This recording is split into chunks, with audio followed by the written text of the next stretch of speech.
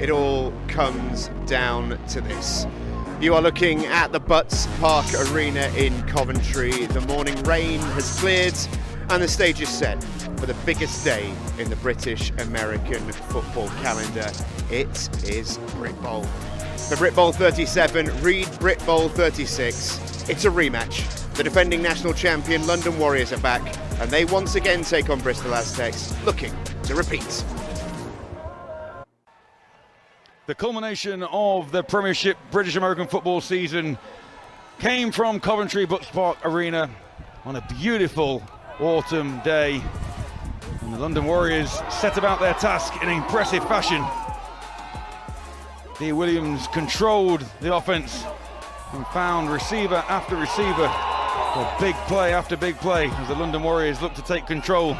And Andy Owusu opened the scoring, a powerful bouldering run to put the Warriors 6-0 ahead in the final.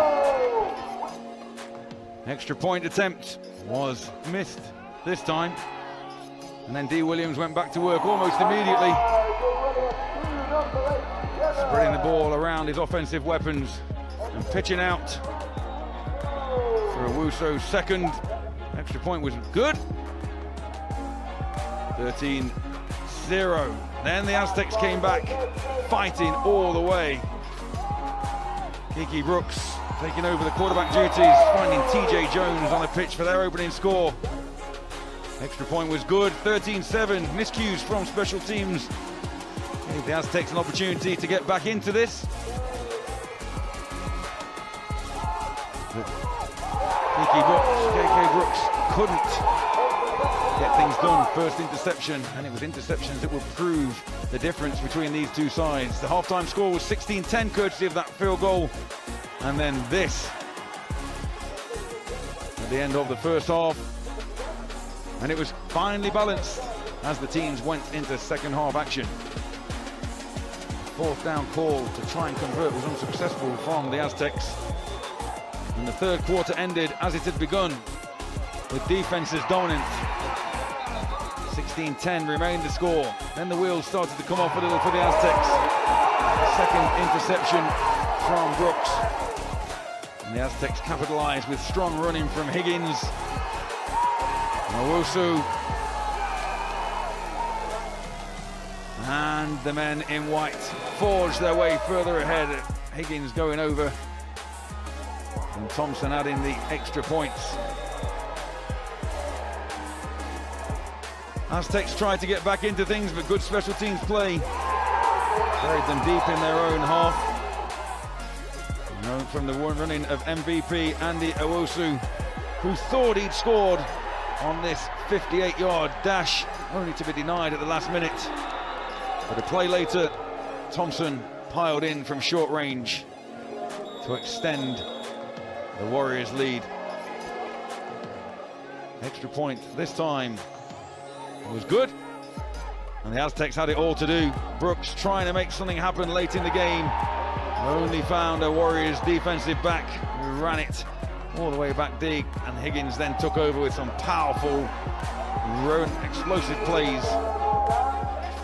And that was that, as the London Warriors ran out victors by a huge margin to take their 7th Britbowl title and be crowned 2024 Britbowl 36 champions, to the excitement of players, coaches and fans alike.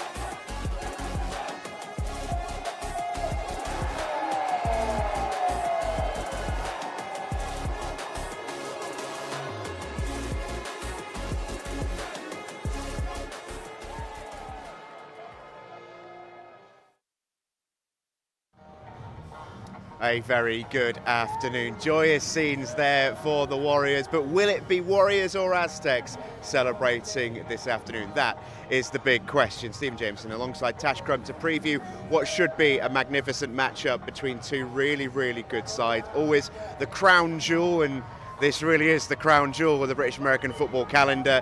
This should be a cracker. Yeah, it really should be, as you say. This is all to play for. One of the biggest trophies in the British American football communities.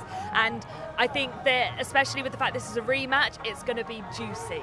Yeah, it adds a little bit of spice to it. These two teams have played each other twice since that Britbowl final. The first match in the league season in the Premiership South ended in Warriors' victory, but it was close. But the one I want to talk about was more recently. It was less than a month ago, final league game of the season for both of them. It ended a tie game. Now, if that doesn't set us up here for a final, I don't know what does.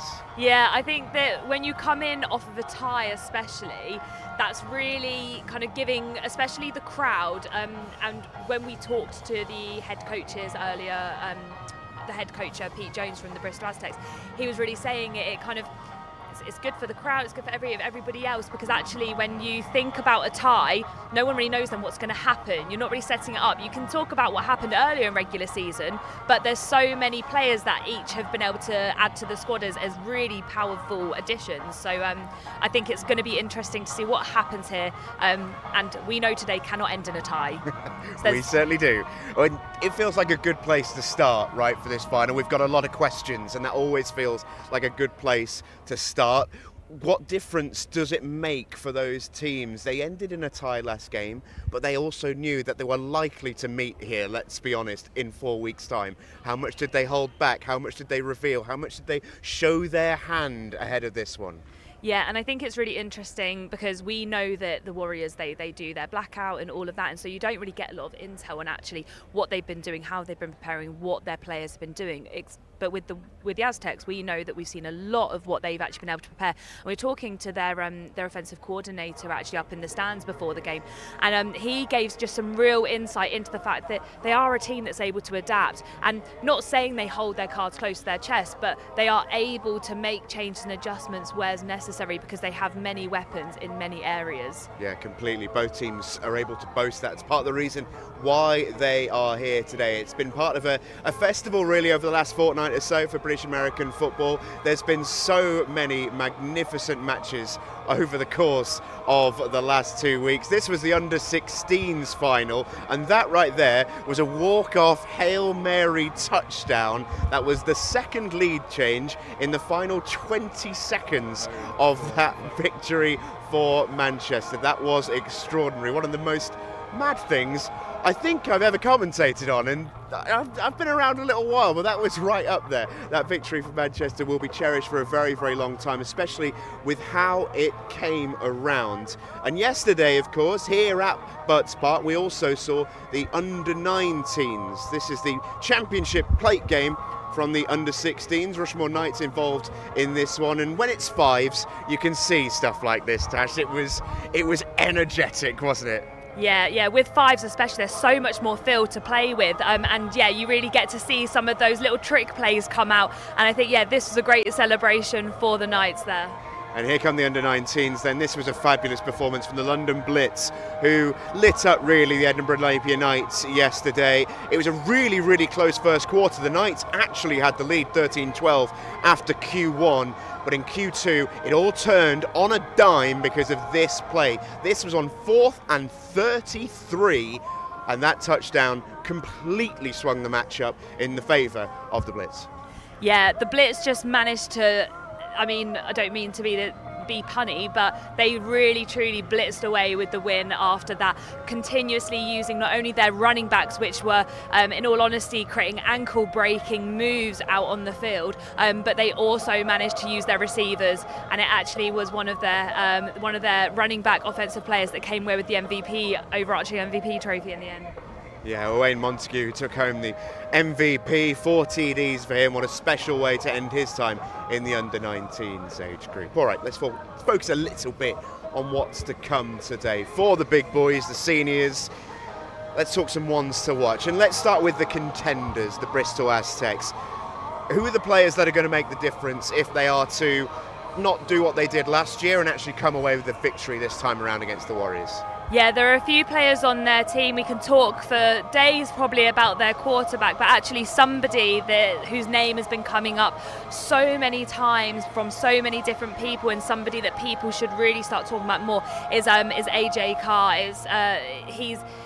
he's a very diverse player, and people have been saying that he's somebody that's been very prominent within the flag football community as well. And so I think that that's really important to remember, that some of these players are so diverse in how they can play and how they can adjust in these situations, that they can play contact, they can play multiple levels of this sport. But also, yeah, they've got a whole host of weapons, and I do believe that their American imports help. So when we talk about Gretzinger, like, he brings composure to that quarterback role. We've seen it with UE when they've brought over the American players. We know that a lot of these Bristol players have also played in the UE outfit.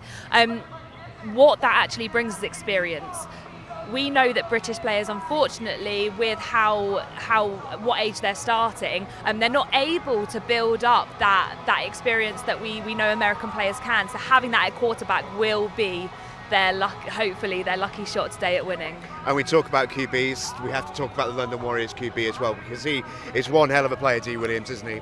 Yeah, I've got so much respect for D. Williams. I think he's such an incredible player. We were talking before this broadcast, actually. His mind just works differently. And I compared him a little bit in that Lamar Jackson sense of running, because he loves to be able to, if he can take that ball away and looking in that pass run, the fake options, and he sees that opportunity to be able to take the ball himself, he will, and if he sees a gap, he'll go through it, and he's got the legs to do that. We saw it last year in the final. He really ran this team, and I think he's been able to do that all season. And the way that he's able just to see football is such a it changes the game for the Warriors. Yeah, it certainly does. And talking of quarterbacks, our very own quarterback is in the commentary booth for us today. Oliver Wilson has this preview ahead of the big kickoff in less than 30 minutes' time.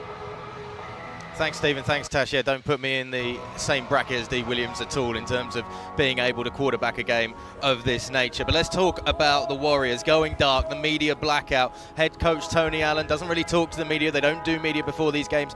But I have found some snippets from 12 months ago with Tony Allen talking about the motivation for that win over the Bristol Aztecs. It was the heartache and heartbreak of losing to the Manchester Titans here the year before that in 2023 in the Britbowl final. It'd be interesting to know what Allen has used as the motivator for this season, or if there's that swagger and confidence of having beaten the Aztecs in this game 12 months ago. What about Bristol? It's games within games. That Week 10 matchup, we saw a very different offense from Bristol to what we're used to seeing. A lot of spread, a lot of open backfield, which means Ethan Gretzinger, the quarterback, his mobility will come into play in this one, and I know that they're massively excited about Josh Petrie as well, the wide receiver who can play out of the Wildcat and will be moving all over that Bristol Aztecs offense to try and create mismatches. Yeah, thank you very much, Ollie. It really is an interesting point there I think he picked up on, is what is that Warriors' motivation? Because they have to have it. They've been here so many times, they've won so many times. I mean, the head coach Tony Allen is storybooked in British American football history. He is the guy when it comes to winning titles at this level. What makes the Warriors keep coming back, and what keeps them so good? I think it is sometimes about when they have those defeats. They are such an important team in terms of British American football, because they've won this so many times. They're in the history books. But actually, if you get those defeats, and it's good for them to have competition. So they go, okay, cool, we've now been beaten. We now have competition. Let's go out and play. Let's compete now. And that's what they're looking for. They're looking for competition. They love the fact that teams are building. They love the fact that teams are now able to come up against them and truly give them a fight. Yeah, they've been wanting that battle. They've been looking forward to this all season. They start the season expecting to be here in this bowl game. It's no great surprise to anybody, least of all themselves, that they are here in the big dance at the end of the season. Before they get going today, we were lucky enough to catch up with their defensive back coach, Sam Obi, who spoke to Tash a little bit earlier about the Warriors' game plan. So today's game, we saw in the regular season that the Bristol Aztecs, London Warriors, that final game, it was a draw. So what a way to set up this final for the team.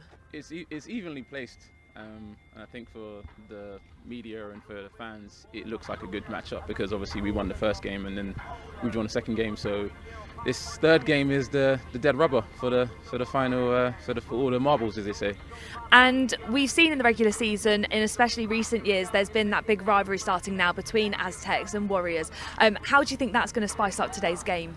It's always good. I think it's great for the country that two teams are have this animosity or competitiveness between each other, and I think it makes the game a little bit more spicy. Yeah, and with your defensive backs, are there any players that we should be watching out for that will hopefully help the Warriors on their way to a win? Well, I'm obviously biased, but I think all of them are extraordinary players. We've got Tonye, who's a cornerback, Imran, another cornerback. We've got Anton, who's a safety, Kenichi, Malachi Slew, Ryan. They're all outstanding players. If I chose one, it would be wrong, but I think last year we had Imran got an interception in this game, and he was outstanding all season, so I'm expecting big things from him as well. And you yourself have played in many of these Britbowl Championship games.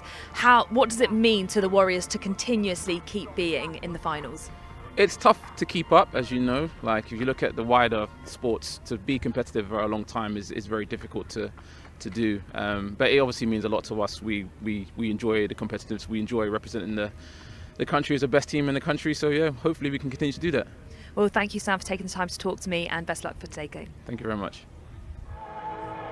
You can hear in the way that Sam speaks, and he knows from being a player for such a long time for this Warriors organisation, you just get an undertone, don't you, of complete and utter confidence in everything that they do.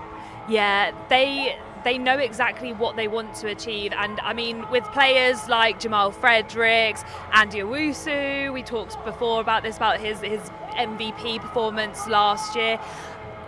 Of course you'd have confidence with people like that on your team. Like, they are a confident organisation. They know what they can bring, and they truly do bring it sometimes year after year. Yeah, they certainly do. All right then, let's talk about their opponents, the Bristol Aztecs, defeated last year, but they've bounced back pretty strongly this time around. A really good win over Manchester Titans in the semi-final to get here.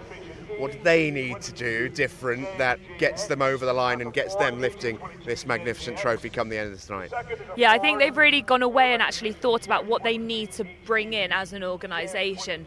And I think that their adaptability and what they're going to do on their offence, they've got lots of options across the board. And so we talk about Warriors having running backs, wide receivers, they have a strong play. Bristol also have that. They're really starting to build something, and you can see that with the size of their roster. They have got depth. Yeah. So they need to start bringing in that depth, rotating, making sure they've got fresh legs, because who knows if that's what the Warriors are going to do. And if they don't bring in those fresh legs, if they can wear them out, then they'll be able to bring it. And I think they showed that throughout the regular season with how dominant they were. Yeah, they absolutely did. Only a couple of defeats in the regular season for the Bristol Aztecs. Unbeaten everywhere else. They carry with them confidence, and they carry with them motivation to go one better than where they ended last season. Here's head coach Pete Jones speaking with Tash earlier. It is a rematch of the 2024 Britbowl final. How are you feeling ahead of today's game? Yeah, feeling good, excited, pleased to be back here, proud of the boys for getting us here. And excited for a good competitive game today. Yeah, and we were talking just before about kind of the rivalry that's now, I guess, happening between those southern teams when you're looking at the Blitz, the Warriors, the Aztecs. It's quite nice that it has become a southern affair, I guess. Yeah, and it's kind of competitive, and we play these guys a lot, and they're always good games.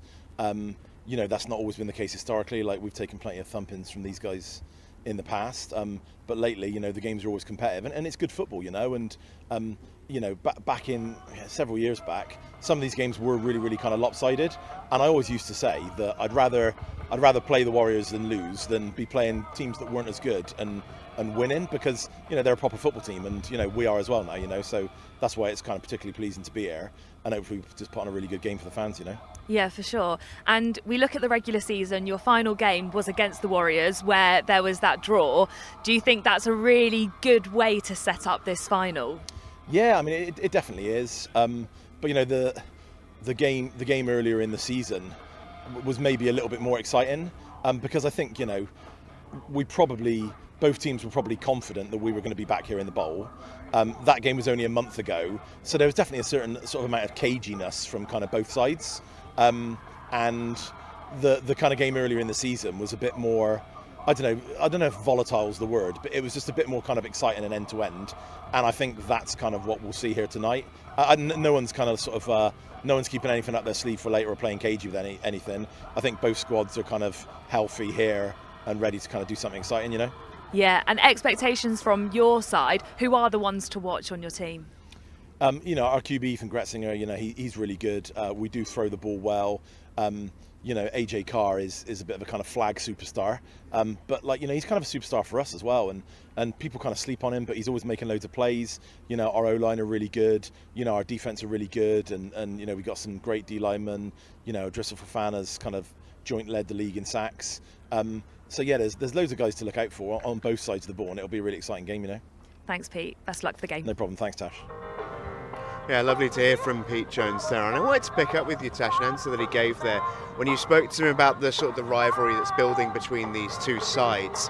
He talked about he'd rather play a great Warriors team and lose than play, you know, a bad one and win comfortably, because that's sort of what underpins everything that these top sides are trying to do in this sport in the UK, is they are trying to get better and improve, and this is the game where you sort of really find out how good you are. Yeah, you want to play against the best of the best. We saw it with Bristol this year when they went to Europe. They beat Amsterdam. Like, we haven't seen a British side beat a European side in a very long time. And so to see that, it just shows they want competition, but so do Warriors. It's like what we were just talking about in the fact that the Warriors, they want competition. They want to be able to actually compete. If it's a walkover, it's not a fun game for either teams. You want to be able to show your weapons on defense and your weapons on offense. If anything, you want it to be a shootout, but not just a shootout on offense. You want it to be that the defense maybe are making those pick sixes, picking up those, causing those forced fumbles, things like that. And sometimes it's not actually about making it an entertaining game for the spectators, it's actually about making an entertaining game for yourself. If you're just having a walkover, that's not an entertaining game. Yes, you can maybe put in some trick plays and things like that, but it's still not fun. You want actual competition, you want to be pushed. Yeah, these two teams want to go to war. That's the nature of what tonight is all about. And you talked there, Tash, about a shootout. Well, no better shootout than yesterday in the women's national final, because goodness me, did those two go to war, the Birmingham Lions and the Solent Thrashers. What a way to promote the women's game than this game. It was one of my favourites in recent years. We've seen Ruth Matter do that run time and time again. But we also saw breakout stars like Curry, Tuva Strom. I nearly said Strong then. But well, that was what she was yesterday. Tuva Strom, the MVP. And it's worth remembering, was MVP on both sides of the ball. Yeah, I think that was what was really important for the Thrashers yesterday. A lot of their players weren't just making the plays on offense, they were making the plays on defense too. Yeah, they certainly were. And those celebrations for the Thrashers were amazing. The story was great. Only been a franchise, well, they've been a franchise for a long time, but the women's team only for a couple of years, and already they've risen to a point where they can take out the sort of perennial champions, the Birmingham Lions. It was an amazing game. And I hope that set the stage for this one right here. We are moments away from heading upstairs to commentary and getting these two teams out onto the field. Before we do though, Tash, your final thoughts ahead of kickoff. Who do you think ultimately is going to, I don't want to touch it, but going to walk away with this beautiful trophy right here? In all honesty, it's a really difficult one to call. I think it's going to be an extremely close game. I feel like just from what we've seen from the Warriors this morning, all turning up on time, really switched on. I watched Dee Williams out on the field just getting in the right headspace, and then actually we just saw the marquee next to us shaking from them all rallying each other up. That's got to mean something. I feel like they're here to win it. Yeah, they are hyped up, that's for sure, but so too are the Aztecs. Make no mistake about that. What makes this game so special is that everything can change in a second. We saw it, didn't we? In the highlights at the top of the show, we saw the Under-16s National Championship game. 2 lead changes in the final 20 seconds. Anything can happen in this sport, and that is why we keep coming back every single year. it is finally time to dance in the National Championship game. Britbowl 37, a repeat of Britbowl 36, and a repeat is exactly what the Warriors are going for. They take on the Bristol Aztecs once again as we head up to the commentary booth and Oliver Wilson. Yeah, very good afternoon, everybody. Britbowl 37, the climax of the peak of British American football here at Butts Park Arena in Coventry. The sun has stayed away, a storm may be looming in the air. We are expecting an absolute barnstormer down there on the field as it's a repeat of the 2024 final. Revenge is being smelled for the Bristol Aztecs, for the Warriors and Tony Allen. It is about the discipline of winning and being continual winners at this level. A man that knows all about winning across the board in Britbowl is a man alongside me for the call today. Team GB coach Andrew Morgan gets to take centre stage once again on the mic. A pleasure to have you with us once more, and there is a real hum in the air about this meeting today. Well, this is it. You look at the NFL and you look at the storied franchises with their rivalries, if it's the Cowboys and the Giants or the Packers and the Bears. In Britbowl, we've got one of those rivalries right here. It's the Warriors and it's the Aztecs. These guys play each other twice a year, and now they're playing each other 3 times a year on the regular as well. And they just know each other inside out. They know each other's moves before they're going for them. And it's going to be a hell of a game to see again today. Firstly, arrivals of the officials undertaking duties that we will like to see as little of as possible. Ollie Maskell will lead the team as the head ref down there with Davey Parsons, Ben Griffiths, Pete Tom, Ewan Patterson, Tim Ockendon, excuse me Tim, apologies for the stutter on the name there, Stuart Tabara and Jed Brooks Lewis will be taking the field to officiate as we can take a look at the road to the final, the semi-finals then for the London Warriors. Convincing victory over Coventry Phoenix 41-0 as they continue to show their dominance. And maybe the Warriors are a little happy that they're seeing the Bristol Aztecs here today, the Manchester Titans that have beaten them in 2 Britbowl finals in recent history, falling short against the Aztecs. A 10-point victory, 38-28 for Bristol to book a repeat of last year's final. Yeah, and looking at that Manchester Titans and Aztecs game, very, very close. A good first, second quarter before the Aztecs really started to stamp their authority on the game, and the Warriors doing what they do in semi-finals, convincing wins onto the bowl. Christopher Green and Andrew AJ Carr will lead out the Bristol Aztecs, looking bright and vibrant in those new orange jerseys. They are ready for revenge. Your Bristol Aztecs Britbowl 37 finalists.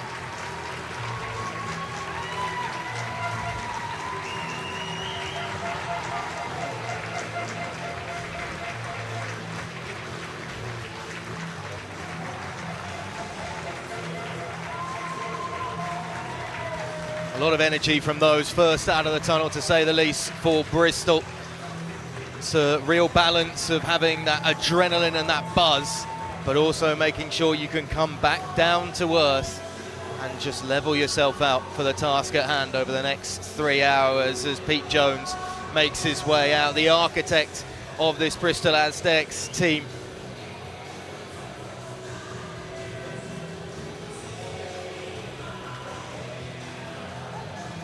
And they wait to lock eyes with the opposition, who stood in the opposite corner of Butts Park Arena. It's a team that we're very used to seeing on these sorts of occasions, their 12th appearance in a Britbowl final. 6 straight for the London Warriors. They are looking to repeat once again. They've won 4 in a row in their past. Jamal Fredericks and co lead them out, the defending champions, the London Warriors. Back in black in the big game.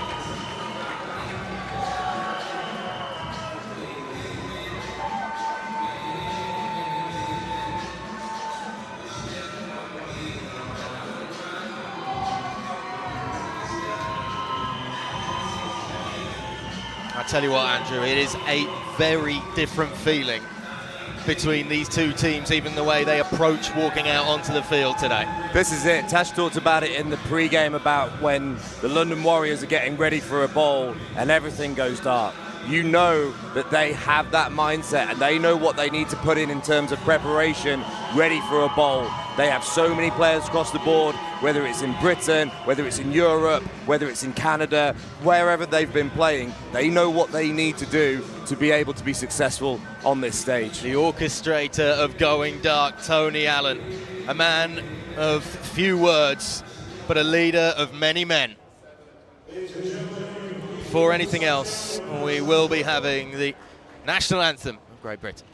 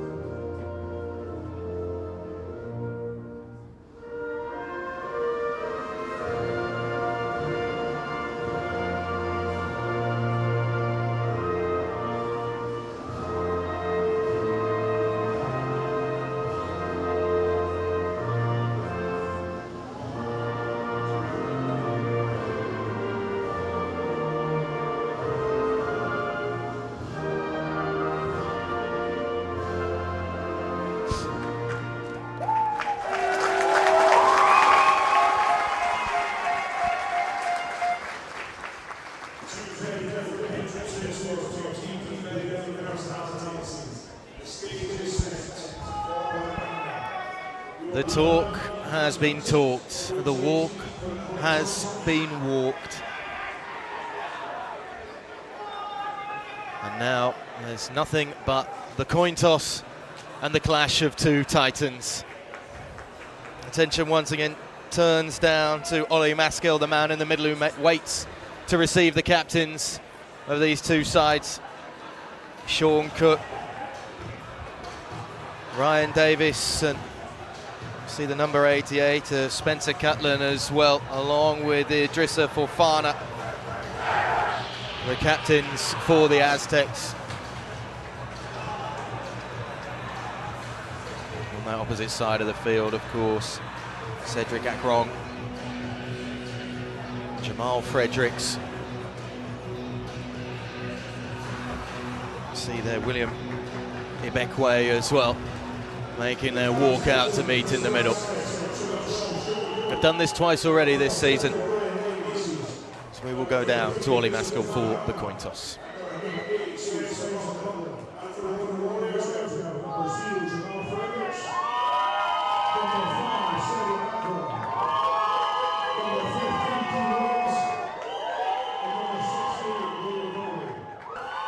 Gentlemen, welcome to today's game.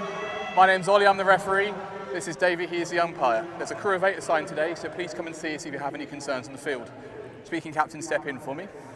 Here is the coin, that is heads, that is tails, and that is heads. As the away team, you've got the call in the toss. Tails, please, sir. Tails called. It is heads. Warriors, you have won the toss.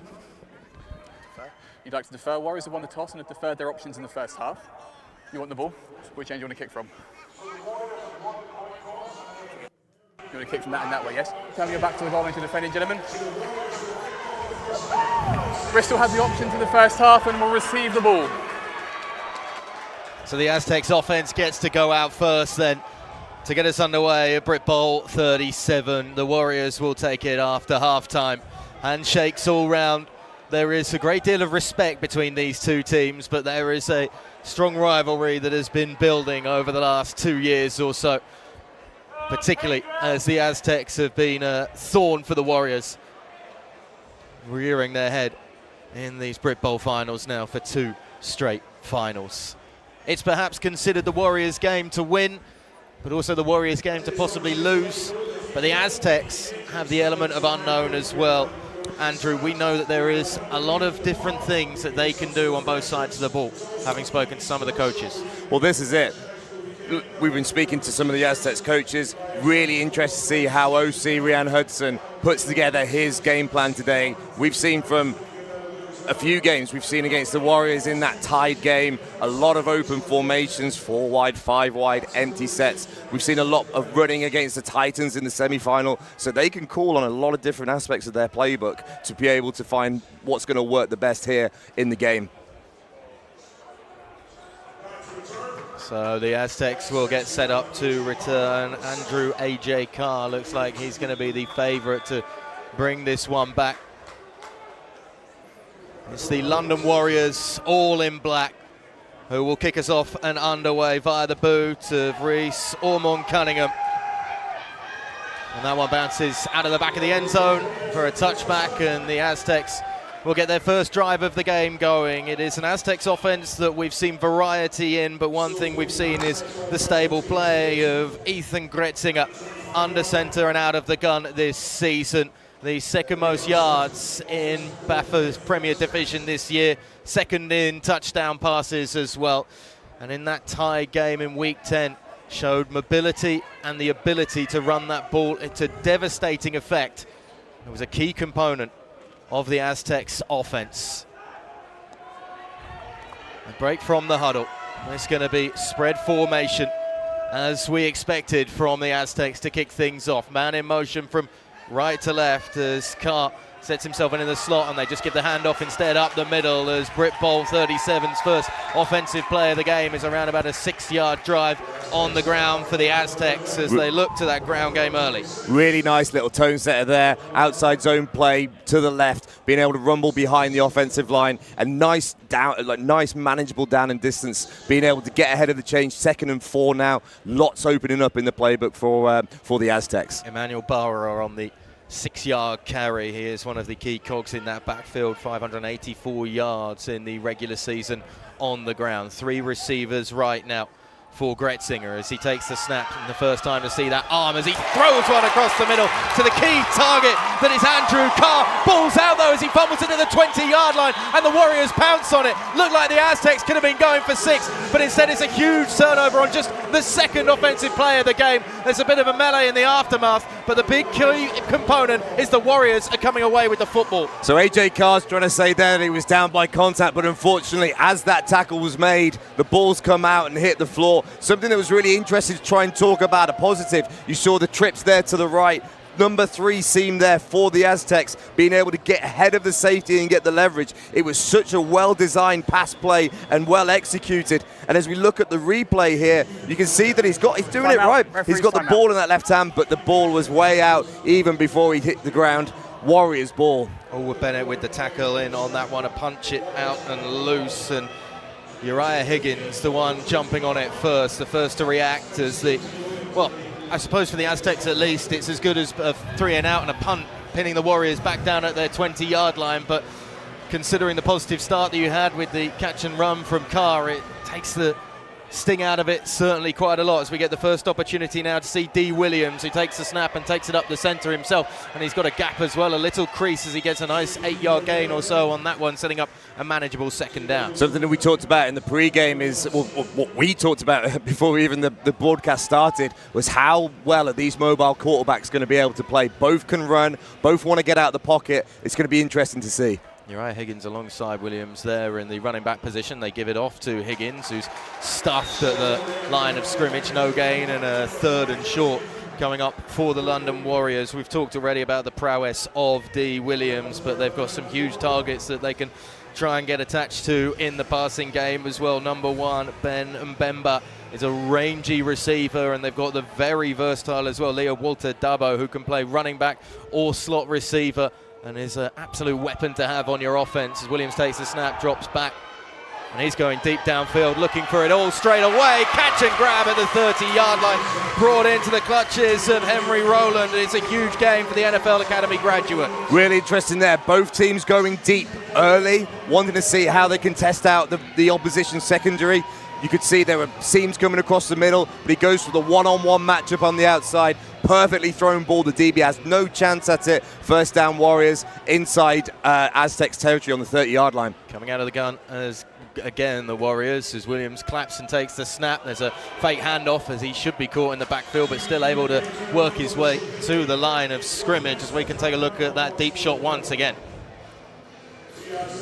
Yeah, exactly. A little bit of a play fake there. Obviously, we've got the tight camera, but you can see Roland's got at least a yard or two on the DB as he goes down the field. Excellent catch, able to keep hold of the ball all the way through the contact. Yeah, Ashe Kutecha unable to make the play as flags fly on the handoff. Higgins will have to wait to get his chance to burst forward, as it looks like it could be on the Warriors for an early flinch there. And the thing we've been talking about when we were analysing this game is how well the Warriors are able to run the ball. Encroachment. Offense number 16. That's a 5-yard penalty. Remains second down. That Aztecs D-line, they've been able to be stout these first few plays. You saw a blitz on that one play where D. Williams kept the ball. That managed to stop the running play from happening, and it just gets them stuck in 2nd and 15 now. Plenty the offender on that one that marches the Warriors 5 yards back. 2nd and long coming up as Williams fakes the handoff. He's got a lot of room on the scramble to his right if he wants to take it himself, and he's going to take all the room that's coming for him, pushed out of bounds in the end as the Aztecs finally get Mateus Nudelman at least in to port him out of bounds. But that's a wonderful sign of the mobility that Williams has coming out from the gun, and if you give him space, he's going to take it, and that's a fresh set of downs. Yeah, this is something that Nigel Hoyt, the defensive coordinator, is going to have to think about. Who's got the edge contain on D. Williams? Who's going to be able to help when he rolls out and keeps it? Tight ends in on the line, just 2 receivers left and right as Williams is going to look deep to the end zone. It may just be overthrown and out of the clutches of Roland that time. Had the separation, though, the receiver in the back of the end zone. Yeah, straight away, it's a matchup that they like. You've got Eddie Adamade on this near sideline as we look at it. They're probably going to try and stay away from that GB corner, and it looks like Henry Roland is getting the lion's share of the targets early on in this drive. Yeah, Onamade really the shutdown corner for the Bristol Aztecs. He's had 4 interceptions in the season so far, and love to have a big one in Britbowl 37 as they come out. The Warriors on a 2nd and 10. Williams is just going to hand it off. The run up the middle from Owusu, finds separation, skips away from a tackle as well, and he's brought down after a 12-yard gain to around about the 8-yard line. Really nice pull there by Alex Phillips. The guard gets out in front. He's able to go try and find that that linebacker to get to the second level, and the running back just follows up. Really nice gain there. 1st and goal to go. Warriors going fast as well. No huddlers. Williams hands it off. They go to Owusu again, who's trying to find that edge once more. Loses his balance, but able to step back, somehow keeping his feet before he's rocked by 4 tacklers for a very short gain. Yeah, yesterday we saw London running backs not going down on the first tackle, and it's exactly the same here. Outside zone play to the right, didn't really get the blocking and the penetration that he needed from his offensive line, but managed to make at least a yard of positive gain. Owusu, MVP of course 12 months ago. He's still alongside Williams. 2 tight ends on the right side of the line. Williams looking for that little pop pass over the middle, and he finds the pitch to his tight end, brought in by Eden Thee Palmer, and the first score on the board in Britbowl 37 goes to the London Warriors. Williams just baiting that secondary down towards the line and popping it over to his tight end in the back of the end zone. Well, this is it. You play checkers, we play chess. They're so worried about D. Williams running that ball that as soon as he looks like he's going to tuck and take it, that then brings the linebackers up, and Eden Palmer just able to slip in behind, and the pop pass beautifully executed there. Reece Ormond Cunningham will take the extra point for the Warriors, which he sends right through the posts. It's good, and it's a 7-0 lead that the London Warriors have to kick things off in the first quarter. 11 minutes to go. And it's the Warriors that are first on the board after the big turnover and then the touchdown, and this is exactly how they did it. You see Williams there just baiting them in. That's it. No one's got eyes on number 87. They're all wide-eyed, worried about that QB sneak at the goal line, and just a lovely little pop over. It's like watching Tim Tebow in 2015.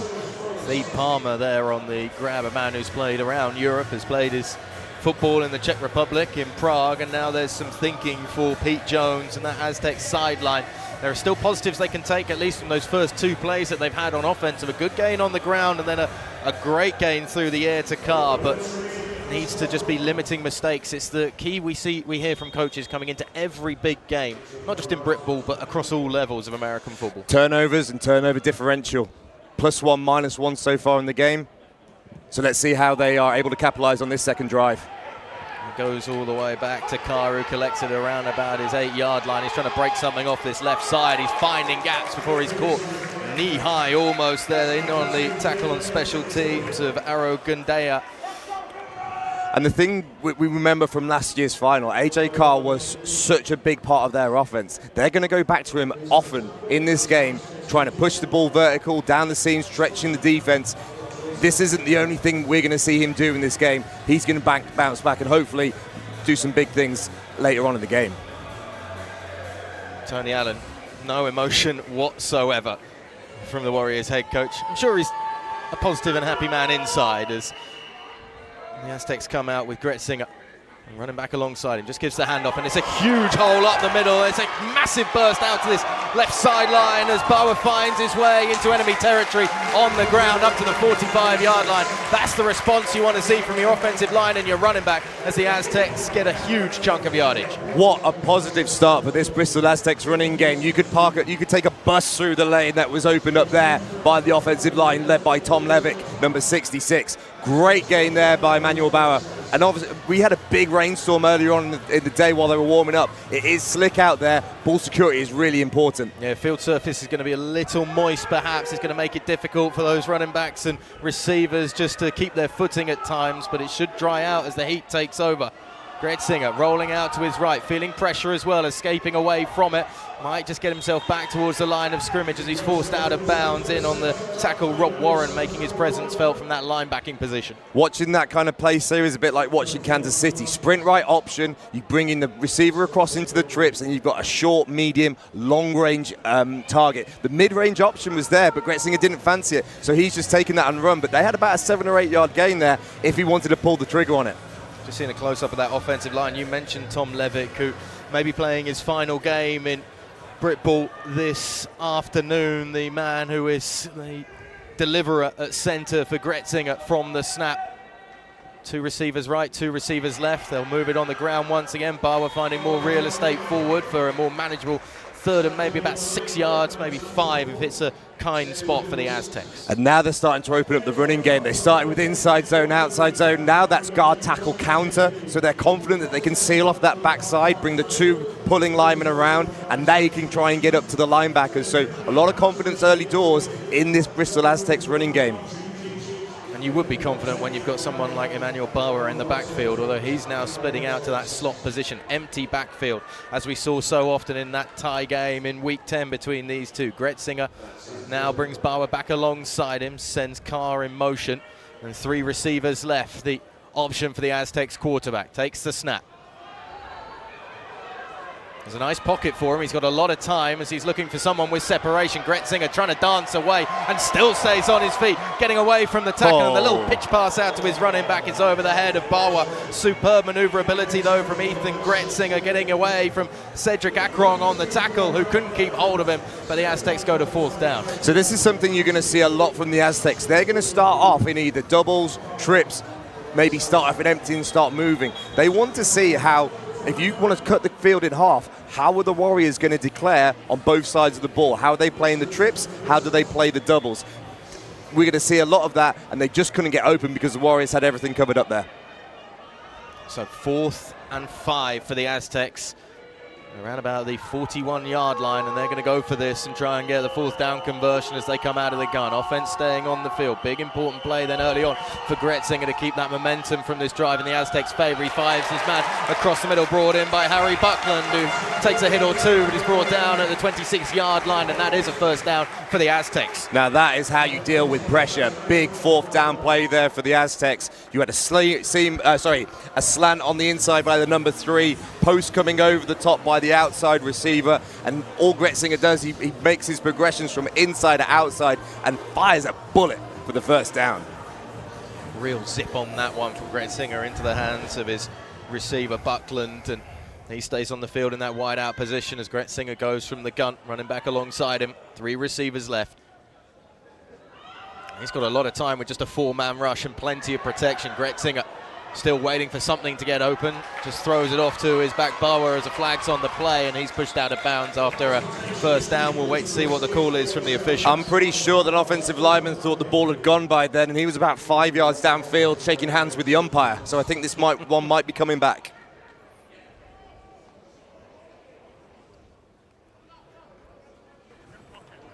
Holding. Defence, number 38. This penalty is declined. The play resulted in a first down. Oh, there we go. They might have missed that one, but they definitely saw the hold on the outside. Femi Aina there with the holding call on the defense that's declined. The Aztecs will keep the ball moving, and they'll certainly take the spot on the yardage now at around about the 14-yard line. They'll set up for this one. 1st and 10. Red zone territory now for Gretzinger in this offense. And he's got room out to the right. If he can just escape away from the attention, there's a flag that's going to come in on the play. Tackle once again from Rob Warren, the first one to meet him, the linebacker, who's such an effective piece of this linebacking core for the Warriors. Yeah, it looks like there might have been a hold in the middle there as Gretzinger made that decision to start Holding. running. Offense, number 79. 10 yards from the previous spot. Repeat, first down. And this is where it's really tough on the O-line. They've been given the play in the huddle, right, pass play, pass set. I need to hold up to set the pocket.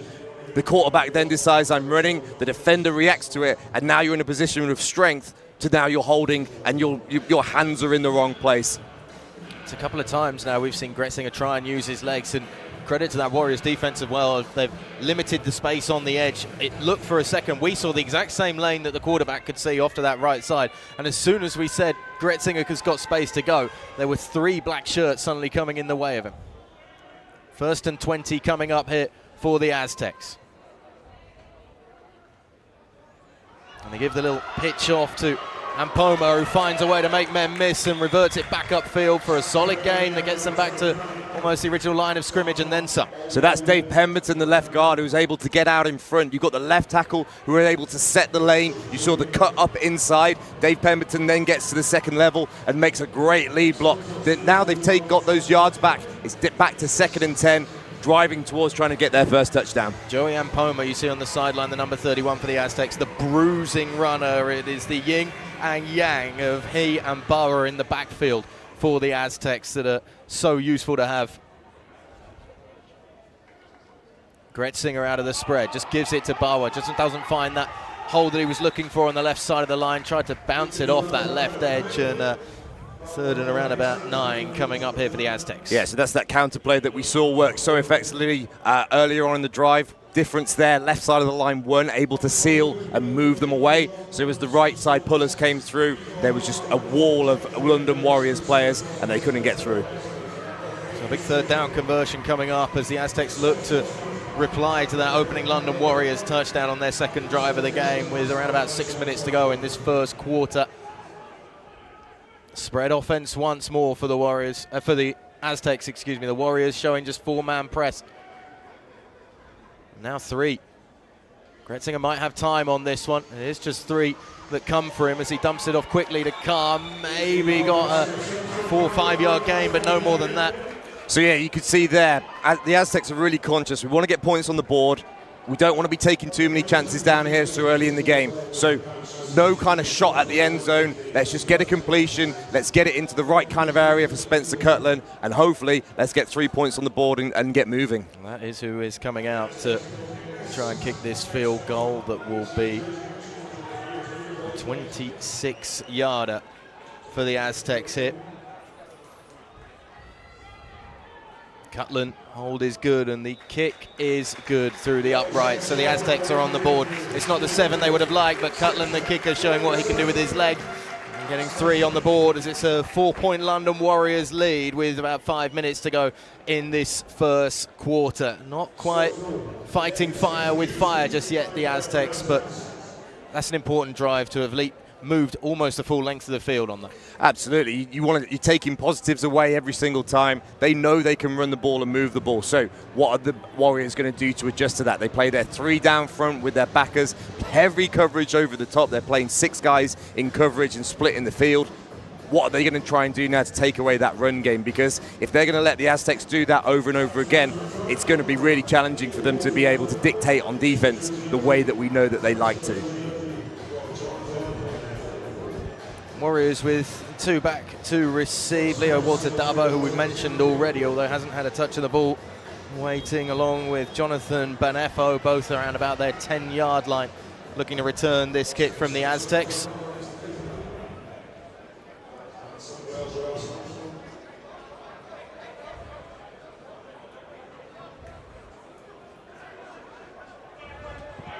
Cutland sends it long. It's collected by Banefo. He works his way up to the 20-yard line and fancies more, and he's got a huge crease, and there's Warriors giving him blocks straight down the center of the field. The Aztecs falling at his feet before he's brought down to the 48-yard line, and a superb kick return by Banefo to get the Warriors in prime position. Really interesting there. Spencer Kirtland's kicked that from the left hash, left middle. They brought 6 guys on the lanes down the left side, and the Warriors have still been able to break a 35-40-yard return on that. Really great blocking from the London Warriors special teams. Fantastic field position now. They start on their own 49-yard line. Mobile, agile and hostile is how he was described to us earlier today. Jonathan Banefo, he's a real athlete to say the least, and you saw a bit of it there with the physicality to hold off the tacklers and the ability to find that space and separation in close quarters. Williams comes out, then 2 running backs alongside him. They give the handoff once again as Higgins tries to make something work out of the backfield. He's brought down though. Yeah, nice little play design there by the Warriors. In pro, they jet sweep the single receiver across, try and run behind in the space that is left. But what you've still got, even with that jet sweep, you've got that overhanging corner, you've got the defensive end on the backside. Really great work penetrating and then giving them 2nd and 11. Loss of 1 on the play. Williams is going to keep this one himself. He's mauled in the backfield though. Just coming off that edge, Adam Woodward, the first one to meet him in the backfield, supported as well by Trafford Alley, the D-end for the Aztecs. And it's a 3rd and long coming up for the Warriors. This is ideal for Bristol. 2 running downs to start with. They know exactly what's coming now, so they can play coverage, but they're also going to have to be conscious of D. Williams. They're going to have to spy him. If he doesn't like what he sees in the pass concepts, he's going to be out of there quickly. Just keep an eye on the Aztecs defensive line, and number 53, Idrissa Fofana, knows it's going to be a passing down. He loves to try and get to the quarterback as you see him trying to create pressure up the middle. Williams makes his way though up that center of the field and finds room up to the 30-yard line, breaks a tackle up to the 20, into the 15, 10, 5, touchdown. D. Williams does it on his own as the Warriors add another 6 points on the board, and it's the quarterback shouldering the load, shouldering the burden and bursting up the middle. So we talked about they were playing coverage. Aztecs in cover 3 there. They've dropped back their corners, their single high safety, but everything in the middle is being taken up by the receivers on concept. So what all D. Williams does, he has a look at it, drops back, he sees the pressure coming from that right defense, that's right side, and he just takes off and goes. Mateus Nudelman there, just unable to hold on to the legs of the quarterback as Williams stays out there to be the holder for the extra point. Cunningham sending it through the uprights. It's another collector's item for somebody in the car park here at the Butts Park Arena, and the Warriors make it a 14-3 game, and I guess that's going to be worrying for Pete Jones and that Aztec sideline in terms of not letting the Warriors start to escape away with a bigger lead that can just grow and grow. Well, this is it. There are positives to be taken on both sides of the ball in terms of the running game. The Aztecs can run and they can stop the run, but twice now we've seen either massive pass plays or loss of containment on a pass play. That's something that's going to need to be tightened up, because we know that D. Williams is going to be running around as much as they let him.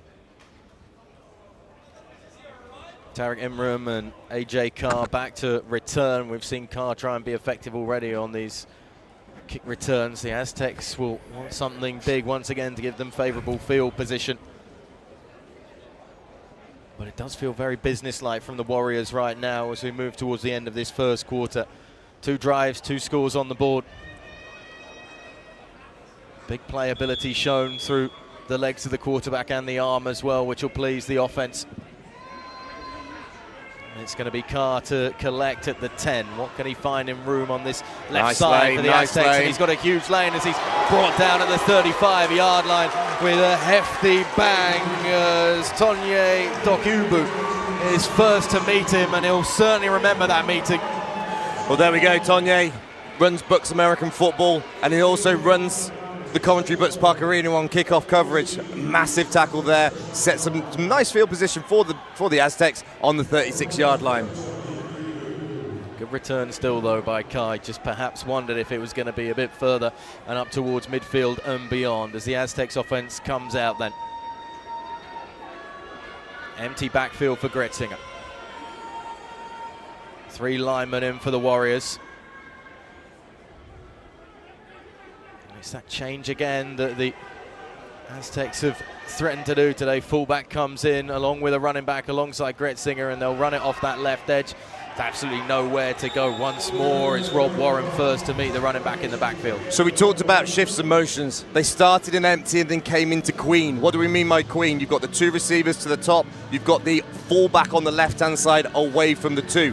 But what do the Warriors do? They bring that 4th defensive lineman up and they start to play a heavier run front. That seemed to be a bit of a matchup win for the Warriors because they only made about a yard in that. So these are the games we play. Where are they moving? How are they adjusting? Gretzinger goes empty once more. Again, the shift. Sean Cook comes in into fullback position, 2 receivers right. Gretzinger taking the snap. A little just pass out of the backfield to Bauer, who finds a block and a few extra yards as well for a 5-yard gain and a manageable 3rd and 5 coming up. Well, this is it. This is really clever play calling. You're behind the chains. 2nd and long isn't a good down to be in. So what do? Little swing lead. Sean Cook gets out on the lead block. They're playing that heavy run box. There's a little bit of space. And now we're into about 3rd and 5, 3rd and 6. Gives us much more on the play calling sheet, being able to try and figure out how to get that first down. And Poma comes in to be the running back who will set up along with Gretzinger. Important 3rd and 6 that has been called here for the Aztecs to try and get a fresh set of downs and keep this drive moving. Gretzinger, pressure coming up the middle. He'll escape to his left. Pressure coming into his face as well as he floats one down the centre. And that should have been picked off straight into the hands of Imran Jonathan Yunusa. That's a really nice blitz design there by the London Warriors. They've got their 3 down linemen, but they looped two of their linebackers onto the right side of that of the offensive line. Gretzinger obviously sees that and he's rushing away from it. Defense number 21. That's a 10-yard penalty. Automatic first down. So you see the loop by 9 and 41. Sorry there, Ollie. But as he comes out, holding by the DB.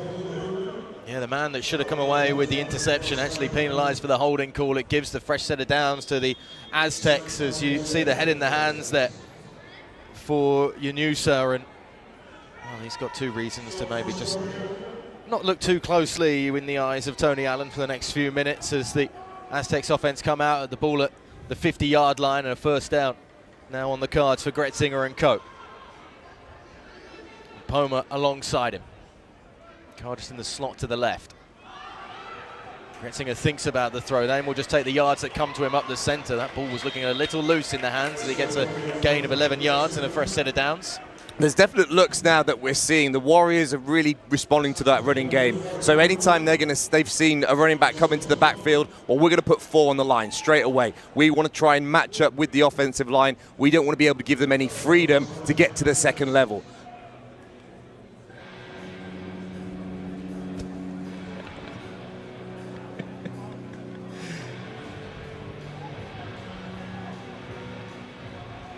Spread offense once again for 1st and 10 and Gretzinger.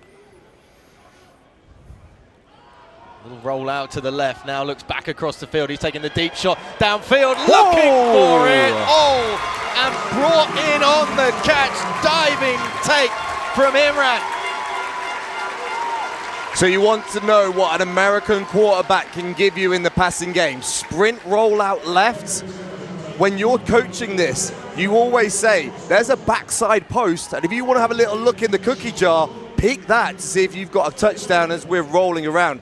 You don't normally see it getting thrown, but what a job there. He's a right-handed quarterback. He's rolling out to the left. He's set. He's come back around, and it's on target. He's put that on a 5-pence piece, and it's a beautiful touchdown. It's one of those ones where you look and see it coming and go, back across the body. A superb dime thrown, though, from Gretzinger as the extra point is blocked by the Warriors, so it's only 6 for the Aztecs. 9-14 game as the Warriors keep hold of their advantage, but it's a touchdown on the board now for Bristol that puts them right back in this one. The big question for that Aztecs defense now is, can they slow down D. Williams and the London Warriors offense that have been very fast and effective early on in this ball game? Well, this is it. As I came to the stadium this morning myself and Ollie, we were talking about chess, we're talking about Magnus Carlsen, we're talking about moves. We've seen the Warriors react, and they've been able to sort out that run defense. What are Bristol going to do in terms of containing D. Williams? Just look at that. What a throw. No chance of anybody to get that ball other than the wide receiver. Fantastic play there for the touchdown. Yeah, Imran just getting the step ahead of the DB as Tokubu was unable to stay touch tight with him. It's all about that throw from Gretzinger that we've seen throughout this year, of course. 16 touchdowns, just the 2 interceptions in the regular season.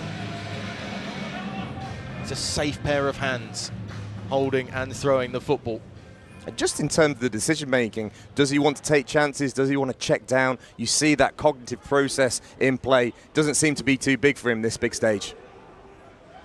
Banifo will take it. He had a great return last time as he tries to make things happen again. Stuffed straight up the middle though. And there's Coos as Sam Hodge announces himself on the big stage today. Well, that's it. When you play Madden, you don't use the directional pad, you use the hit stick. That's all you do when you're playing defense, right? And Sam Hodge has come straight down the middle in his lane and has just used that little hit stick and blown the play up. There was that crease for the returner, but suddenly Sam Hodge finding that spot, that sweet spot in the centre of the field. And yeah, Banefo, well, he's up on his feet, clearly can take the contact, but that'll be a bell ringer just for a few moments as the Warriors offense come out. Williams out of the gun. Tight ends on the line, receiver left and right, and a running back behind him.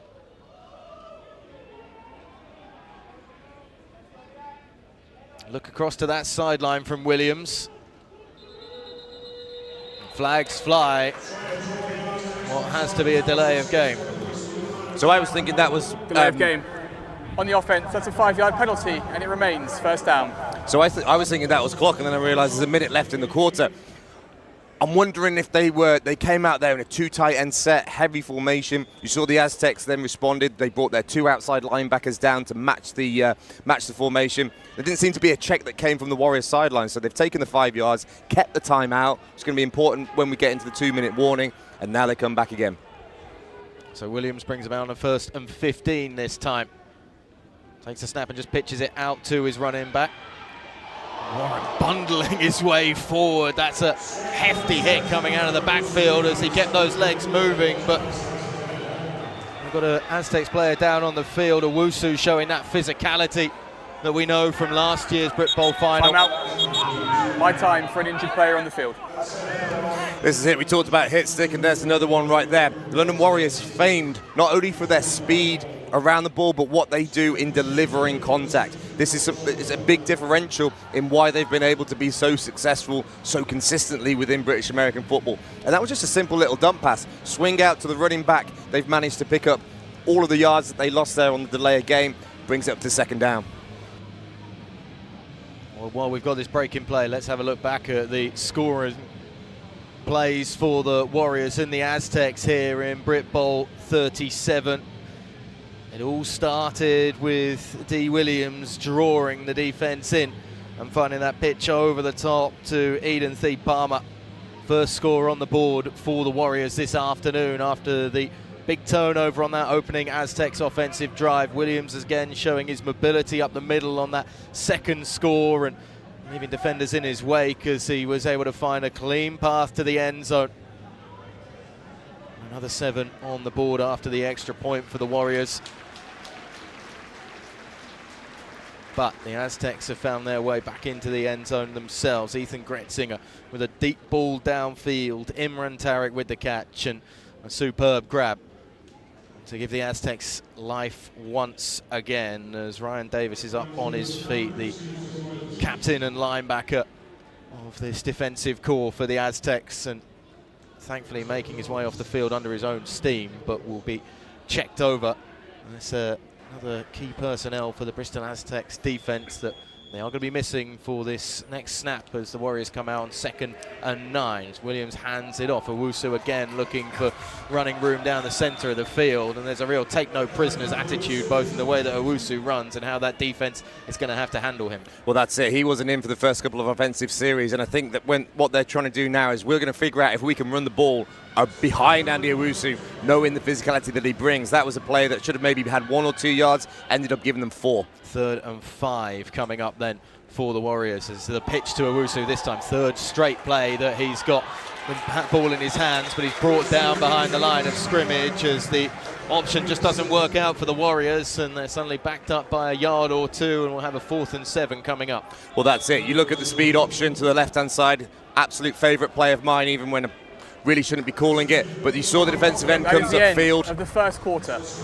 You see the defensive end comes upfield, so the pitch has gone straight away. But then what you're not thinking, well, that linebacker scraping over the top. He takes the pitch man and is able to gobble that play up pretty quickly. End of the first quarter then here in Britbowl 37. The best of the best in British American football are starting to just turn the heat up as this titanic tussle and the repeat of last year's final is 15 minutes in the book with the London Warriors 14, the Bristol Aztecs 9. And I think the thing for me, we talked about how they play each other twice a year, 3 times a year if you're going to include the bowls as well. These guys just know each other. They know the personnel so well. They know their schemes. They know their checks. It's just down to who's going to have that play call, that special play, that special moment, because these teams are so evenly matched. Yes, it's a 5-point game. You saw that first Aztecs drive that probably should have been points, ended up in a turnover. It's really too close to call at this point. Amon Cunningham in to take the punt at the 16-yard line. Pressure coming as well as he's run into. Flags will fly on that one as the Aztecs will step away, and there's going to be no return on it, and the ball will roll all the way down to the 15-yard line. But that's a running into the kicker penalty that's going to come up for Jafet Bennett here. So not the end of the world there. 4th and 7, so it would be 4th and 2 and a re-kick. But because they've let the ball go all the way down to the 16-yard line, you can see that they're talking about, well, do we decline this? Do we just let them have it, or do we re-kick 5 yards forward?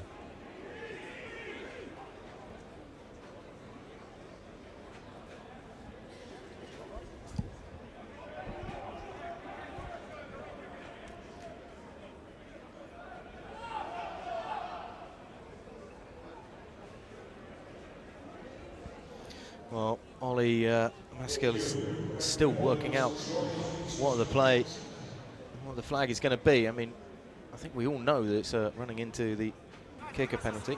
Running into the kicker. Against the receiving team, this penalty is declined. Result of the play is 1st down. Yeah, nothing like a little bit of a confusion on special teams, especially with special teams flags, changes of possessions, and the choices that you can make to then progress the game. Fred Smith, the one that was running into the kicker, Ormond Cunningham there, and just moves the Aztecs offense after the lack of a return back to start this drive on the 15-yard line then. The Aztecs now at least in touching distance. They've got a long way to go on this drive to try and get their noses in front with a 6-point score here, but we have seen momentum starting to build for Gretzinger and co.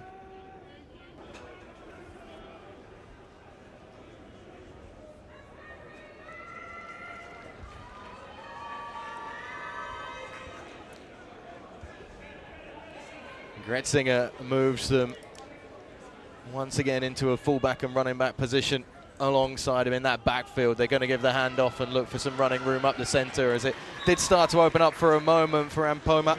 Yeah, so we were talking again how the Warriors were adjusting. Now the Aztecs have adjusted. So they're using that fullback as a lead blocker, running that outside zone behind him. Lots of momentum and being able to get a good gain there, bringing up 2nd and 5. Just going to have to name check on that Bristol Aztecs touchdown. We were looking at our roster for a number 82, couldn't find it at all. It's because, thankfully, Tim Lucas has decided to change from the 80 to the 82 for today. So Tim Lucas with the touchdown grab for the Aztecs. Excuse us for that one as the Aztecs come out now on 2nd and 5. Send a man in motion into the fullback position once again in Sean Cook as they look to go bludgeoning perhaps on the ground with this one. They do hand it off, and again there's a little bit of room up the centre of the field for Ampoma. Yeah, so again, bringing back that counterplay. They like to favour that in terms of being able to get blockers at the point of attack. So a little bit of a fake misdirection there by the running back gives the offensive line time, but the Warriors are now getting a little bit cute to this. It's not getting as many yards as it did previously. Big third down here for the Aztecs. Is it not getting a bit too samey when you see Cook in at that fullback position? It almost gives you a read at the moment, at least what we're seeing, of where that ball is going, and it's going to be a run play reasonably central, either on the left or right side of the line. It's an empty backfield right now for Gretzinger, as he's got 5 receivers spread, 3 to his left and 2 to the right. Quick snap and fire into the touchdown scorer as his. I'd like to say that's a clever way to make sure that the receiver doesn't get hit and doesn't get any contact when he hits the first down. Either that or it was just quite a low throw. But it was a great work there by Tim Lucas. Scoops it up. He knows at the spot that he turns around. If he makes that catch, it's going to be a first down. But we've got flags on the field here after the play.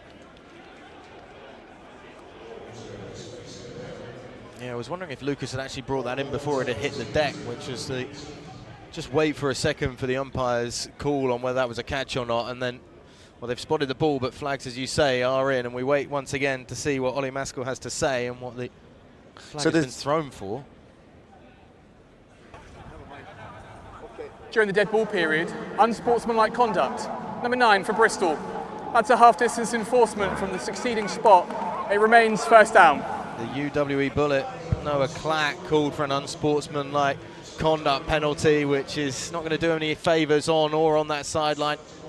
So one of the big things in a game, especially when you play a 100-yard field in the bowl, not typically used in British American football in the regular season, field position is huge. They got a first down, and now they're almost back where they started. 1st and 20 coming up then for the Aztecs offense.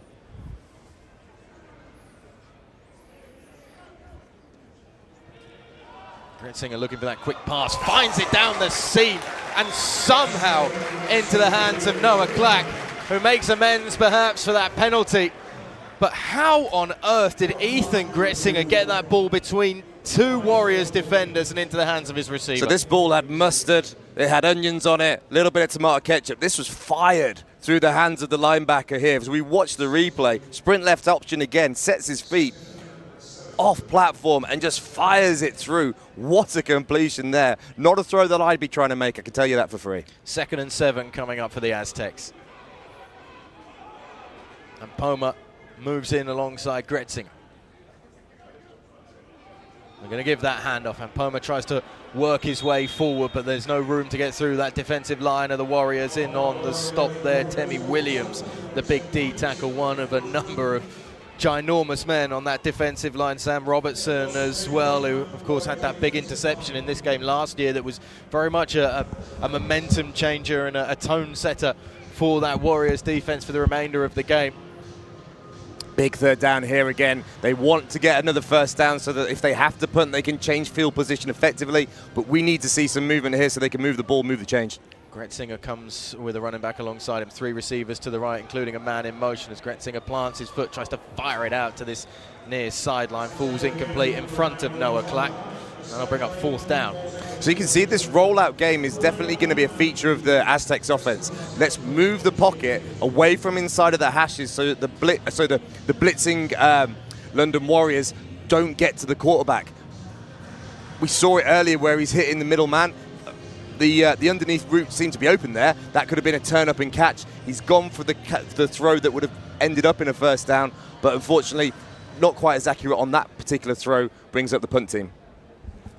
The return team comes out. Leo Walter Darbo, the deepest of the London Warriors to return this, stood at his own 15-yard line as it's sent high into the grey skies of Coventry and allowed to bounce. And no mistakes from the London Warriors from what we saw on special teams yesterday in the Women's Championship game, as the Aztecs all down that at the 23-yard line. And the task once again for that Aztecs defense is to shut down a Warriors offense.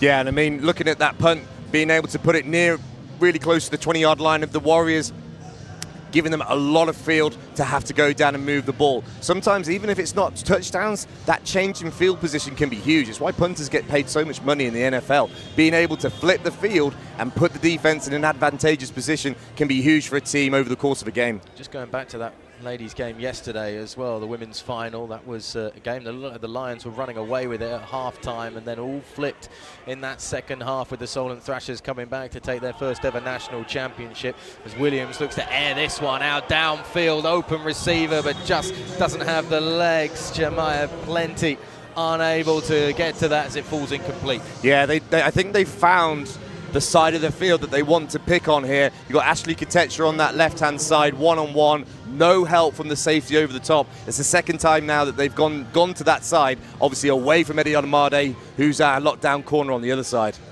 Aztecs defense isn't almost reset yet as the Warriors are looking ready to go here on 2nd and 10.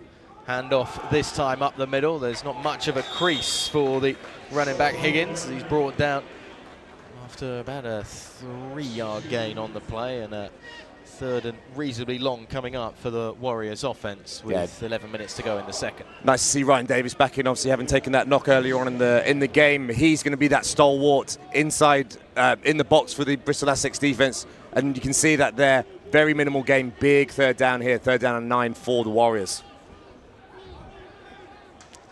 Williams takes the snap.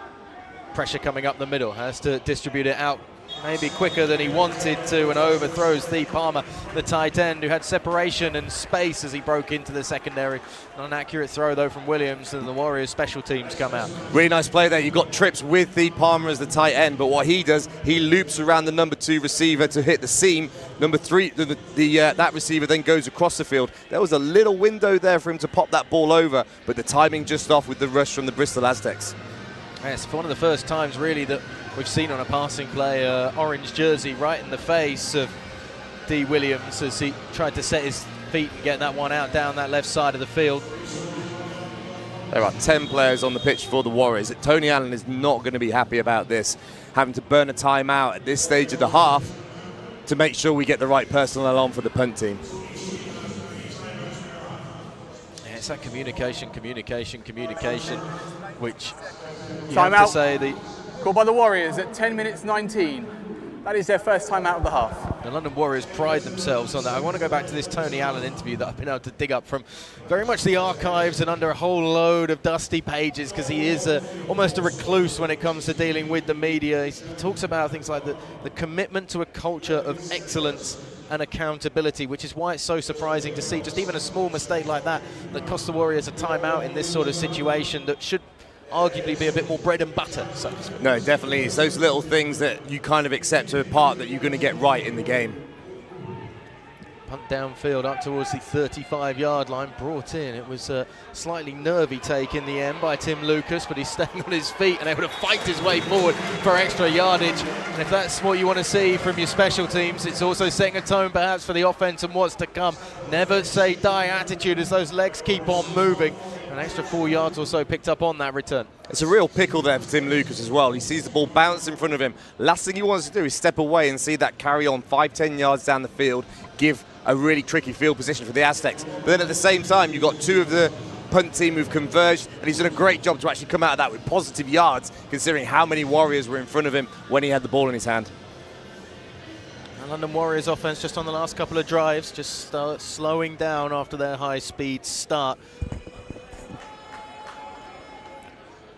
Gretzinger once again has Cook in at the fullback position. The Warriors bring pressure down to the line of scrimmage, and I think there was every single person in this stadium knew where the ball was going and where that run was going, as it's met once again by Rob Warren in the backfield. Yeah, that's it. You see the motion, and then you see the changes from the Warriors. They bring the backer up to the line. You saw a shift in the coverage as well. They rolled to a single high. That brings another guy down in case it bounces outside. They're now making moves to stop this Bristol Aztec running game. Barwa getting to the line of scrimmage at least. It's a 2nd and 10 coming up for the Aztecs. Empty backfield. Switching in once again for Barwa to come in alongside the quarterback. Gretzinger trying to command this offense. 3-man rush. They throw it out to the running back on the flare route out of the backfield, and there's nothing but a handful of yards to pick up, maybe 2, as it was Malukai Slew, the first one to meet him. Yeah, you can see the offense there. They're trying to manipulate down and distance. Trips into the boundary with 3 hitches. there's not a lot of space there to find someone to get the ball. And even when they pitch it to the running back, that means there's a lot of Warriors to converge. Didn't make too many yards on the play.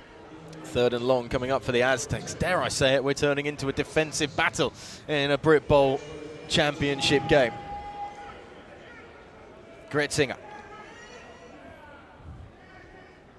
Receivers spread. No motion this time pre-snap.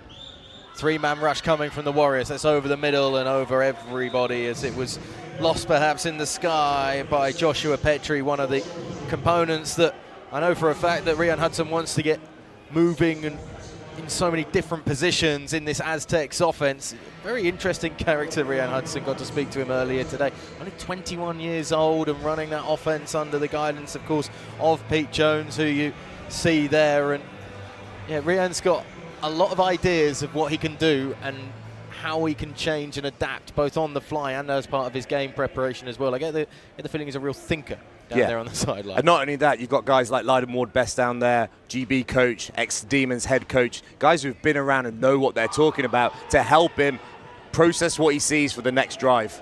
Leo Walter Darbo doesn't go for the fair catch, and he gets his bell rocked by Sam Hodge. Flag on the field, but I have to say I didn't see a way for a fair catch from Leo Walter Darbo, and he set himself up to take that contact. It didn't look like it was early either.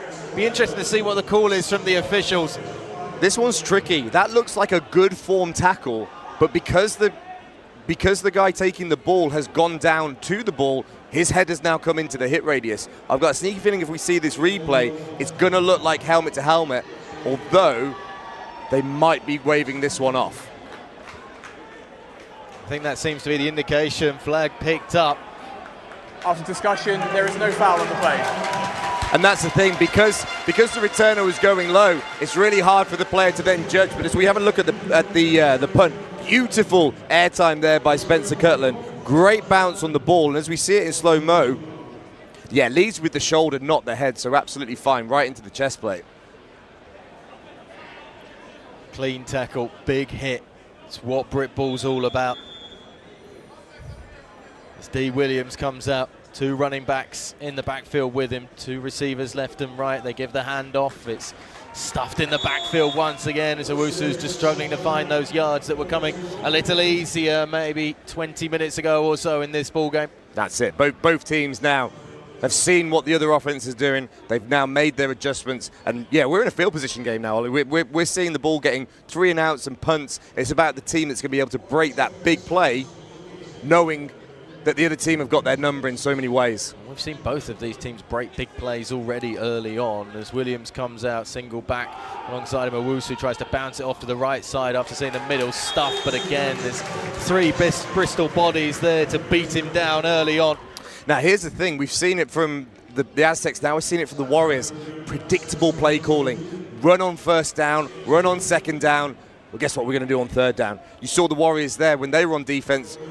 Rush 3, dropped 8, and were able to play coverage. Let's see what they do here. Nudeman in on the tackle there as Williams comes out. Aztecs showing pressure as he gets the opportunity to fling one out to this near sideline court as well as Plenty is able to bring it in and pick up an 11-yard gain. Yeah, just a nice little hitch route, getting up to the sticks, turning around. We've talked before about how they're looking at one side of the field. It's something that the Aztecs might be having a look at here. Spencer Cutland looks like he's coming on to play a spot cornerback for the Aztecs. Williams, in the meantime, in conversation with his receivers, both on the left and right side of the field as he comes out, tightens in heavy on the line. As Williams takes the snap, there's a flag on the play immediately.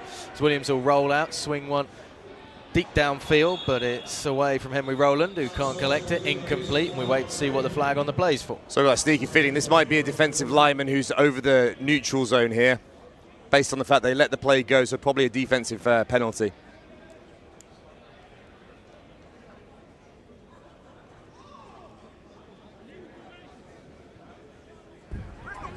Illegal formation, too many players in the offensive backfield. Oh. That's a 5-yard penalty.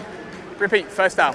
It's another silly error that Tony Allen won't like with the illegal formation call. I feel bad. I'm now 2 for 3 on guessing what the flags are. Normally I'm a lot better at this, so I'm going to have to try and tighten this up in the rest of the game. Look, as long as you're better on your NFL picks later on tonight with the season starting. Tell you what, sweeps is big. Sweeps is a big part of my NFL year. Williams then comes out empty backfield. No worry about too many players in the backfield on this one as he takes the snap and then looks to do it with his legs. He's being forced and flushed out to that right side. But he's just got that pace just to find the edge ahead of Ryan Davis, who did his best to seal that end in. It's a reasonable gain of around about 6-7 yards for the quarterback. That's the thing. You can see that the Warriors that they're used to the fact that D. Williams is going to get out of the pocket, because as soon as they turn around and see that the ball is tucked, they're turning, they're blocking. It gives him enough guidance as to where to go to be able to make some yards. 2nd and 8 coming up. Excellent run from Williams, just making this drive more manageable as he takes the snap that was slightly low, throws it across to his tight end in the center of the field, and there's nowhere to go as it's brought in by Larrea as he was trying to fight for extra yardage, but 2 Aztecs there to hold him back. And again, we're playing this chess game and we're keeping a look at it over the course of the game. We'd seen that a different corner had come in to be able to cover, so they go to the tight end instead. They work the middle, get some yards. It's now 3rd and 1. Williams with 3 receivers left. He's going to try and do it on his own straight up the center of the field. Gets what he wanted and not much more than that as he puts his body on the line a little. Yeah, nice there. Just being able to follow inside the offensive line. They're going to push forward. He only needed a yard, managed to get 4, moves the chains, and you see they're now starting to put together first downs and dictate the field position now as we reach the end of the 2nd quarter. Yeah, this is just a nice bit of momentum that's suddenly building for the Warriors offense as the Aztecs defense stays out on the field. Another pitch and catch and a beautiful take as well by Thee Palmer on that right side of the field, who found just a wide open 5-10 yards of separation. He moves into enemy territory. The clock continues to tick away as he gets to the 45-yard line, and the Warriors offense keep those chains moving. That's it. Both teams are fan of that flood concept. Roll out the quarterback, move the pocket, low, mid, high option on the play with the backside post. Takes a nice throw there to the tight end. This time they give the handoff to the explosive Walter Dabo, who tries to find a bit of room off that right side, but his first carry of the game sees him stuffed for a maybe 1-yard gain. Yeah, you can see the tempo really ramping up here now from the Warriors, getting first downs, getting positive yards. That's a really nice play from the Aztecs. It just felt that they might be getting a little bit gassed there as the drive was progressing. Yeah, not seen too much so far of the explosive number 2 as Owusu comes back in for more of that grinding run game. There's a fullback in alongside as well. It's taken by Williams, fakes the handoff, now looking for that deep throw down the field once again, and it's just through the fingertips of Plenty. They went for that big shot and they've targeted Plenty now on a couple of times on this drive, and that one again, a little bit of separation but a slight overthrow. This is something we've got to look at with the Aztecs. I looked at that formation on the defense. I was like, where's the safety? He's about 8 yards away. Time out. My time for an injured player. He's about 8 yards away from the line of scrimmage. So you've got both receivers against both cornerbacks on islands. We know they're not going to go to Eddie on the right-hand side. And again, it's a fade down the side. It was just in and out of his hands. Nigel Hoyt's got to have a look at this and think, what am I going to do at the cornerback position? Otherwise, this is going to be a staple of how the Warriors move the ball. Yeah, that room just away from Kotecha could have been criminal, as thankfully getting back to his feet, Adam Woodward is able to walk off after being down on the deck for a moment. And the thing is, well, I'm having a look down at the sideline now. Spencer Cutland, who came in at cornerback, he's just having a little bit of treatment now on his, looks like on his right leg. So maybe the options aren't there for the Aztecs in terms of who to put out. But then they have to look at, well, what can we do? Can we play too high? Can we roll coverage to that side? It's a bit like when Darrell Rivas was playing in the league. You go take their best guy, we won't worry about you, and we can use everybody else to figure out the rest of the receivers. Yeah, they haven't targeted Eddie Onamade yet really on that other side of the field. Certainly when he's been only pushed in deep coverage as he comes across to cover the motion. Williams takes the snap in the meantime on 3rd and long, brought down shy of the first down markers at the 40-yard line. It'd be interesting to see what the Warriors do if they try and keep this momentum going and if that offense stays out, which it looks like it's going to here. Yeah, they're going to trust their offense. They've had 2 stops now on defense, so they know that they're comfortable with what Bristol are doing. So why not have a look and see? 4th and manageable, it's 5 yards to go. If they don't get it, field position isn't the biggest deal in the world right now. Timeout called though by the Warriors on that far side of the field. Williams was still just having conversation with his coordinators. Yeah, this is a big play now in the game. You think you've got a 5-point gap, 4 minutes left in the quarter. Timeout called by the Warriors at 4 minutes 43. And it's the second timeout of the half. Sorry, talking over the referee there. And it's something we talked about yesterday during the junior game. Bill Belichick is a massive proponent of the middle 8. the last 4 minutes of the half, the first 4 minutes of the second half. That's where games are won and lost, where you can gain extra possessions. So we're now coming into the middle 8. If they can get this knowing they have the ball in the second half, 5 point gap can turn into 15 or 20, and we saw that with the Blitz and the Knights as well. Yeah, staying within contact against these London sides, or what we spoke about with the under-19s and with the, of course, Britbowl 37 game coming up and in the midst of us this Sunday. The perfect precursor to the start of the NFL Sunday season as well for British American football fans, with this changed schedule that's worked out, I think, massively this weekend for the whole of the Britbowl community. No, exactly. I'm looking around at the stands with not many empty seats, great atmosphere at the Coventry Butts Arena, and a great showcase for the game as well. Snap taken by Williams. They will go for it and pitch it out to Owusu, who's wide open on the right sideline. He's got so much room to break into and pushed out of bounds at the 14-yard line. It's an easy pickup of a first down, and Owusu just left alone out of the backfield. Yeah, really nice example there. They played man, so they're following everything that goes vertical. You've got a blitz in the middle. No one's taking the running back. No one blitz releases off the edge when they see the running back go into a swing pattern, and he's wide open and managed to change the field position there. Great play call. 1st and 10, and suddenly the Warriors are knocking at the door as Williams spins away from trouble, breaks it into the space, and is thrown out of bounds, and a flag comes in late in on the play, which may be just for late contact, possibly. Looked like Onamade was the last one in there, perhaps. Yeah, I think if we look at this replay, we might see it's a bit unnecessary to come in on that second hit, knowing that the runner's going to be out of bounds. It's turned a second down into a first and goal. After the play, personal foul, unnecessary roughness. Defense, number 91. The penalty is half the distance to the goal. Automatic, first down. Cody Golding called for it in the end. He was the other who was coming across to help out Onamade on that far side of the field. 1st and goal coming up then from the 4-yard line for the Warriors. New QB in for the Warriors here in this goal line set. Bristol take a timeout, I imagine, because of the fact that they were seeing Christian Jelinski suddenly coming out to take the snap in short yardage. Yeah, so there what we see. Called by Bristol at 4 minutes 11. I'm going to get the timing. First time out of the half. I'm going to get the timing of this referee in a minute so that I don't keep talking over him. So what they saw there, full house backfield with the running backs, only one receiver. The Aztecs were trying to adjust and bring their heavy set onto the field, their goal line package. And it's just a case of, you do this, we do this. We need to take a timeout, figure out whether we've got the right guys on the field or not. And so we have a break for a moment here. Britbowl 37 with the Warriors still holding, clinging on to that 5-point advantage that they've had for the last few drives for both of these two teams. It's been a real bit of you go, we go today. We've seen big plays early on. We've seen grinding out in this middle part of this first half. And now we have the Warriors, after a couple of mistakes on that Aztecs defense, suddenly finding themselves in prime position to add at least 3 points before the half. And it is the other quarterback, Christian Jelinski, who is coming out of the gun. They've got tight ends left and right stacked to the line, and he's going to keep it, Jelinski, and try and force his way forward. Stuffed around about the line of scrimmage, maybe a pickup of a yard or so. Trench warfare here now for the Bristol Aztecs. The Warriors are declaring their full intentions of what they're trying to do with their heavy set. They've got their wing backs in, only one receiver out, trying to keep the corner away. They've now got to defend these last 4 yards. Big stand needed here, because you're going to assume that they're going to go for 4 downs to try and score a touchdown. Leo Walter Darbo is the only receiver wide out on the right side of the field. It goes to Jelinski once again. He can't find a gap at all off that left side of the offensive line, and he walks straight into the clutches of Uchenna Obasi, who hauls him down to the deck.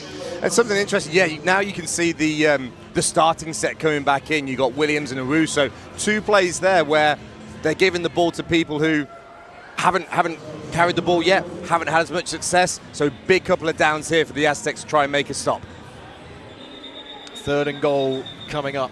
Longer field than the Warriors would have liked, particularly after the loss on that for Jelinski, trying to bounce it out left, and whistles blown.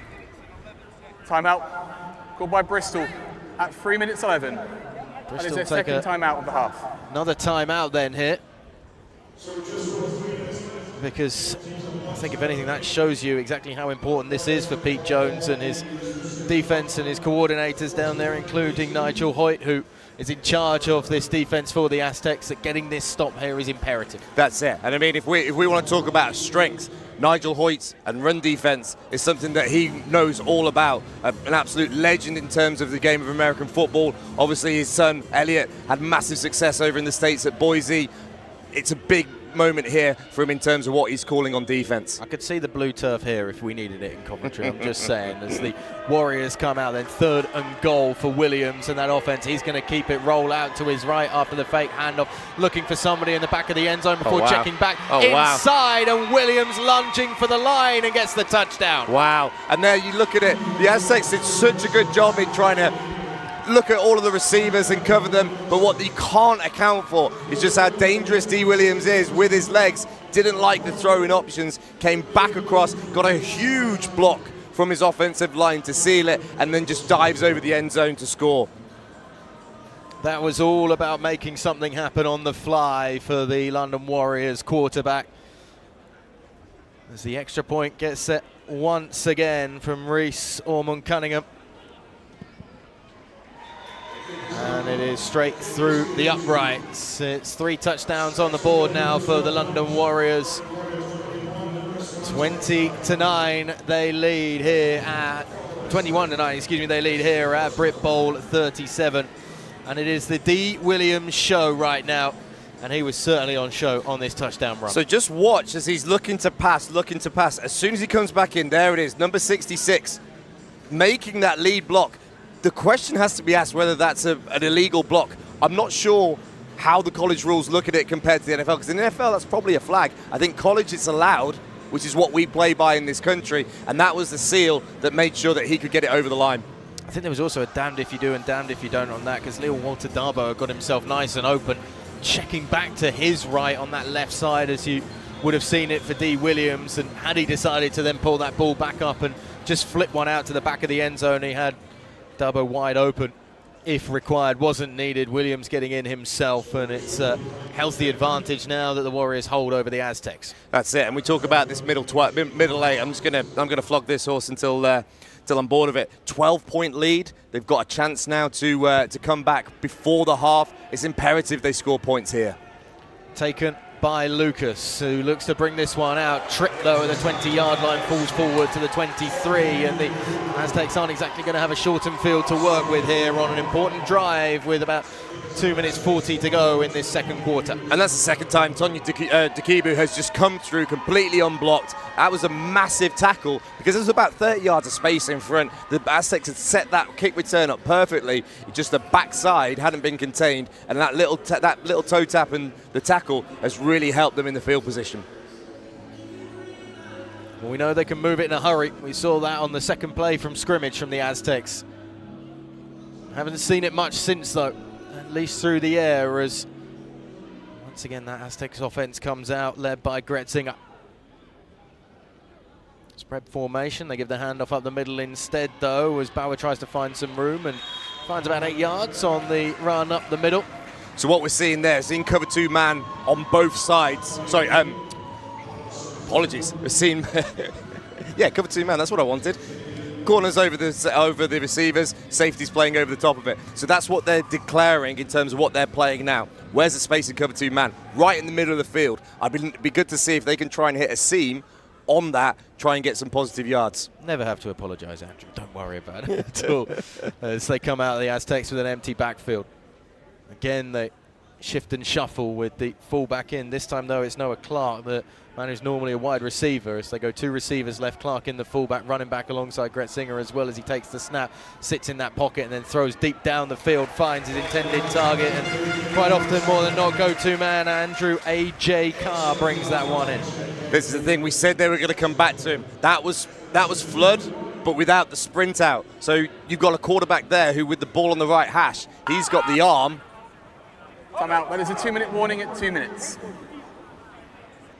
He's got the arm to be able to make that throw to the far sideline on time flat as a pancake, perfect throw, moves the chains. 2-minute warning stops the clock. The Aztecs have one more timeout remaining in this first half, as it feels like any points on the board for the Bristol Aztecs right now would be an absolute win for them, as they'll be giving the Warriors the ball to start the second half, as Gretzinger comes out with 3 receivers to his right. Another fake, little pump, and then flings one down that sideline, and just throwing that one away more than anything else, as there was plenty of coverage on that left side of the field, but out of bounds and incomplete. Yeah, it looks like Lucas didn't quite get off the press early in the route. That affects the timing, and when there's pressure in the backfield and the QB's hoping that he's there in a spot, turns out he wasn't, and throw away, come back for another down, 2nd down and 10. For those that are more used to the NFL, how much are quarterbacks focusing on timing and how much are quarterbacks focusing more on windows when it comes to Britbowl? I think it's one of those, because especially with Americans, you can play a lot more in terms of first read, second read, come back to this hot. Gretzinger looks for that first read straight into the hands of Carr, but he can't keep hold of it. Diving catch is incomplete. But when you're developing guys, especially the kind of stuff I do at Warwick, I'm telling my quarterbacks, right, if we've got a slant, this is where I want it. If you can do that and I can work on your mechanics and get that more consistent, I'm then going to work with the receivers and say, right, you've got to be in this spot because this is where the ball's going to be. There's teams that really work spot kind of throws and mechanics, because then it just helps the QB know where the ball's got to go. But here you can see he's really working all of the options and all of the reads in his offense. Big 3rd down coming up for the Aztecs here, around about midfield. 2 left, 2 right in terms of the receivers in spread formation. Gretzinger, only a 3-man rush, and he might do it on his own here. Needs some blocking just ahead of him as the black shirts converge. It's going to be a yard short or so of the 1st down marker, as Gretzinger saw the space and saw it evaporate. Yeah, really interesting there. As Gretzinger was running, the number 11 for the Aztecs, I'm just getting a name check there, Harry Buckland, he started to peel off. There could have been a little pop over, a bit like we saw on the first touchdown. Unfortunately, Gretzinger was just thinking about the rush. I wonder if he thought, I've got 4 downs here, so we could play 4th and 5. But the choice from Pete Jones is, let's punt, let's get out of the half, let's try and make sure they don't score anymore. Yeah, it's a couple of yards further back as well. No sign of going for it from the Aztecs on 4th and 5, as they're going to punt this one away. Leo Walter-Darbo back to try and return this one. It's a good punt, though, back down to the 10-yard line. Oh, and touched by a Warrior as well. Aztecs are going to take control of that one as it bounced off a Warrior and into the hands of Sam Hodge. We saw this yesterday in the junior game. When you get a player on the punt return, if they leave the ball and it's down by the Aztecs, nothing happens. As soon as it touches the offensive player, it's live. It touches him, they've recovered it, and now they've just flipped the field. What a situation now for the Aztecs. A 60-yard gain on the turnover. It's 1st and goal on the 9. Huge momentum shift. Antoine Allwood-Bennett turned his back on a bouncing ball, and you cannot afford to do that as it pinged up off him and straight into the arms of Sam Hodge. 1st and goal coming up for the Aztecs, and a huge shift in momentum and field position suddenly goes in Bristol's favour. Gretzinger with 2 receivers left and right as he'll take it himself, tries to find some room up the centre of the field, and he's stopped at the 7-yard line. So this is the first time that we've seen goal line offense from the Aztecs, and you can see, I think that might be a play where they're looking at, right, what are the Warriors coming out in? Now you can see a significant personnel change, a heavier set coming in. I think the Aztecs are going to be, they're going to be battering down the gates here, I can tell you that. And as we look at this this replay, you can see he's left the ball, he's left it, and it's the player who's not even the punt returner. He's guarding the gunner. Ball by Bristol at 32 seconds. That is their 3rd and final timeout.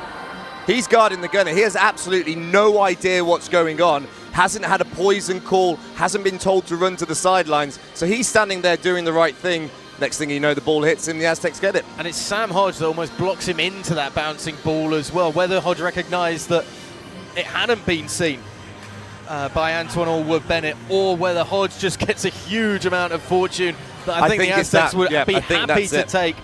But it falls so kindly as well to Hodge. As soon as he recognised it, made the contact off that black jersey. And this is must-score territory now for the Aztecs to really catch that opportunity and make the most of it. So 2nd and goal comes up with the ball spotted on the 7-yard line. So you see They brought the heavy sets in, took a timeout. Now they've spread it. So we've got trips, man to the bottom, single at the top. Bauer's the running back in alongside Gretzinger, who takes the snap. They'll look to the air once again, looking for that little dump off to Bauer. Oh! Everyone had their hands raised in the air in the grandstand for touchdown, but Bauer juggling it and unable to complete the catch. What a lovely, lovely play call. Watch the 3 receivers coming across the screen as you see it, and the running back just comes up, slides out of the line of scrimmage. He is wide open. Even I could score that touchdown, and I'm 37 with a broken little toe. Even I could run in for that one. And he just drops it. Big moment, big down for the Aztecs. Was it Mark Andrews who had that for the Baltimore Ravens in a playoff game on a big conversion for the Ravens that just slipped through his fingers? Very similar, as Bauer maybe thinking about the end zone celebration before, as he goes out in motion to the left on the flare, as it's going to be Gretzinger who tries to make it work for himself. Bauer's going to provide the block though that will get the quarterback in, and the Aztecs have another touchdown on the board. It's the man that does it by land, sea and air, Ethan Gretzinger, who's able to work his way into the end zone for 6 points. That looked like a play where they wanted Ethan to run. You've got trips, single receivers all the way over towards the sideline. They've run hitches, they've run the running back out to the sideline. That means you've got 5 guys covering receivers, and it just lets his legs do the rest of the work and run to the end zone. Barrow turning around and making a really key lead block, making up for the fact that he should have got the touchdown and the 6 fantasy points, but ends up getting the block. Gretzinger gets the touchdown. The extra point to come as well for the Aztecs. Can you tell I'm thinking about fantasy football at this point of the day? I know where your head's locked in at this point. Set your line up yet? Oh, all of them are set. 3 leagues, lot of decisions to make. A lot of decisions. How about you? Too much time on your hands, I think, for that one, mate, more Time than anything out. else. Called by the Warriors at 15 seconds. The Warriors taking is the their time third and out here for final, the extra time out and a point half. try. As the Aztecs will have to wait patiently to add that extra point that will give it just a 6-5 point ball game if they get this through. Knowing that the Aztecs had that extra point blocked earlier in the day, this is a big play because currently it's at 6. If they kick this extra point, it becomes 5. It's inside of a possession. If they can get another block, and I think that's what they're talking about, how to penetrate that Aztecs line, it's big for them because they've got to score and then convert to either to tie or go ahead. We were talking as well yesterday about the importance of extra points and how they come back to bite you late on in games as well. I just wondered at some point if Rhian Hudson and Pete Jones maybe fancy cooking something up to get a 2-point conversion, get that point back that was blocked earlier as they set up for what should be the more traditional extra point, the field goal, getting set to go through the uprights as the Warriors look for that block once again, but the kick is good through the middle, and you can see, the Aztecs do make it a 5-point game. And also, we forgot to mention, with Spencer Cutland receiving treatment on the sideline, you've got Ollie Luck who's coming as the backup kicker, so that's even more pressure on trying to get that kickoff and getting everything to work effectively.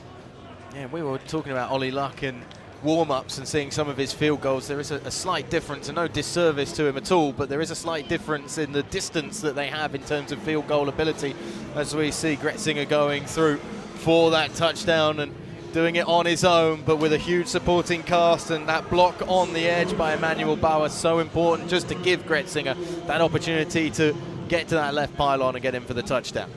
16-21, the London Warriors lead, but a mistake on special teams and a conversion for 6 plus the extra point for the Aztecs has them right back in this one. 15 seconds to go, no timeouts left for either team here in this first half. It's fielded by Leo Walter Darbo over on the right side of the field, and he'll try and find a crease as he wiggles away from the first 2 tacklers, shakes off a third, and that's going to see him down at the 25-yard line with 7 seconds to go. And there's a bit of a scrum and a pushing and shoving match as the playground tactics almost start to come out. A couple of people maybe just losing their cool at this point. You can see coaches right in the thick of things as well down there. And well, it always has the potential to happen, these sorts of things. Tempers and temperaments are certainly stretched, and there's actually an Aztec just down on the floor in the middle of that huddle of bodies as the officials come in and start to separate everybody as well.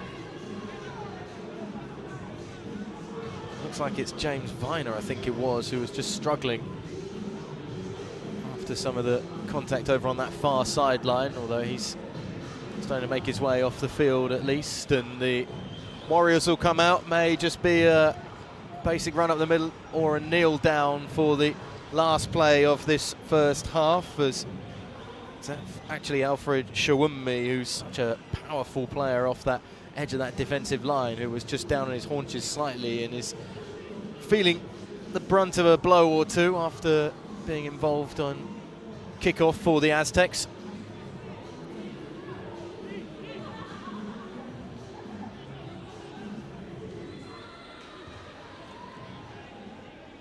Once again, it's Christian Zielinski who's coming out.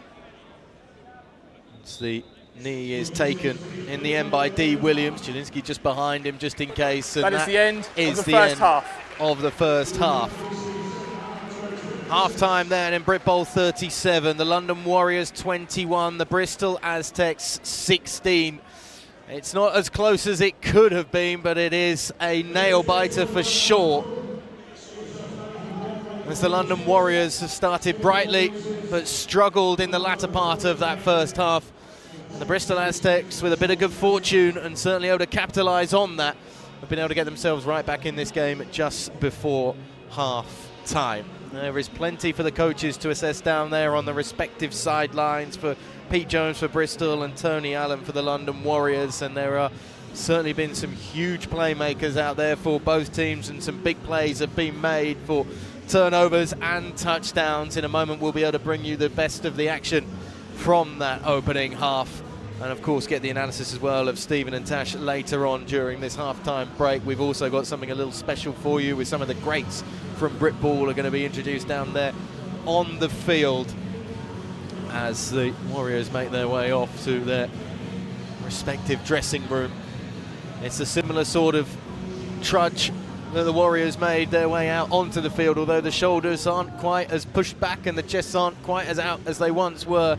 The Aztecs too know they have been in a bit of a brawl in that first 30 minutes of football, but they also know that perhaps they have just that extra bit of positivity and momentum weighted behind them going in at half-time.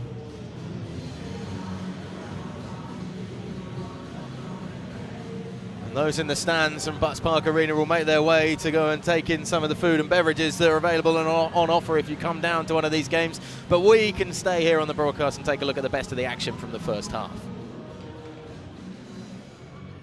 Two very different approaches to the pre-game, the Bristol Aztecs and the London Warriors today. Bristol coming out buoyant and bouncing, but it was all business for the Warriors after the blackout enforced by Tony Allen.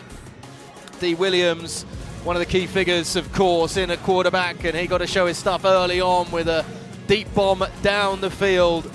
Beautiful catch and take as well by Henry Rowland down that left side of the field. And the Warriors getting the move early on in big chunks of yardage. Williams showing his ability with his legs as well at times, but this time goading that Bristol defense into stepping down and then just popping the pass over the top to Eden Thee Palmer for the opening score of the game.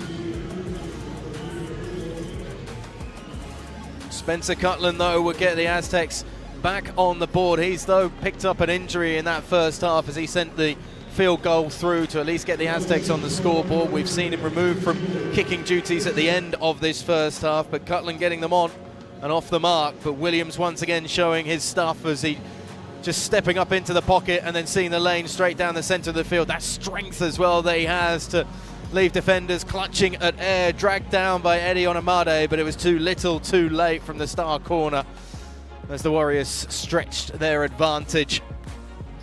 But suddenly Ethan Gretzinger started to turn things up. Deep shot downfield, brought in by Tim Lucas for the touchdown for the first 6-point haul for the Aztecs, planting his flag in the end zone. That pass from Gretzinger right on the numbers for the wideout wearing number 82. Might be a lucky number for him going forward as Williams on the rollout, stepping up and inside though to fight fire with fire, and a touchdown for the Warriors, keeping a healthy advantage ahead of Bristol. After stalling on their previous drives, it was Williams that once again was able to get them moving and get that offense riled up once again, but Gretzinger After a bit of good fortune on special teams and the turnover on the punt that gave the Aztecs great field position from the 9-yard line, finishing off the touchdown run for the final score of the first half. And that's where we leave us at halftime. The Warriors 21, the Aztecs 16 at the break. But we can go down to Andrew Morgan down on the field, who's down there with Spoonie with some greats from Britbowl.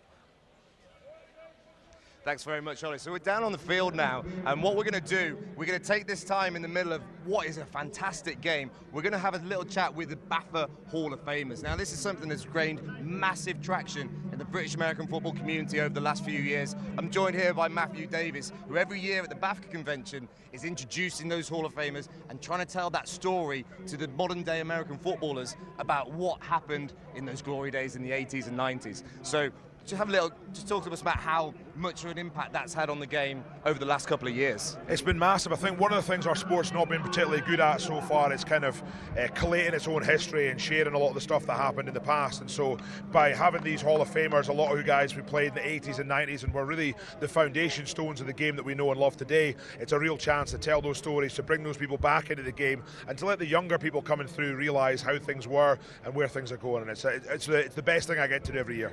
And that's it. So what we've got a group of gentlemen here all waiting to be spoken to, but we're going to talk to a couple of guys to start with. First off, we're going to speak to Mark Cohen and Steve Hutchinson. So Mark, as with so many of these players who get inducted into the Hall of Fame, standouts in their position, playing multiple championships, multiple bowls overseas, sometimes even when London Monarchs were in town as well. So I'm going to turn it over to you, Spoony, for a little bit of a question and answer. Yeah, of course, Mark. Very well, sir. We were having a catch-up before the game. You were talking about some of the finals you played in. What are some of the memories you have from some of those games?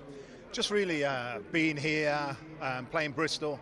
A few times we played them in the semi-finals, played them once in the final. Always a tough team, always a hard team. Hate watching finals because I just want to get my kit back on and play. But the mind's willing, but the body isn't, unfortunately. But yeah, just playing, being part of this, being part of a crowd. You know, you can't beat it. It's brilliant. And what did it mean for you to be inducted into the Hall of Fame? Pinnacle of the career. It was absolutely just unbelievable. It makes all the blood, sweat, tears coming on the field first, the hours and hours of training, the dedication, and what people have got to realise is your family.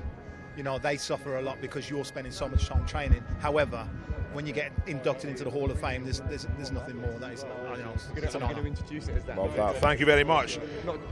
Okay, so bringing it back to the second person we're going to speak to today, we've got Gladstone McKenzie. Now, looking at the successes over the years, winners in 89 and 91, obviously with the British European Championships, we've got a bona fide star here who actually competed in Gladiators.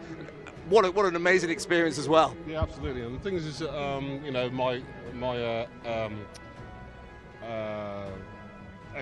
not expertise, but the thing is that my experience within American football obviously put me in good stead, you know, with regards to my American football ability. And the thing is that, you know, to come here today and you know, to be a part of this you know, wonderful game, that the fact is that, you know, with regards to all the players that are here, the two teams that are coming out and they're competing, I can't stress enough how important it is to the game itself and all of us.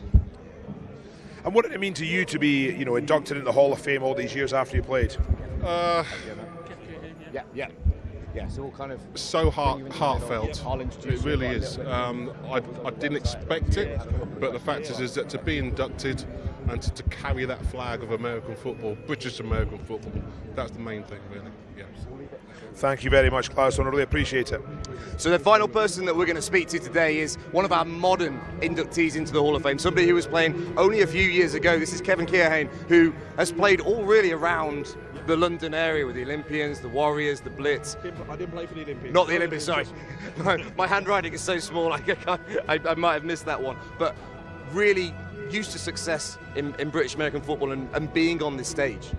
Yeah, I mean, coming to play here is an absolute privilege, and not a lot of people get to do it in their careers. So when you're here, you have to really take in the moment that these guys are playing in, and I know they'll be so focused on the game, but at the same time they'll be taking in what's going on the field and really appreciating it. maybe not necessarily right away, but definitely after the game you sit down and reflect on it. And what would you be saying if you were in the Aztecs change room at halftime? What would be your message to those guys? I mean, for them, I think they just got to keep doing what they're doing, see what successes they've got, and then they just got to hope that the Warriors don't adjust too much at the second half. And that's one of the things the Warriors have always been good at, is adjusting in the second half, seeing where their weaknesses are and trying to roll things to make sure they're much better or not more stout on defence and start to attack the weaknesses on the Aztecs offence. Absolutely. And thinking about the Hall of Fame, obviously you're one of the more the kind of relatively few at the moment modern players, I guess you could say, in the Hall of Fame. What did it mean to you to be inducted? For me, it meant probably more than you can imagine, like the hours, days, weeks, months, years of blood, sweat and tears that you put into the sport, juggling family life, job life, and then getting to play the sport, and then having the opportunity to go on here, but then also the recognition to say everything that you did, other people recognised it and stuff like that. Yeah, it meant a lot, an awful lot. Absolutely. And you're still continuing to be involved in the sport as a coach as well and giving back in that way. How's that transition been? Transition to coaching's been easier than I thought it would be. I thought it was going to be a bit of a struggle, but I really, really enjoy it. The guys I work with, they all buy into what I'm trying to teach and the ethos and the mindset. And like you say, as long as they do as I say, they'll be all right. Thanks very much indeed, Kev. Really appreciate it. So that's just a small snapshot of what the Hall of Fame has to offer, and I'd really encourage people to go to the BAFA website and read up about the history of some of these players, because the history of British American football is rich. So many different things going on and so many different stories about the successes that these players had. And with that, we'll take it back to our production team. Yeah, going to crash the shot. Hello, everybody. That was awesome, wasn't it?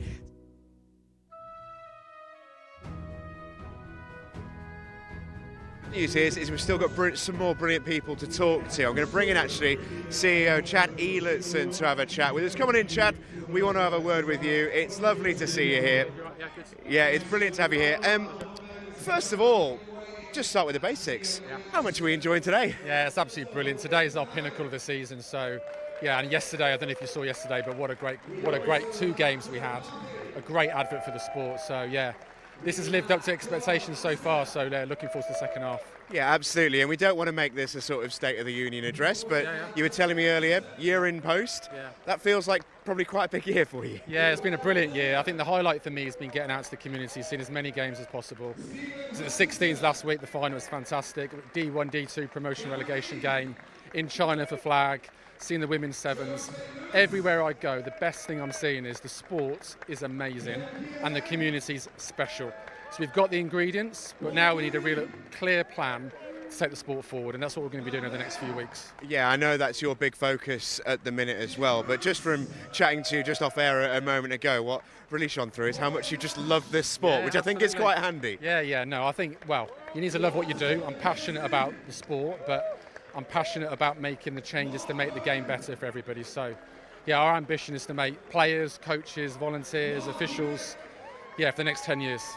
Yeah, we've just got in the background actually our Hall of Fame has been presented, and it really shows that sort of legacy that's around this sport at the British level. And I suppose for you heading into some big years for the sport going forward, when we think about flag at the Olympics, all this sort of stuff, long-term strategy building on a really solid foundation here and continuing to grow it is really the key. Yeah, I mean, I was at the Hall of Fame recently at the BAFCA convention. It was a great event. Their history is amazing, but we've got more history as well with some of our flag players, our women's contact players that have been amazing over the last few years. So we want to do more to celebrate the past, but then also to look forward to the future. Yeah, and we talk about flag. It's growing and growing and growing at the minute. But I think the key message that I think from you and from everyone at BAF at the moment is it's very much a 50-50 game, isn't it? We love flag, we still love contact. Yeah. It's all about sharing it between the two. It's a great point, Steve. I think, look, there's no one part of the sport more important than the other. Contact and flag are equal. We need to embrace their similarities, but also recognise their differences. The strategy, the game plan will be about directing both formats to help the game grow and develop. So, yeah, that's going to be our plan. And for the rest of today, how much are you looking forward for the second half? It should be good, right? Yeah, well, the first half was amazing, wasn't it? So, yeah, I missed the last game, which I know was obviously it was a tie. So, yeah, let's see what happens in the second half. Chad, thanks so much for speaking to us. I'm going to just about find room to shake your hand. Lovely to chat with us. Chad Eilertson, the CEO of British American Football. We're going to bring in The main man, though, the one that everyone wants to have a word with, Tash Crump coming in to join us as well. Coach Jason, first of all, lovely to have your company as always. I know you are one of the busiest men in show business when it comes to getting you pinned down. What have you been up to? What can you tell us about your last week or so, first of all, before we get into Britbowl? Yeah, it's been really exciting. I've been out supporting the youth flag tournament, all RGB teams, under 15s mixed, under 17 girls, under 17 boys. Did really well out in Innsbruck. The results may have not shown on the field, but we're about developing a programme here, and everyone involved in that age group are the younger side of that. We want to continue to push them and show them that we're investing in their future. We want them to be really great. We want them to push towards the national programmes, to the senior programmes, and really get the most from flag with the European Championships, with the Olympics in mind. And it's a huge growth market for us, and we want to make sure that we are giving them the tools to succeed, because that's what we want to do. We want to put people in a position to succeed. So that's what we're doing. It's some really good performances. We want to talk about today. We love Britbowl. It's always such a fantastic event, and yet again this year it looks like we're going to have another really close match. The end of that second quarter feels like it's really lit up for the second half to just really shine. Yeah, absolutely, and I think nip and tuck, and there's no love lost between these two teams, and you can see there's a lot of tension in the air, and both of them know that they're in this game and they can't let up, and it's going to come down to one or two plays, maybe a mistake, that's going to really separate these two teams. It's thrilling to see, and it's great to see the quality that British American football can actually put on display. Yeah, and we've seen the big international fixtures that we've had down here at Butts Park. I'd imagine from your perspective, you look at it with a slightly different eye. So aside from just generally enjoying the game, which we all are, what have you been particularly impressed with already so far today? Well, first of all, I'm looking at our national programme players and making sure that they're running around and they're having fun, they're competing, they're doing all those things. I think what the state of the game is now, particularly in the university game, is there's so many more US imports now competing against our British athletes, and what's really good to see is our British athletes stepping up and be able to compete with them on a level playing field. And just to be able to see the crowd is really good to see. There is an interest in the market in British American football, just to really continue to professionalise and grow the game and make sure that we're here. We want to shout about all our successes and all the positive things we do, not just negative stuff. Yeah, for sure. I want to get Coach's head on. What do you think happens in this second half? I don't know, I think it's all going to come down to the pass rush ultimately. I think if the Warriors can get a pass rush and apply some pressure on Gretzinger, I mean, that's going to be a big thing. The run defence has been really good on both sides, but the receivers have been getting open. So I think it's all about who can get the quarterback the most, who can capitalise on the turnovers, as we saw with the special teams faux pas at the end. I think that's what it's going to come down to, is who makes less mistakes and who can capitalise on those big play moments. Coach, always a pleasure to chat with you. We're going to let you go. Thank you so much for being with us, Coach Jason Scott. And we've got more celebrity names coming in. Chad Warren, it is such a pleasure to have you with us, mate. ELF player, you've been in this game before. First of all, how much are you enjoying just being around the scene back again at Britbowl? It's cool, man. I get to see some guys that I played with, played against, some guys that helped teach me the game. So it's good to be around, to be able to show some love and sort of like give back a little bit, you know. Yeah, for sure. And from your personal perspective, how much are you enjoying your football with me? I know you've got a little bit of an injury, but generally speaking at the moment, you enjoying your stuff? I'm loving football, man. Football's my life right now. I'm glad I get to do it for a profession. So yeah, I'm loving it. And from the British perspective, I know you've played with quite a few of these boys, both against and with, of course. What's caught your eye today? The different formations people are using nowadays, because when I was playing in the UK, it's pretty standard, spread offense. All that. I like the way guys are really, or the OCs are really challenging the defenses of mixing up formations, using motions. It's actually very fun to watch. Yeah, and the defenses are also matching that as well, aren't they? Yeah, they've really been able to change things up. You see, the Warriors, they'll go from a 3-front to a 4-front, using the same personnel on the field, and just be able to mix things up. It's good to see. I got to ask your thoughts on the game. We're pretty close at half-time, which is really what everyone wants to see. It really does feel live going into the second half. What's your prediction for these final couple of quarters? It kills me to say it as a former Blitz guy, but I think the Warriors are going to take it. I just think they've been here before multiple times. A lot of these guys have been in the finals 5-6 times, so I think that experience is going to show. And for those of you just excited to see you back on a screen in a Britbowl sense, where can we see you on the field next? My season literally finished last week. I just arrived back in the country yesterday, so right now only God knows, but I will be back somewhere in Europe. Best of luck for that, mate. Great to speak with us. Chad Warren, everybody.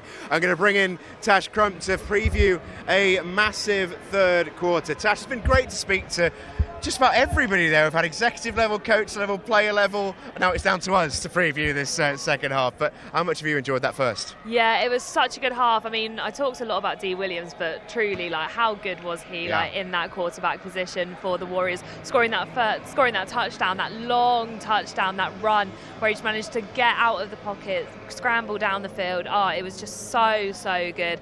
But I think, like, I don't want to write the Aztecs off at all, because they've brought it. Like, they've made some really good plays. I think it's number 82. Completely forgotten the name, but he's the grab.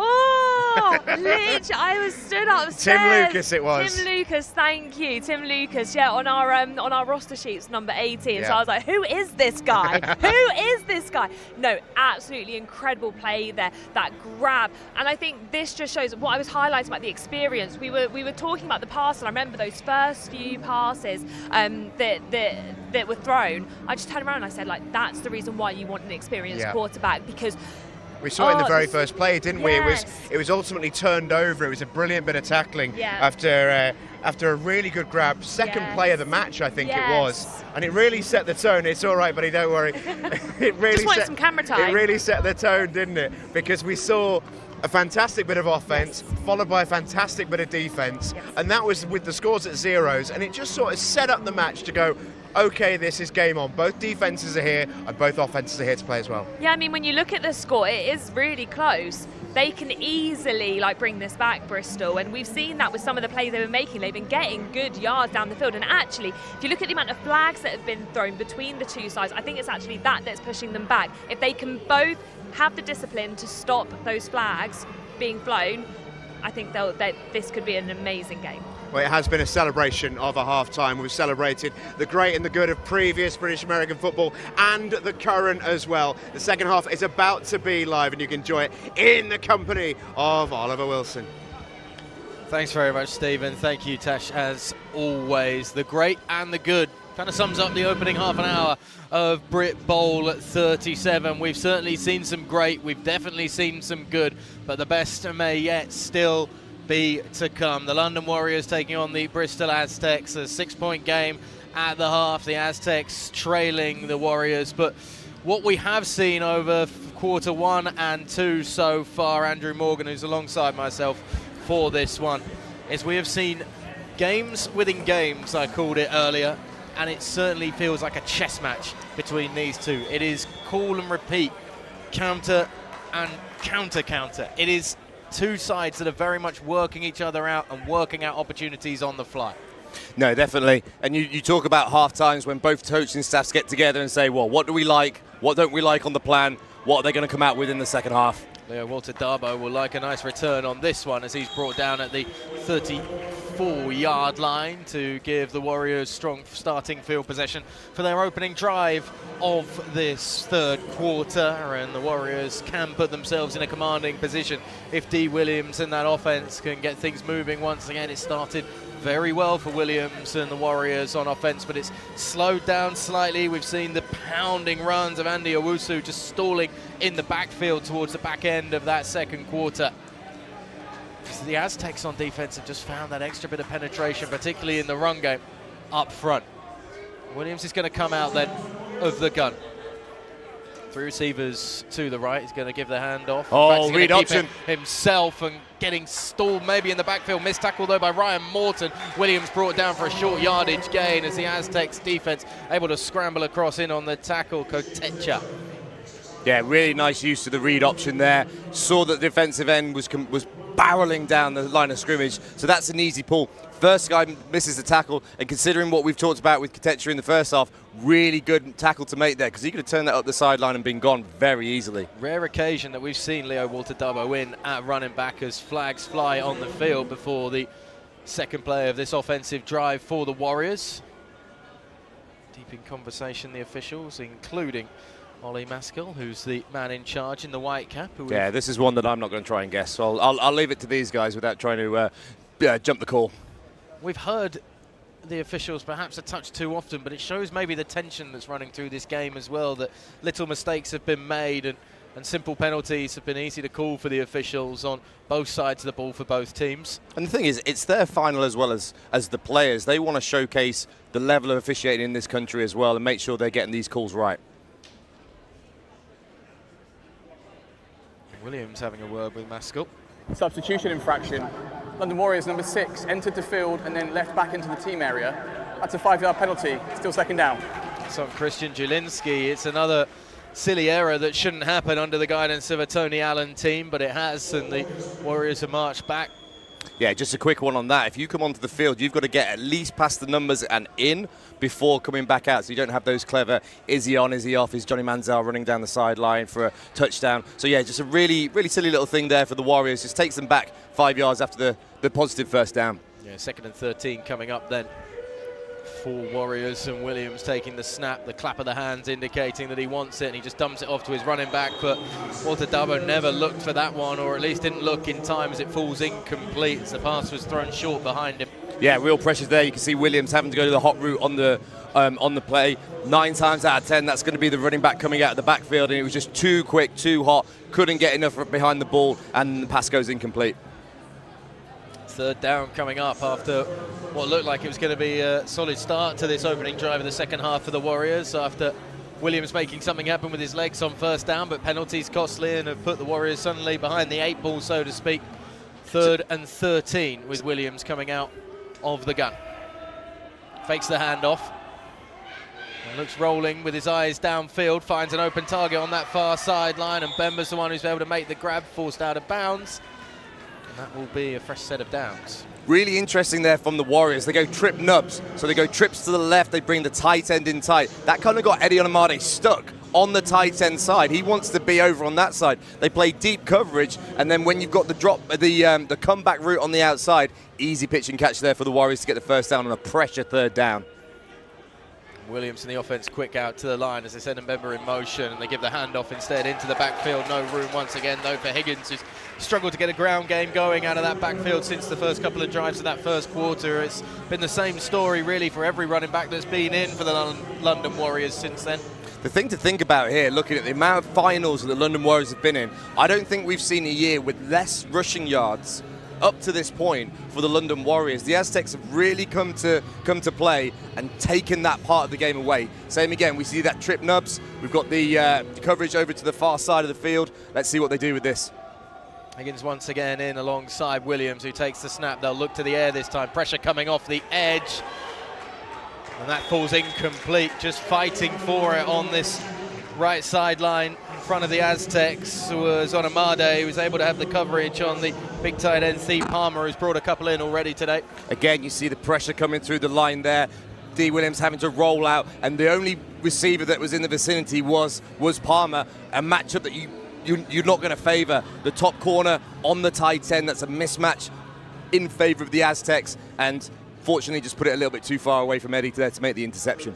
4 wide receivers coming out here though for the Warriors on 3rd and long. It's a stuttering start to the second half for their offense as Williams fakes the handoff, getting chased and pushed out of the backfield, rolling left, trying to take the yards himself, reaching out, and maybe, just maybe, is about 4 yards shy of the first down marker, and a great flush of the quarterback out of the pocket and making him scramble and try and do it with his legs, and it's still going to be a 4th and long coming up for the Warriors at midfield. Really interesting game situation here. The ball's at midfield, so there's not a lot of space for the punter to put the ball down. These are the kind of areas where maybe, just maybe, I mean, I can't guess the ref's call, I'm not going to guess the OC's call, but maybe you look at a fake, maybe you look at trying something to just gain that momentum, but we're looking for a really accurate kick if indeed it is a punt. It'll be a 6 important yards to try and get for the Warriors if they try something tricky out of special teams. It's not a great snap, that's for sure, as it's boomed away, and Lucas underneath it, stepping away from it, and then it'll bounce into the end zone for a touchback. And that's the thing, the ball, great hang time on the punt, but by letting it bounce, I think maybe because you couldn't see the ball in the sun has just come out here in sunny Coventry at the moment. It's then bounced through, so we've only got a 30-yard net gain, considering where the ball was spotted on the 50, and now it comes out on the 20-yard line for the Aztecs. The Aztecs defense picking up where they left off, really, in terms of shutting down the London Warriors attack, particularly on the ground game once again, and Bristol come out for their first drive and the opportunity to maybe take a lead in this Britbowl 37. championship game.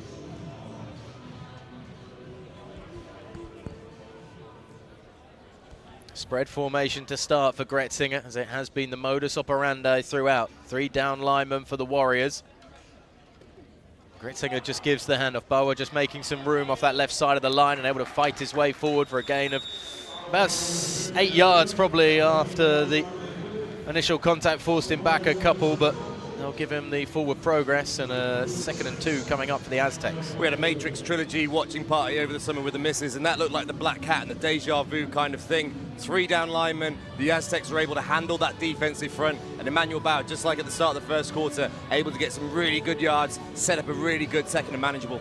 We know what happens after they ran the ball with Emmanuel Bauer to start the first quarter. They went long and deep to Andrew Carr on the second play as they come out with empty backfield for the moment. Bauer comes in, as does the fullback Sean Cook alongside Gretzinger. 2 receivers to the right. He stands in the pocket though. He's got a lot of time here, Gretzinger, if he wants to use it. A spy on him as well though will just take away those rushing routes for him, and he's forced out of bounds. Great flush by Rio Savaris. So you were talking just before the start of the second half about the moves and counter moves. Here's another counter move that's been put in. Not only when the Aztecs shifted, they bring in that defensive lineman down. They're now changing their coverage. So as they brought that extra man into the box, straight away they went to cover 3. They brought the safety into the middle field, dropped the DBs down. That changes everything for the QB read, because the concept that he's now got to process it against a different set of coverages and a different set of rules. Great job by Rio Savaris, the DB for the Warriors, just reading the eyes of Gretzinger as he look to try and find that break off the left side of the line. As Gretzinger comes out, now they've got a fullback in the slot position as they stand in Sean Cook, but they don't move him inside as it's just a 3-man rush. Gretzinger will take off, hasn't got enough maybe just to get the first down. He does with that extra little leap that gives him extra yard or 2 after that, and a fresh set of 10 coming up. Yeah, really nice job there. Vertical routes there by the Aztecs. Clears out the secondary there from the Warriors. And then it gives him the opportunity, when he doesn't like what he sees, to then go and make time that. Out. My time. Tom Levitt just down on the field at the moment, the number 66 for the Aztecs, the center, who's just taken a knee for a moment as he's being looked over. That's why we've got a timeout down there on the field. As we mentioned already, it's quite likely to be Tom Levitt's last game in Britbowl, and he wouldn't want it to end early, that's for sure, and he'd love it to end with a national championship, Andrew. I mean, he's such a big part of the offensive line, as we see that line providing that protection for him here. And you can see Tom Levitt there on the play, ending up pancaking his defensive linemen. But not only that, you've got Emmanuel Bauer, you want to know who Emmanuel Bauer's first OC was at the junior game? That's right, it was me. Great work on the defensive end, helping to set that pocket so that he could climb up and then make those yards. The smugness is emanating off you as much as the sun is beating down onto the field right now. You That's have to take your licks when you can. You've got to take them when you can, Ollie. Bring a fullback in once again in Cook. He's alongside Gretzinger, who comes out of the gun. Running back just behind him. They've got 2 receivers right, the Aztecs. They give it to Bauer, who looks to cut it back to that right side of the line after everybody's shuffled left, and it's a gain of maybe 4 yards on the play. Really nice play design there. They're in queen, so you see the fullback lining up to the single receiver. So he runs stretch left, and the fullback's kind of chasing it down the backside. What that means, if there's any backside penetration on the D-line, he can peel off and then contain it, and they can gain a nice little 3 or 4 yards on the run, gets them into 2nd and 7. And the Aztecs being methodical. There's no hurry up here at the moment from this offense. They are taking their time in the huddle, breaking down to the line. Once again, it's 3 down linemen for the Warriors.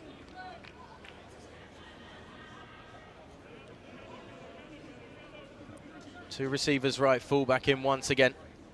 Gretzinger, this time with the little flip out to Bauer on the right side, and that gives him a chance to build up some steam and momentum, and he'll fall 2 yards or so short of the first down marker. But a nice pickup to make it a very manageable 3rd and short. Moves, counter moves, counter moves. The ruling on the field is that the receiver's knee was down prior to the ball coming loose. They've seen that shift into cover 3. So what do? They run swing lead. Why? Because the cornerback is vacating. It means that the lead blocker can get out. The running back's got a little bit of space. Nice 4 or 5 yards there to set up 3rd and short, although there was a little bit of excitement there as the tackle was made. Yeah, I have to say I didn't notice the ball come out for Bauer, because it looked on our view that it was right across where the ball is spotted right now, just short of the 40-yard line in Aztecs territory that he was down by contact. That was a ruling on the field, and they come out for a 3rd and 3 as Gretzinger looks for that ball across the middle, tipped at the line of scrimmage. There was a lot of contact between Rob Warren and AJ Carr there coming across the middle, and Carr immediately looking towards the officials for a call that never came. So that's where the defensive line have come up massive there. If that was a clean pass over their heads and their outstretched arms, there's going to be flags flying. It's going to be like laundry day on the Serengeti. But no, because there's a tipped pass, it means that anything is allowed in the defensive backfield, and that's why there was no flag on the play. Carr still just having a quick word as he walks off to the Aztec sideline, and the punt unit comes out. It's failed opportunities on the opening drives for both offenses then to start this second half. We are still deadlocked in this 3rd quarter with the Aztecs still trailing 16-21 as the punt booned away up towards the 27-yard line and out of bounds. A little bit of afters as well on the end of that in terms of the coverage, and the Warriors will take over around about the 27 to start their second drive of the 3rd quarter. So we talked about the fact that Spencer Cutler, it looks like he might actually be done in this game now. He hasn't come back out to punt. He hasn't been used on defense the same way he was in the second quarter. So now this kicking game is a lot of pressure going on to the backup kicker and the backup punter. But there you can see we flipped the field. They're on the 38-yard line. Long way to go for the Warriors. And this is one of those chances again for the Aztecs defense to try and limit the Warriors, which they have done for the last few drives, but the Warriors want to find a response again from Williams, who struggled as he gives it to Owusu, who breaks it off to the left. That's the room that he wants as he finds his way to get falling forward and up to the 38-yard line. Might be just enough for the first down. This is what the Warriors want to see. They want to gain the momentum through that running game because they can impose their will, they can use their size, and that's probably the biggest game we've seen on the ground conventionally for the running back that we've seen all game. It's because that first contact was with a linebacker, I think, rather than a defensive lineman for Owusu, as Williams keeps it this time in his hands and looks to break it off the right side, and he finds some separation, and a 11-yard gain keeps the chains moving for the Warriors. And there you see a predetermined QB run, little bit of a fake there just to hold the backers, but the receivers on the outside, they knew exactly what's going on. They're able to lock up their corners, and he's got enough speed and enough moves to be able to get to the outside, find the sticks, find that first down, move the chains. 2 quick possessions for the Warriors that have had the Aztecs defense moving right and left and not able to slow them down at the start of this drive. And Mbemba goes in motion. Williams will just take it, and now gets his eyes upfield looking for Mbemba, who makes the grab, brings it down at the 34-yard line. First down, Warriors. Yeah, really interested on that one. We've seen those sprint left off options before. You saw that the linebacker was able to go with him as he was going horizontal, but as he turned up, linebacker thinks he's got safety help. Nothing comes. They just pop that ball over the top into the zone. Mbemba showing his ranginess there as Williams takes it up on the design QB keeper, stretching out for an extra yard, just about gets to the line of scrimmage, and there's a couple of bodies tussling around in the secondaries. We can take a look again at Williams and that connection to Mbemba. Yeah, so you see him as he comes in motion and then goes into the pattern. Obviously can't quite see it on the shot, but he's just waiting for him to turn upfield, and you can see the linebacker there. Thought he had help, didn't, and that's where the hole was. Williams takes it, gives it to Owusu, bounces it off the left side of the line. They've got that edge sealed slightly as Owusu finds some running room, but he's dragged down to the deck just as he approaches that far side of the field. I think it was once again Kotecha in on the tackle, who was able to get just a bit of leverage and drag the running back down. It's going to be a third down, and 7 coming up. Yeah, the thing that's going to play a massive part as well is where the ball is on the hashes. When you've got that left hash now, they've set the play over there, all of the space comes to the right-hand side. It's something they can take advantage of. Williams fakes the handoff, now looks downfield. He's got a hitcher out on the far side. He goes to Mbemba instead, who can't bring it in. Great coverage coming across there by Matthias Nudelman, just to make sure there was no opportunity to bring that in. Yeah, excellent job, because if he was going to make that catch, you've got the safety coming over, making sure he gets there, so that if the catch is there, he's trying to bank on the fact that he can force a fumble, puts his shoulder pads through the arms. Really, really effective, because then he can try and break up that pass and make it incomplete. Warriors look like they're going to opt for the field goal. It'll be about a 46-yarder coming up for Rees Ormond Cunningham. Just on the left hash mark, the snap is good and the kick is good, straight down the middle. And it's another 3 points on the board for the Warriors. 24-16 they lead in this one. 8-point ball game suddenly, and it's a touchdown and a 2-point conversion, staring the Aztecs in the face if they want to get themselves level in Britbowl 37. The Warriors have as many points in this game as they put on the Aztecs in that tie game in Week 10, the 24-24 tie between these two that was the climax of the regular season for both of them before their respective semi-finals against the Manchester Titans and the Coventry Phoenix. And that will be perhaps a source of frustration for Pete Jones and defensive coordinator Nigel Hoyt as well, that the Warriors have found something to get a little bit extra at least so far. Yeah, exactly. I think they've come out in the second half. They've made their adjustments quite effectively. They've been able to pick apart certain aspects of that Aztecs defense that they know they can capitalize on. What we haven't seen is any long phase. They haven't tried to pick on any corners, which we know they did in the first half. But more importantly, they've started to establish that running game. If that starts to build momentum over the course of the second half, it could be really tricky, especially now that we're on an 8-point game. And we think about clock as well as we move towards the end of the game, as the kickoff is going to go off the pylon. Now, you cannot get more accurate than that. So the fact that it's hit the pylon, and because the pylon stretches to infinity, that old saying on the goal line, it means that's not out of bounds to come back to the 40. That's a touchback and goes to the 20. I don't think I've ever seen anybody hit a pylon in the pro divisions or in any of the European games I've ever seen. I've not seen a pylon hit by a kicker. That's accuracy. I can pretty much guarantee if we ask Ulmon Cunningham after the game, it's like, yep, yeah. Totally was going for that. Meant it, yeah. Well, we'll see. He is a man who's trying to really perfect the kicking position in American football. Reece Ulmon Cunningham, he does it on his social media a lot about the technique and the intricacies of kicking, and anybody as well, of course, who knows the wider world of American football on the Pat McAfee show, talking about the minutiae in the punting game that McAfee kind of is happy to go through. It's an excellent listen whenever they get talking about the ins and outs and the X's and O's from great kickers across American football on either side of the pond, as whistles go before Gretzinger can get the opening play off of this drive. Delay a game. On the offense, that's a 5-yard penalty. It remains first down. So weird one there. Obviously coming back onto the field, that's the most time that you get.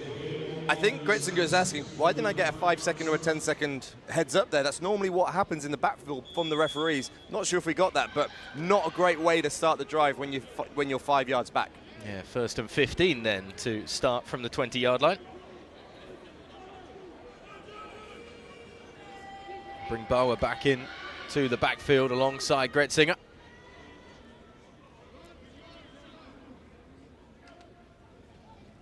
He'll pitch out to Boa. Tries to get to the edge, tries to get some of that lost yardage back. It's maybe a gain of 4 yards or so, and a 2nd and 11 will be coming up for the Aztecs offense. Yeah, you can see there they're trying to manipulate the strength of the defense by bouncing the running back to the side that they want to do the pitch sweep. Just couldn't get the offensive lineman to the second level. They were fighting to try and get to that linebacker. He's the one that ended up making the tackle and making it a 3-yard gain instead of 6 or more.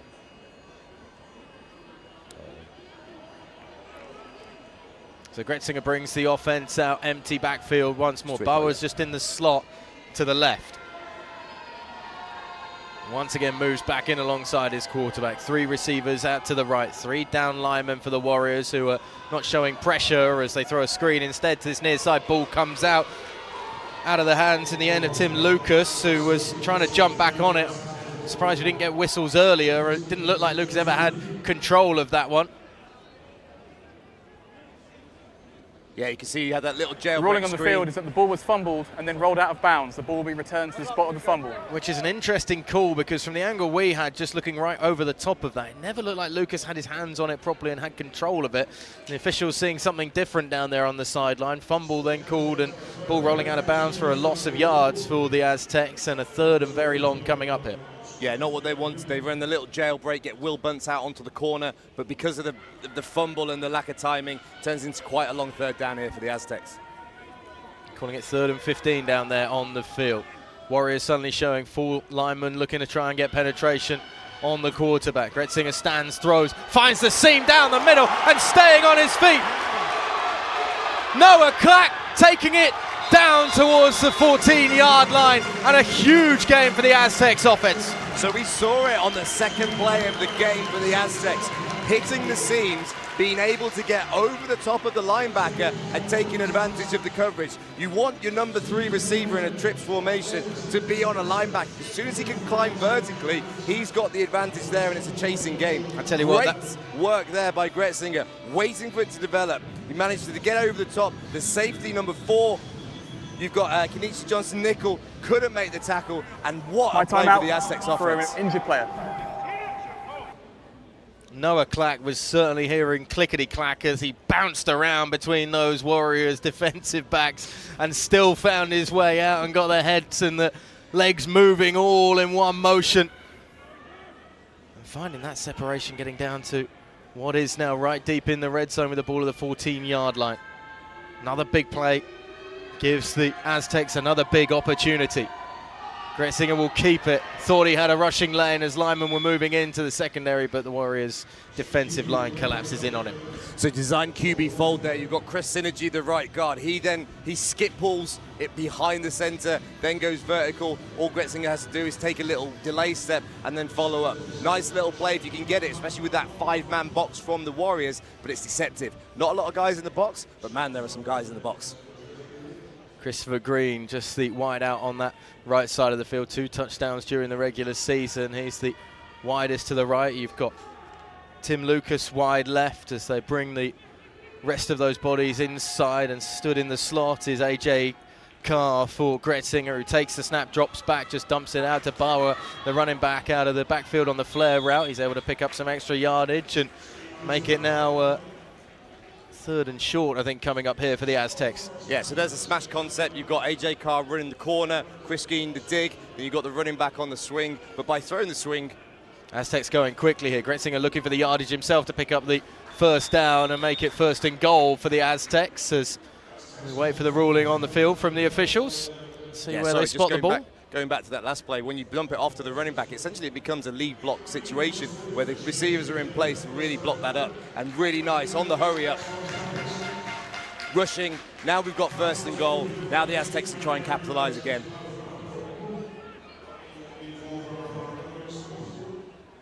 We've just got an Aztec down on the field who's making his way to the sideline. Noah Clack, who was indicating that there was a problem, and has now gone down to alert the attention for an injured player of the officials, which is why we have the timeout, and the Aztecs will now have a bit longer to think about what's happening as Clack has immediately got himself back up now the timeout's been taken, and makes his way to the sideline in not perhaps as much stress and duress as he was a moment ago when he was down there holding his knee. That might be a really clever use of a clock stoppage there by Noah. Being congratulated by James Wilford down there on the sideline. He's certainly trying to rile up the supporters in the grandstand here as the Aztecs come out. Flags are going to fly before the snap, or as the snap goes, and Gretzinger has to wait. So that play they're trying to run there, you saw a mesh down at the bottom in the 2nd quarter when Bauer unfortunately dropped it. You can see they're trying to run that mesh. Start. Offensive right guard. That's a 5-yard penalty. It remains 1st down.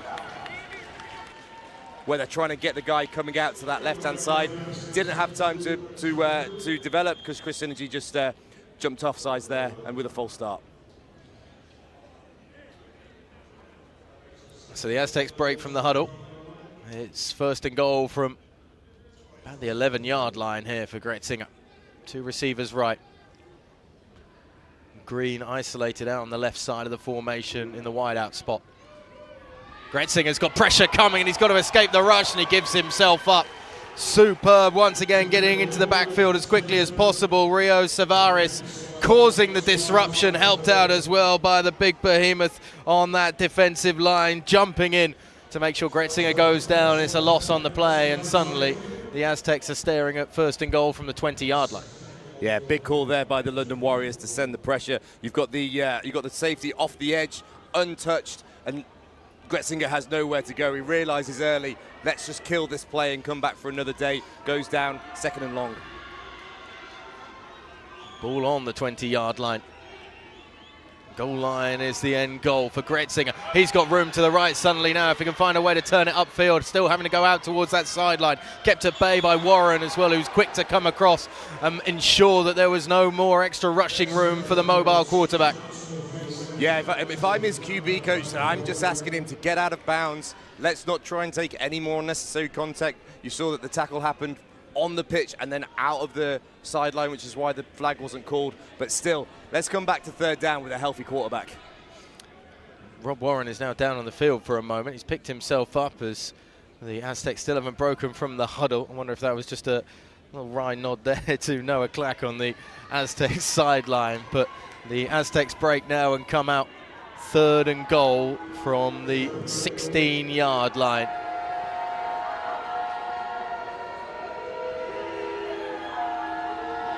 Four-man rush for the Warriors. There's no room once again up the centre of the field for Gretzinger, who decides to keep it. He takes a hefty blow, and it's a 4th down coming up, and the Aztecs can't really capitalise on that great field position they were given by that deep pass play. So one name we haven't spoken about a lot this today in the game is Joshua Petrie. You could see there, that was the intended receiver. He's running that corner route, trying to break to the back pylon. That's where Gretzinger's eyes were, but the coverage was so tight that it was going to be a 50-50 ball on it. Wasn't able to get the play off, so they're going to have to settle for 3, try and take it back to a 5-point game. Ollie like the backup kicker in with the ball on the right hash mark.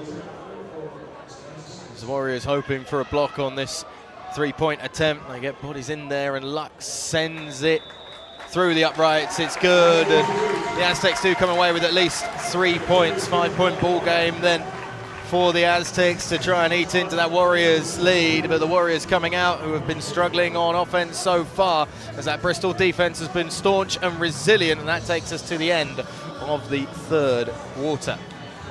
Yeah, so summing it up, we're now down to that final 15 minutes of the game. Britbowl 37 hangs in the balance, and we're in the exact same position we were at halftime with that 5-point differential. So much going on now between the two teams in terms of adjustments, checks, and it's all of those small margins that we talk about. You look at Pete Jones there on the sideline, trying to figure out what's going to be the thing that breaks it open for his team as we get into this 4th quarter. Ollie Luck will kick this one away. In fact, we do have 1 second left on the clock in the 3rd quarter, so this will be the last play of the 3rd quarter as it's sent downfield, and Leo Walter Darbo will collect it, try and break one off to the left, cuts back inside up the middle, keeps his feet as well, and he's brought down at about the 36-yard line. In on the tackle is the number 23, Dominic Donahue for the Aztecs, who makes sure that the diminutive but fast and nippy return, Leo Walter Darbo, goes no further. That is the end of the 3rd quarter. Yeah, you had number 72, Alfred Shawonmi, flying in from that side. Put a shoulder into the tackle, but just bounced off and was able to make quite a few more yards there. Into the 4th quarter we go. It's interesting as well, and attentions will turn to it later on in terms of MVP votes. Brought to you by AP Sports, the MVP award for Britbowl 37. It's difficult because there are some standouts without anybody really standing out, because it's such a close game, and because both sets of coordinators and coaches on those sidelines have done a really good job of snuffing the big players quite a lot of the time out of this game. That's it. Those names we talked about in the pre-game and what we would see on film from the regular season, it's been such a back and forth and such a close game that it could be a big play here that really decides who gets that MVP. Williams brings a man in motion to start this 4th quarter with the Warriors holding that 5-point lead, and he will put the game on his back and force his way forward as flags fly. Looks like we might have a holding call there on the offensive line. Gives me a chance to get into plus 500 on my calls for the day. Holding, offense number 56. That's a 10-yard penalty from the previous spot. Repeat, 1st down. It's not a losing record for Andrew Morgan up here in the commentary booth, as there's another flag thrown at the end of that. I think we might have an unsportsmanlike conduct there with comments maybe. Might be getting a little bit lively down there in the trenches. I need this one.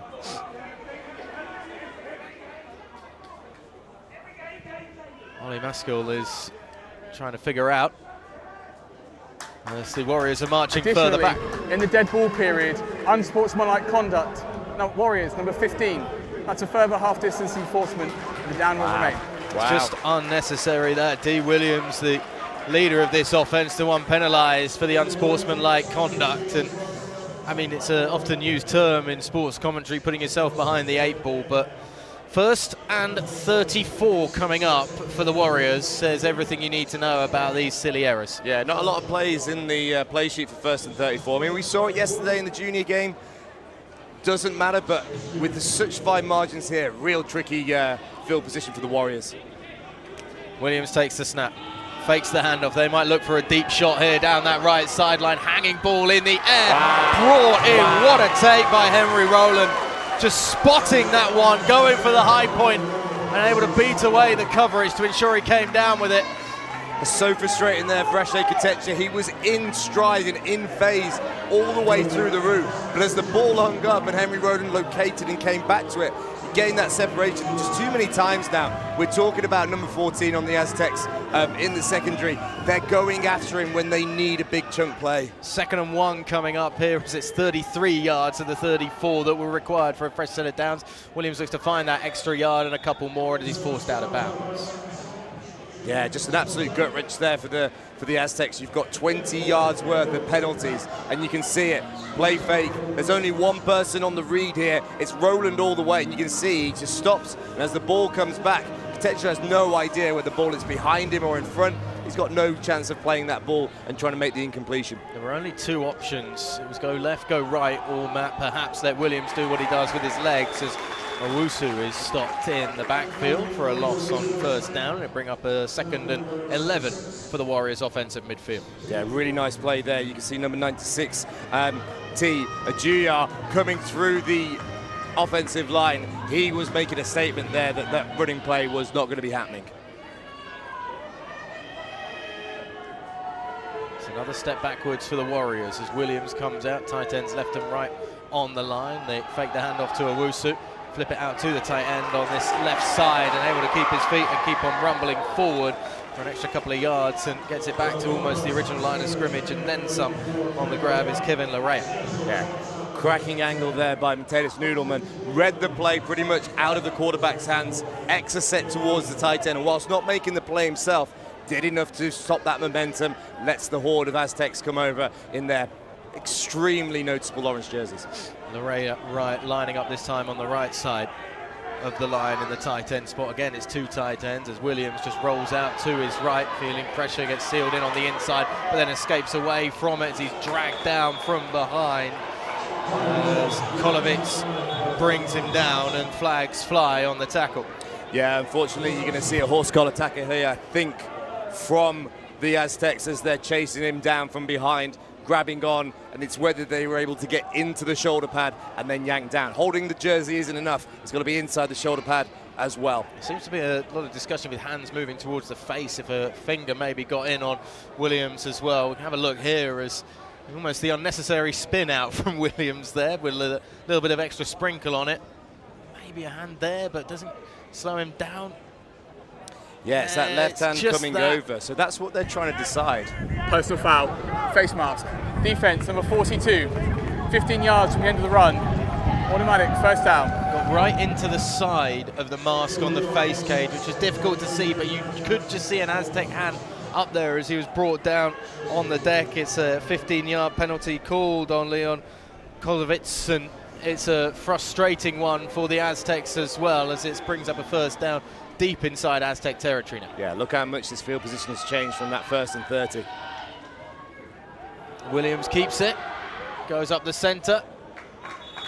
It's met in the end by a hefty hit back towards the line of scrimmage when he gets a yard or so on the gain. Yeah, so effective for the Warriors when they know that they can call upon at least 2 or 3 yards from D. Williams. Just running the ball up the middle helps to get them into manageable situations. 2nd and 6 is a great place to be as an offensive coordinator. Yeah, a few more yards than initially I thought he got there, Williams, as he comes out with an empty backfield, takes the snap, pressure coming off the edge. Oh, and it's a fumble! Fumble, Aztecs collect, and this one could be going back to the house. All the way, 20, 15, 10, 5, down at the 1 yard line. He's going to call it at the 2, but the Aztecs have that huge play. Trafford Alley off the defensive end, picking up the loose ball, and the Aztecs are down towards the goal line. no more than 30 seconds ago, we talked about that change of momentum and that shift to the Warriors. It just comes bouncing back. You see Williams, he's flush from the pocket there by number 34. Fred Smith, the linebacker, getting into the backfield, and nothing Williams could do about it. And it just becomes a foot race between him and Theodon Palmer. He just manages to throw him out of bounds. If we had instant replay, I reckon Pete Jones is launching that flag and he'd want to have a little look. But we've got it down at the 2-yard line. The hero of the hour is down still at the goal line after that Herculean effort. It looked like he was going all the way for a second. The big D lineman who's back on his feet, and he's going to get a standing ovation from some of the Bristol supporters here. The timeout taken on the field in the meantime due to the injury just being relayed to us there by Ollie Maskell. And I'm not sure what you guys on the stream can hear, but this sideline and this crowd is very much behind the Aztecs, really trying to will them into the end zone. 5 points down here in the fourth quarter. First and goal from the 2. It's as good a field position as you can almost get for the Aztecs. Fullback in is Cook. And they split out Bauer. And obviously something from the Wildcat perhaps, as well as Josh Petrie comes in to take the snap, and they will leave it with the wide receiver flag on the field. That's in for a touchdown. Somebody is either on the line when they shouldn't be, or is off the line when they shouldn't be. I mean, it's either one of those, but I think this is coming back. It's going to be a replay of the down.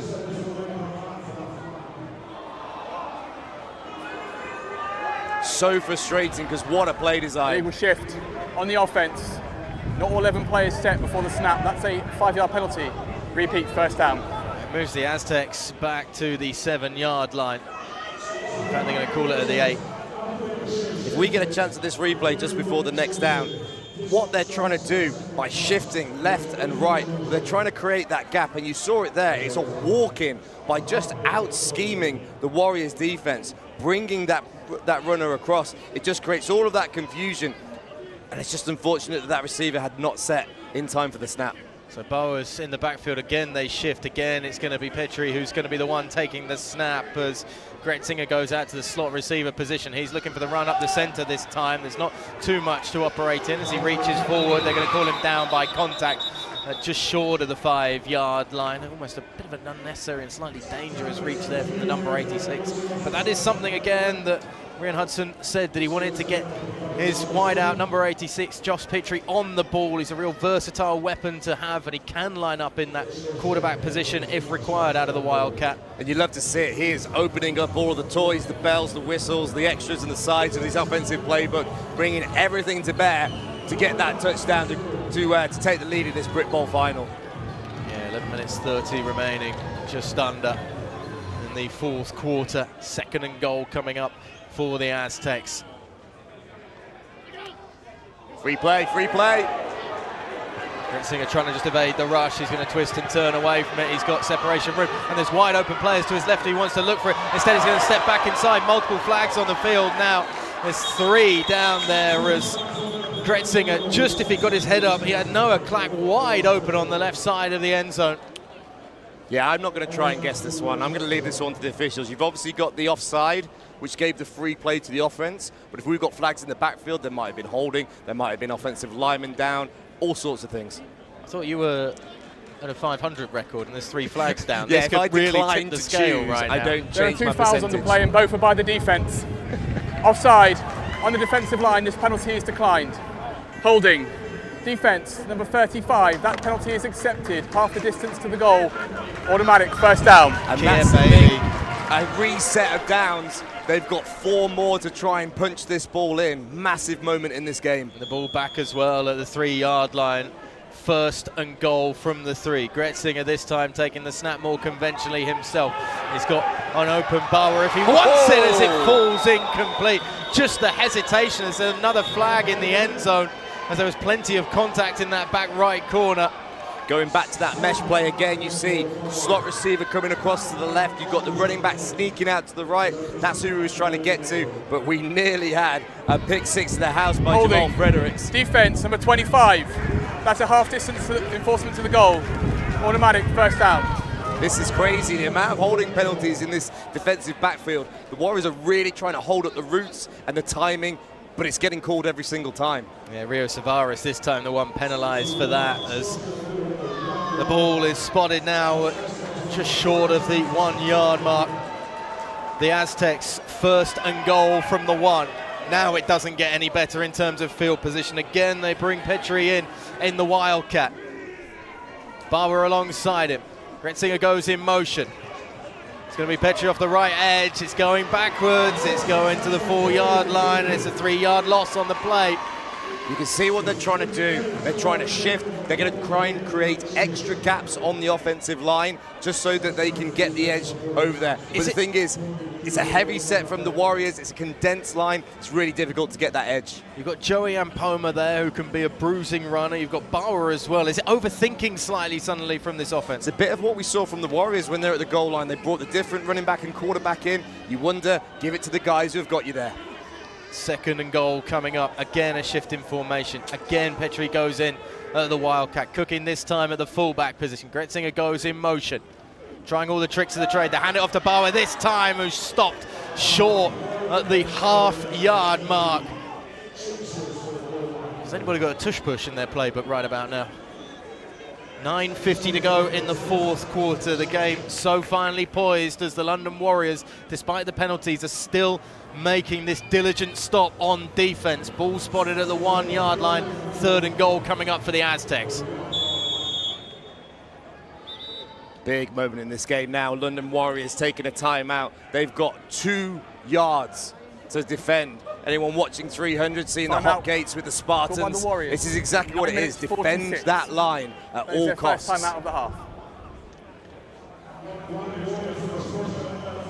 So a chance once more for Tony Allen and his crew to just have a rethink and also give that defense a breather, because what they have done is suddenly been backs to the wall and been holding as firm as they can, but it's so physical down there in the trenches, particularly when you're in goal line defense, and there may be some that just need to take a little bit of hydration, a little bit of water on, get some breath back and get ready to go again. But what they haven't been hit with until that dive just then is that punch from the running game right now. Exactly, you've got all the bells and whistles and tricks, but sometimes the brute force approach is exactly what you need. There you just had Emmanuel Bauer straight up the middle, making positive gains. We've got 2 downs here. Huge moment in the game for both teams. And you think about how it's going to feel for the London Warriors if they can hold the Aztecs at this point. Cook in at fullback, Bauer in the backfield, Gretzinger in at quarterback this time. There's no shift. Everybody packed into the line. Gretzinger's going to keep it, trying to force his way in, stretching for it, and the ruling's touchdown. That last push on the line as flags fly after the touchdown, and there's a pushing and shoving match taking place as well. I think it's going to be after the touchdown, but the Aztecs have that score on the board and take a lead here in Britbowl 37.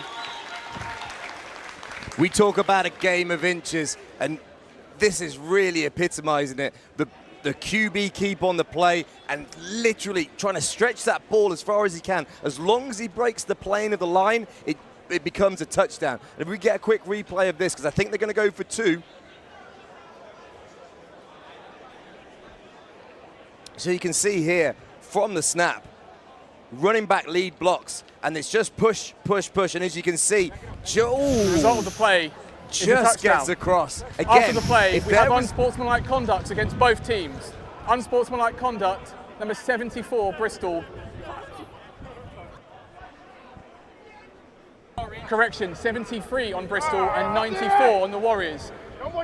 These penalties offset. The next play will be the try. And the reason they're going for 2 now, up by 1, they want to make it a 3-point game. They know how effective the London Warriors kicker is, Reese Ormond Cunningham. This is massive. Not only now that they have the lead, but now they've got to create more of a lead. Pete Jones then, what's he got in the locker along with Rhian Hudson for this 2-point conversion? The offense staying out on the field and the Aztecs trying to make it a 3-point ball game. Bauer is alongside Gretzinger. It's 3 wide receivers to the right, 1 to the left. It's more the usual formation we've seen from the Aztecs during this game. Really tight splits on the defensive line there, nothing up the middle. Bauer in motion. Yo-yo right to left, and then flares out to the left. Gretzinger has got the little pitch to his running back, who's wide open in the end zone for the touchdown.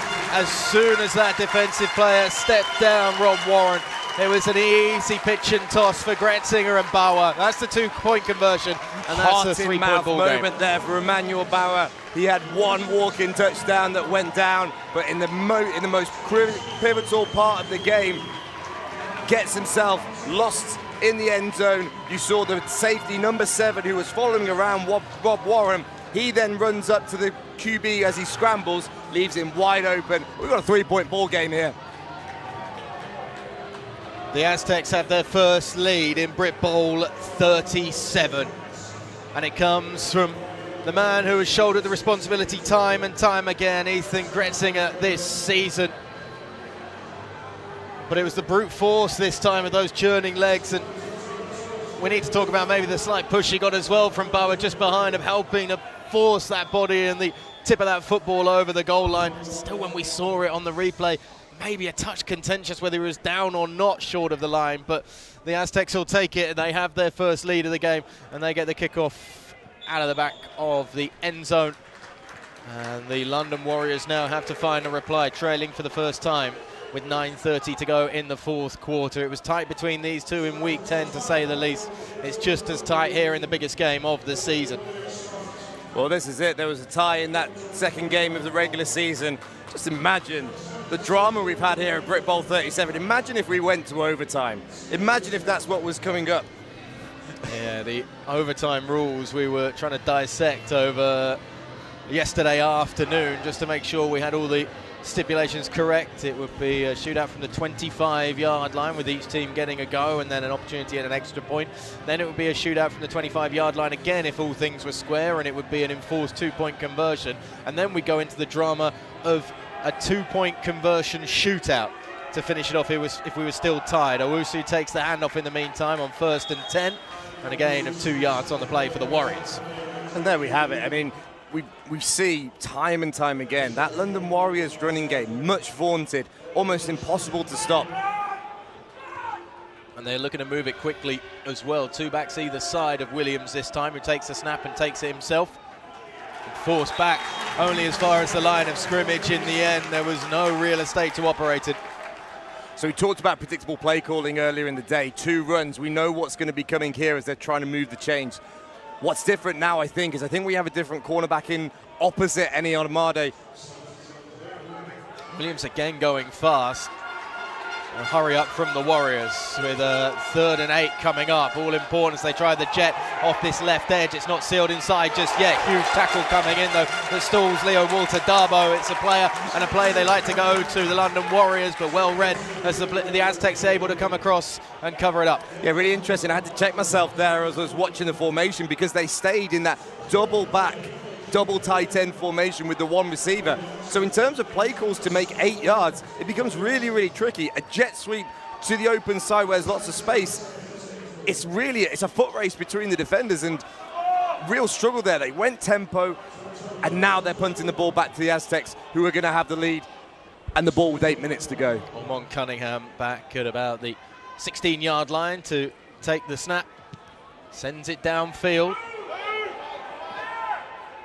You can hear the calls of poison, poison, poison and everything else that's being shouted on the Aztec sideline. It's allowed to bounce to the 36. Bristol take over with their first lead and their possession with 7:45 to go in the fourth quarter. It's something they haven't been in of now. What do you like on offense holding an advantage, and how does that affect your play calling? Well, this is it. You want to keep progressing the ball. You want to make first downs. You want to burn the clock. You want to matriculate the ball down the field. There's a word from the ages. But you still want to be balanced. You want to put the ball up at times. But then how do you mitigate that risk and the need, especially if the London Warriors pack that box? Well, it's just 3 down linemen at the moment for the Warriors as Gretzinger comes out in spread formation. Takes the snap. Bauer has it. There's extra Penetration coming off that left side of the line. Rob Warren in there once again as the linebacker's very careful not to make contact after the whistles. I wonder if that's something slightly sarcastic towards the officials for all of the ticky-tacky penalties that have been called on the Warriors. But you just saw there Warren and others just putting their hands up straight away saying, look, we're not doing anything wrong. We're keeping it nice and clean. Or maybe that's just a sign that calmer heads are starting to prevail now on that Warriors defense. But exactly, it's very easy for us to call it up here, but you imagine the tension, the pressure, the emotions that are running wild in this game with teams that know each other so well with so much on the line. You're not feeling tense and pressured? My hands are sweaty. I'm feeling pretty tense right now. And Poma's the running back in the backfield this time. Gretzinger surveys his field, gives it to the back, who tries to make something happen just off that left side of the line. Again, though, it's only a short gain for the Bristol Aztecs as the clock continues to tick away. And certainly the time game is going to become important, but there's still a long time to go in this ball game, with the Warriors still possessing 2 timeouts as well, plus the 2-minute warning. Well, that's it. You get 3 runs and a punt. That's a minute 20 that comes off the clock. Then that is taken away from the offense. Only problem there being you're giving the ball back to their offense. We saw GT counter again there. It looked like it could have broken, but then the linebackers swarmed and converged and turned it into a short gain. Rob Warren is down there on the field, which is definitely something that the London Warriors don't want to see. One of the leaders and talisman in that defense. And yeah, certainly a player who's been a key cog in the machine so far today. Pretty much every way we've seen a play breaking, we've seen Rob Warren following up in some way, shape or form, be it third, second or even first to the tackle. No, exactly. And I mean, looking here, you've now got a chance. You've got a chance for Rian Hudson to really think about it. You can spread out the receivers. You can send them and have Gretzinger run the QB draw and scramble. It's a low-risk play that can get that first down, because remember, as soon as they move those chains, 3 plays and a punt, that's about a minute 20 extra that keeps coming off the clock every single time. They had a big conversion with the QB draw in that tie ball game, 24-24 in week 10, thanks to the mobility of Gretzinger, but also the ability to spread out that Warriors defense. It's no doubt something that coaching staff over on that sideline, all decked in black, will have easily recognized. And you called it, Andrew. Empty backfield as Gretzinger comes out. He's got a running back in the left slot position, which is Ampoma. 3 receivers to his right. 3 down linemen for the Warriors. Gretzinger is going to take the QB draw, and it's going to find a way up the field, and it's going to find a fresh set of downs and a first down in enemy territory at the 46-yard line. And this is it. You want to find something that has got the potential to make the yards. You've then got to mitigate it against the risk. I've come up against this before. Throwing the ball went up, it gets picked, it gets intercepted, you lose explosion, everybody lets you know about it. Great play call there by Rian Hudson. Spreads them out, run up the middle, new set of downs with 5 minutes 30 on the clock and counting. Andrew Morgan just channeling his inner Nostradamus once again on the play-by-play, seeing exactly what was an option for the Aztecs as they come out with a running back in Bauer alongside Gretzinger in a spread formation.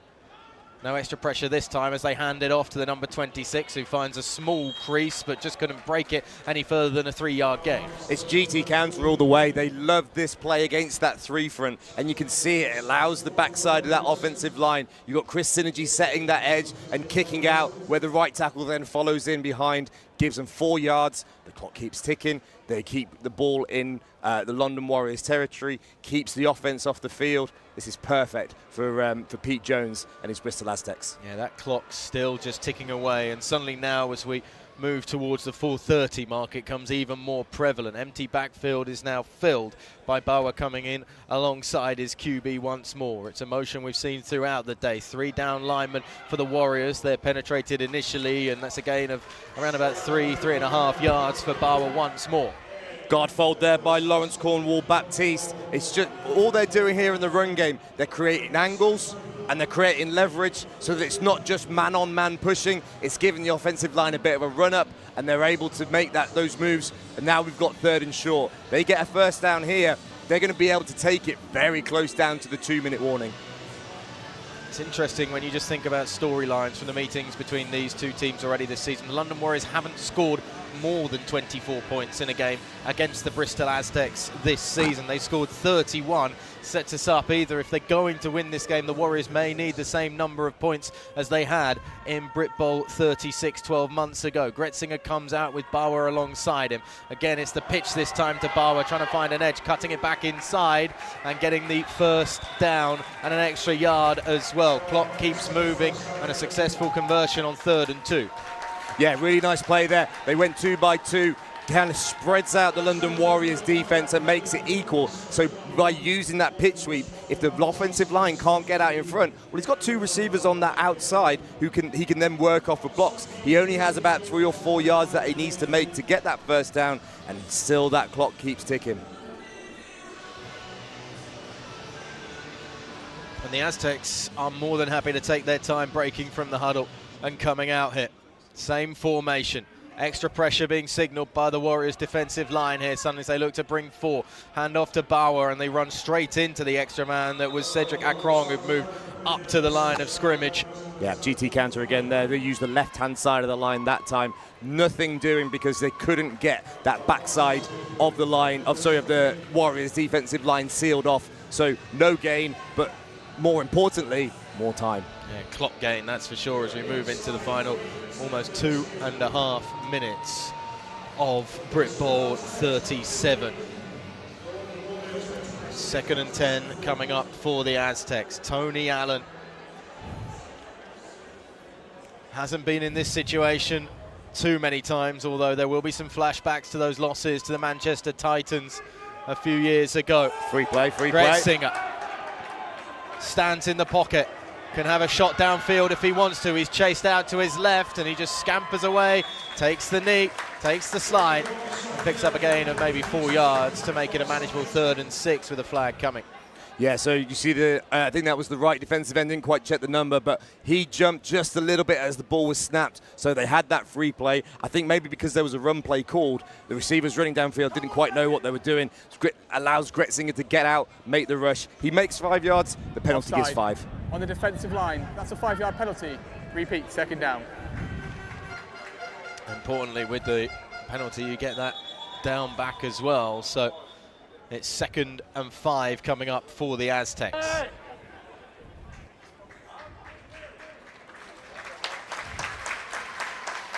Yeah, you can see Tom Levitt being applauded as he comes off to the sideline. A Herculean effort to man the pivot of that position and do so well in the running game and the pass blocking game for the Aztecs. Yeah, the big number 66, the centre, just stepping out for a moment and having a chat with his coaches down there on the Aztecs sideline as Gretzinger comes out. Cook is in the fullback position.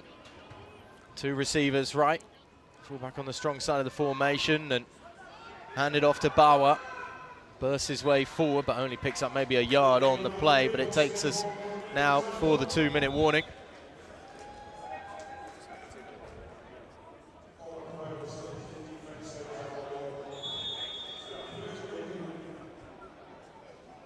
Wins.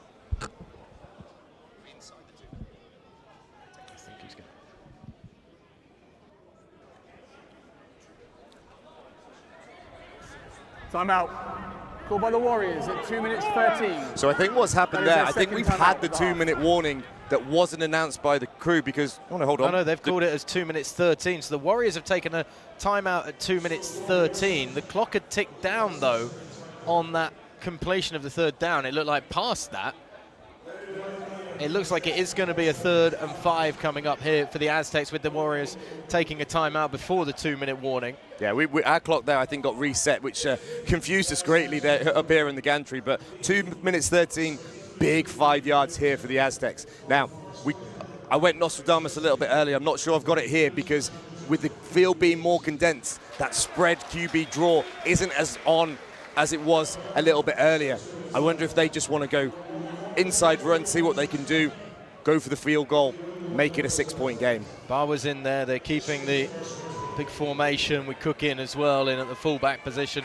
This time 2 receivers to the left, the opposite side of Cook. They bring a man in motion across the line into the slot. They hand it off to Bauer, who tries to bounce it on the right side. He's going to get stopped short as he's down at the 1-yard line. As the ball come out here, as the ball come out, as the dog pile started to be created, and who's going to come away with this? I thought Bauer was brought down.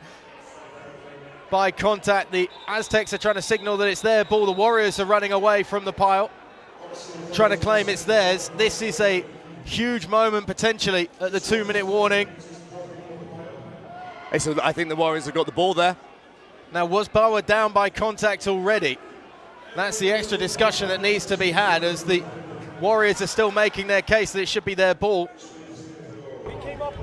The rolling on the field is a fumble recovered by the Warriors. First down. Huge play in this game. Here's me talking about first downs and field goals and point differentials. It's now a 3-point game. We've got 2 minutes to go. There's one timeout for the Warriors. Man, this game is on. This is one of those moments where having that inherent winning nature in a football team, in individual players and in a coaching staff can come to the forefront, as we see again the ball slipping out for Bauer. Yeah, definitely it came out before he'd hit the deck, and then everybody diving on top of it. It does mean it's still long field position for the Warriors to start what could be their final and most pivotal drive of Britbowl 37. 3-point game the Warriors trail by as Williams take the snap. He evades the rush initially. Ball comes out. Aztecs trying to get onto it. It's still not been pounced on, and the Aztecs come away with it. Back-to-back fumbles as the Bristol Aztecs are able to jump on it. And George Rhymes is the man who is going to lead the celebrations across to that sideline. A huge part of this play is the backside pressure. Rolling on the field is that the quarterback fumbled the ball and it was recovered by the defense. A huge also, part of this play. My time, that is a 2-minute warning. At 2 minutes. Was the backside pressure that we saw on this. The slot defender comes in like a tomahawk. And we have a look here. Here he comes. He's chasing that down. And as soon as D. Williams tries to step up, it means that the defensive line are there. It causes the fumble. And what a play by the Aztecs there. What a switch over of momentum. It's George Rhymes that provides that pressure and then pounces on the loose ball as Williams hit from behind. Didn't realise what was coming maybe. And the Aztecs take over. The Warriors with one timeout remaining. We've just had the 2-minute warning. And Gretzinger comes out and hands it off to Bauer. Forcing his way forward to the 4-yard line, and the clock starts to tick away again. So the spot of where that was down is interesting. It's 1st and goal, so no more first downs to be made. It's either touchdown, field goal, or turnover. There's going to be a chance for the London Warriors to get the ball back here. It's whether they're going to be 10 down or whether they're going to be 6 down or 3 down. So many different connotations. It's a big 3 downs here for the Warriors. It's big for the Warriors. It's huge for the Aztecs as well. Looking for revenge, looking for a Britbowl title, more importantly. As the Warriors just have a defensive player down on the field. Elsewhere on that Aztec sideline, the defensive huddle has been broken. There is still going to be a few more slaps on the back, though, for George Rhymes down there. Still getting some adulation from some of his teammates, as Pete Jones isn't fussed about what's going on with his players behind him. He's far more focused on what's happening on the field right now. Making his way to the sideline, Rob Warren once again, who was the player just down on the field for a moment. He's just limping away for the Warriors at this point. We had an injury timeout for a Warriors player whilst the clock was running under 2 minutes. Therefore, this kicks in the 10-second runoff provisions. Oh, wow. London Warriors have elected to take their final timeout to avoid the 10-second runoff. This is at 1 minute 38. That is their last timeout of the half. So thank you to Ollie Maskell there for sorting that out. And it rarely is. And I think this is going to lead to, well, I thought with timings that we could be in victory formation with 1:38 to go and 2nd and goal. Yeah, definitely. Gretzinger comes out, nothing but the finish for the Aztecs. He's going to keep it as there's a mistake on the handoff perhaps, and diving up to the 5-yard line once again for the Aztecs. That keeps the clock moving. It takes us to 3rd down, which allows us to take around about 80 seconds off the clock. There's going to be maybe 8 to 10 seconds remaining for the Warriors. Look, never say never in Britbowl, never say never in a Britbowl, but there's everything but the last play perhaps for the Aztecs to do here. with 1:10 and the clock ticking away. And the thing is, even with a couple of seconds, by the time you have a field goal, by the time you have a kick return, this could be it. So, yeah. Once again, they come out with Gretzinger there. Cook comes into the tight left side of the line. They hand off to Bauer, trying to just force his way forward. There's no real urgency to move past that 5-yard line, but at least just holding the ball and keeping the play moving for a little longer. Take us to around about the 45-second mark. There'll be maybe 5 seconds left after this 4th down. Now, do you bother even bringing the field goal unit out? Give it to your quarterback and allow him to just run 5 seconds off the clock, launch one high into the air to safety to be able to just tick away these last few seconds. It'll be interesting to see what the Aztecs do. That's the thing. You can just take that snap, run backwards, take a knee, kneel it out, and have the game there. I think that's what they're discussing. It has to be safe. Whatever happens, it has to be safe. And I think they'll just be happy to take a delay of game, probably take a timeout, where they've still got 3 remaining, the Aztecs. As we get down to the last few seconds, timeout is called on the field. We're not at zeros yet. Yeah, so what you're going to see here, little bit of running around, little bit of letting the clock go. Timeout. Called by Bristol with 2 seconds remaining in the game. That is their first timeout. But then that can pretty much do it for them. It just needs to be a clean snap and a clean kneel down for Ethan Gretzinger. 2 running backs either side of him in Cook and Bauer. The celebrations are just starting to start on the Aztecs sideline as Gretzinger takes the knee and takes the Aztecs to Britbowl history. An unbelievable comeback against perhaps all odds at times. For the 3rd game this year, they limit the London Warriors to 24 points on the scoreboard. And it's the end of the game. But for the first time this year, Pete Jones and his offense led by Rian Hudson outscore arguably the biggest force in Britbowl football. And the Bristol Aztecs are Britbowl 37 champions. It is revenge for the side from the West Country. I thought it was really interesting in the pre-game when Pete Jones was interviewed. He talked about the progress that this Bristol Aztecs team has made, about being beaten so comprehensively in the past, and how they'd built, how they'd worked within that city, and the infrastructure of American football with the academy, with the universities, with all of the Americans that come and go, and with the foundation that they had. And you saw it last year when they were so close, and they came back this year, and what a performance on both sides of the ball. As we look down, there's so many stories of guys who have been playing for multiple years, and this means everything to them, not only to win, but to win against the London Warriors. Yeah, even talking about, we didn't see much of him in the game, but Joe McGovern wearing the number 8, who's just come back from Canada to be a part of this final push for the Aztecs. Their storylines from young and old. It's a team that's made up of a lot of experience and players that have been around Britbowl for a long period of time, but also there's some great youth as well coming up through the ranks, helped by the university projects, obviously over in Bristol as well, and the success they've had in the British University divisions.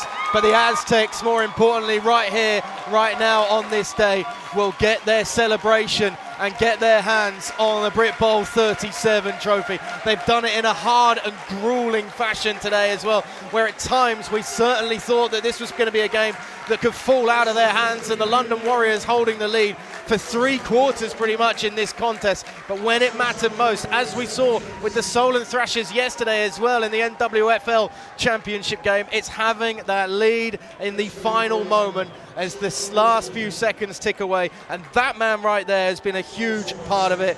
The EP Sports MVP, Ethan Gretzinger of Britbowl 37.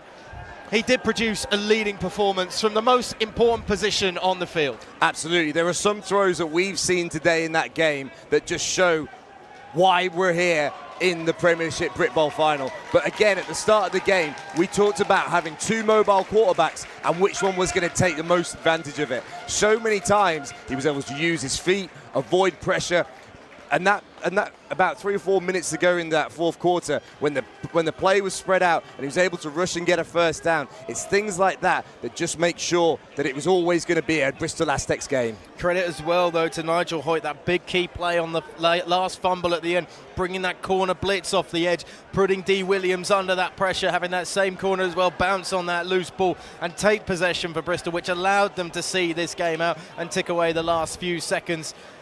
It was a complete team effort, really, in that game. We spoke so much about the chess match that was being played, the read and react to what was being shown by both offense and defense of the London Warriors. But it's incredible to think that this London Warriors team just didn't have an offense in really the second half of that whole game. A field goal, and that was it. This is it. I spoke at the start of the second half about the fact that this was probably the lowest rushing statistical performance for the London Warriors that they've probably seen in a number of years. The Aztecs had their number on the ground, and after a few plays, especially that D. Williams touchdown at the start of the game where he was able to take it to the house, not only did the running game get taken away, but the QB scramble game got taken away. And then we were critical of the defensive backfield. They were able to make changes there. They took away that easy option for the London Warriors, that stopgap of a long ball to Henry Rowland. And from there, they struggled to move the ball in the most important parts of the game in that second half. Does it feel twice as nice after what happened 12 months ago? Does that come into the equation at all for these Aztecs players? Well, this is it. You lose Britbowl, you watch the celebrations, you watch the trophy going up, you watch the champagne corks flowing. That stays with you. That stays with you through the off-season when you're lifting, stays with you in the pre-season when it goes to OTAs and they start installing the new offense. It stays with you as Pete Jones is talking about the new message to the team. And all the way through that regular season, there's only one thing that they're thinking about is, we want to get back to this point. We know what we needed to do. And talking to coaches in the week, they were so conscious of the fact that it was 2 or 3 scores in that Britbowl final last year. And they were confident that they'd been able to bridge that gap and make it to be in a position where they could win. And that's exactly what they did. Just still there, Tim Lucas just hugging Rian Hudson, who certainly is going to try and take some of the credit, I imagine, the offensive coordinator, for the touchdown that Tim Lucas was able to bring in. We can take a look at the best of the action from an exhilarating 4 quarters of British American football, starting off with the field goal for the London Warriors.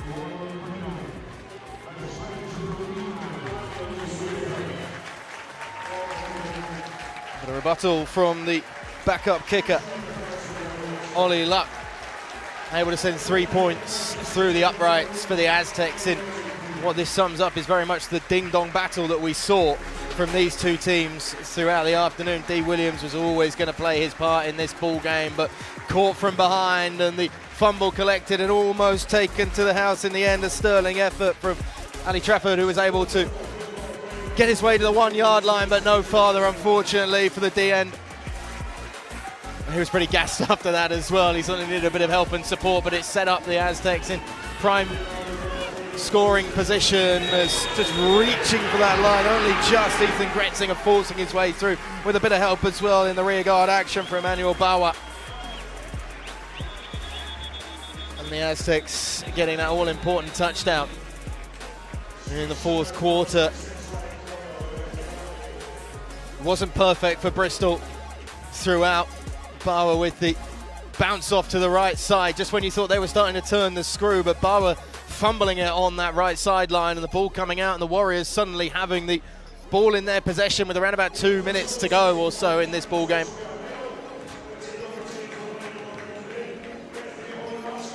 But it wouldn't be enough. D. Williams caught from behind once again.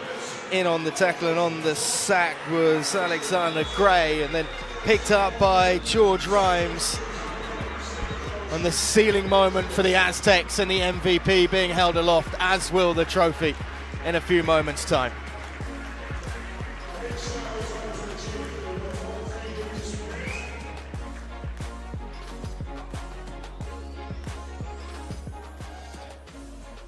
And there is the MVP as the officials take their medals for the sterling work that they've done, called upon maybe a few too many times, unfortunately, in terms of the finicky plays that had to be taken. Chad Ellison, the one handing out the medals there.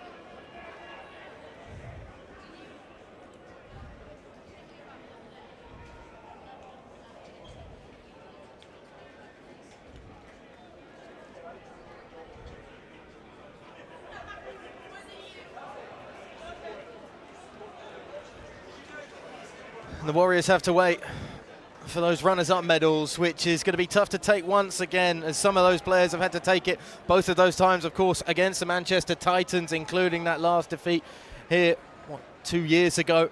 It was back on the right track for Tony Allen. You just wonder, though, I mentioned this earlier, it's so hard to get anything out of Tony Allen, obviously, but what he so emphasised going in the 2024 season is the desire it gave his team after defeat. Unfortunately, for those in the Premier Division, we could have the same repercussions once again with the London Warriors. This is the thing. A few years ago, fair few years ago, in fact, I was in Tamworth when Tamworth won their bowl a few years back, and they beat the Warriors in the semi-final to take it to the Blitz. I was stood on the edge of that Tony Allen conversation, which is happening as we see the 3 cheers. There's going to be a lot of questions asked of those players, and it's the kind of situation where he's going to put it on them and say, "This is on you guys. What are you going to come back with next year? We're the Warriors. This is what's just happened to us." It could be a very bad day for Britbowl, thinking about how they're going to rebound after this very, very close game. But there are also some questions maybe about this roster in the future for some of the players, obviously, in terms of who will be coming back and featuring. We know there's been disruption in the past to a London Warriors roster and it's led to reshuffles and rebuilds, which Tony Allen and his team are capable of doing, of course. They can attract, and they do attract, great talent, particularly from the London area. But the next few months before this start of 2026, we're already getting into talking about the next season, of course, at Britbowl, but it's going to be a real time to answer some of those questions that are going to hang over a very big off-season for the Warriors. Well, this is it. You always want to know who your returners are, who's going to be coming back to try and make that push for the next bowl. And you talk about that infrastructure in London. They've got the academy. They have those players who are playing all of those different high school teams in America. They're having all of that opportunity. This feeds right back into the London Warriors directly from the infrastructure that they help put together. And all of these names, I mean, we've talked about so many of them, but there are people that we know are massive players who just were either game planned or played out of the game. I'm looking at guys like Jamal Fredericks, guys who we know make massive impacts on the game. Didn't call his name at all, very, very much. Kier Bailey as well, another one, really, really talented player. There were multiple guys down the list who Bristol did such a good job of game planning for, and when it was those times for those one-on-one matchups, they were the ones who came up victorious. And it was those big plays as well that did happen last year. The Rob Warren interception last year, the Sam Robertson one as well in the bowl game that garnered more momentum and shifted that tide so much in the Warriors' favour. It became unassailable for the Aztecs to get back into it. It never got out of reach on the scoreboard for Bristol, even when it was perhaps at its darkest moments early on. They stayed within touching distance, and that's so important. Exactly. It was after that touchdown and that first field goal where 10 points went on the board very, very quickly. You could see that the adjustments were made, and then it started becoming a game of punt. It became a field position game.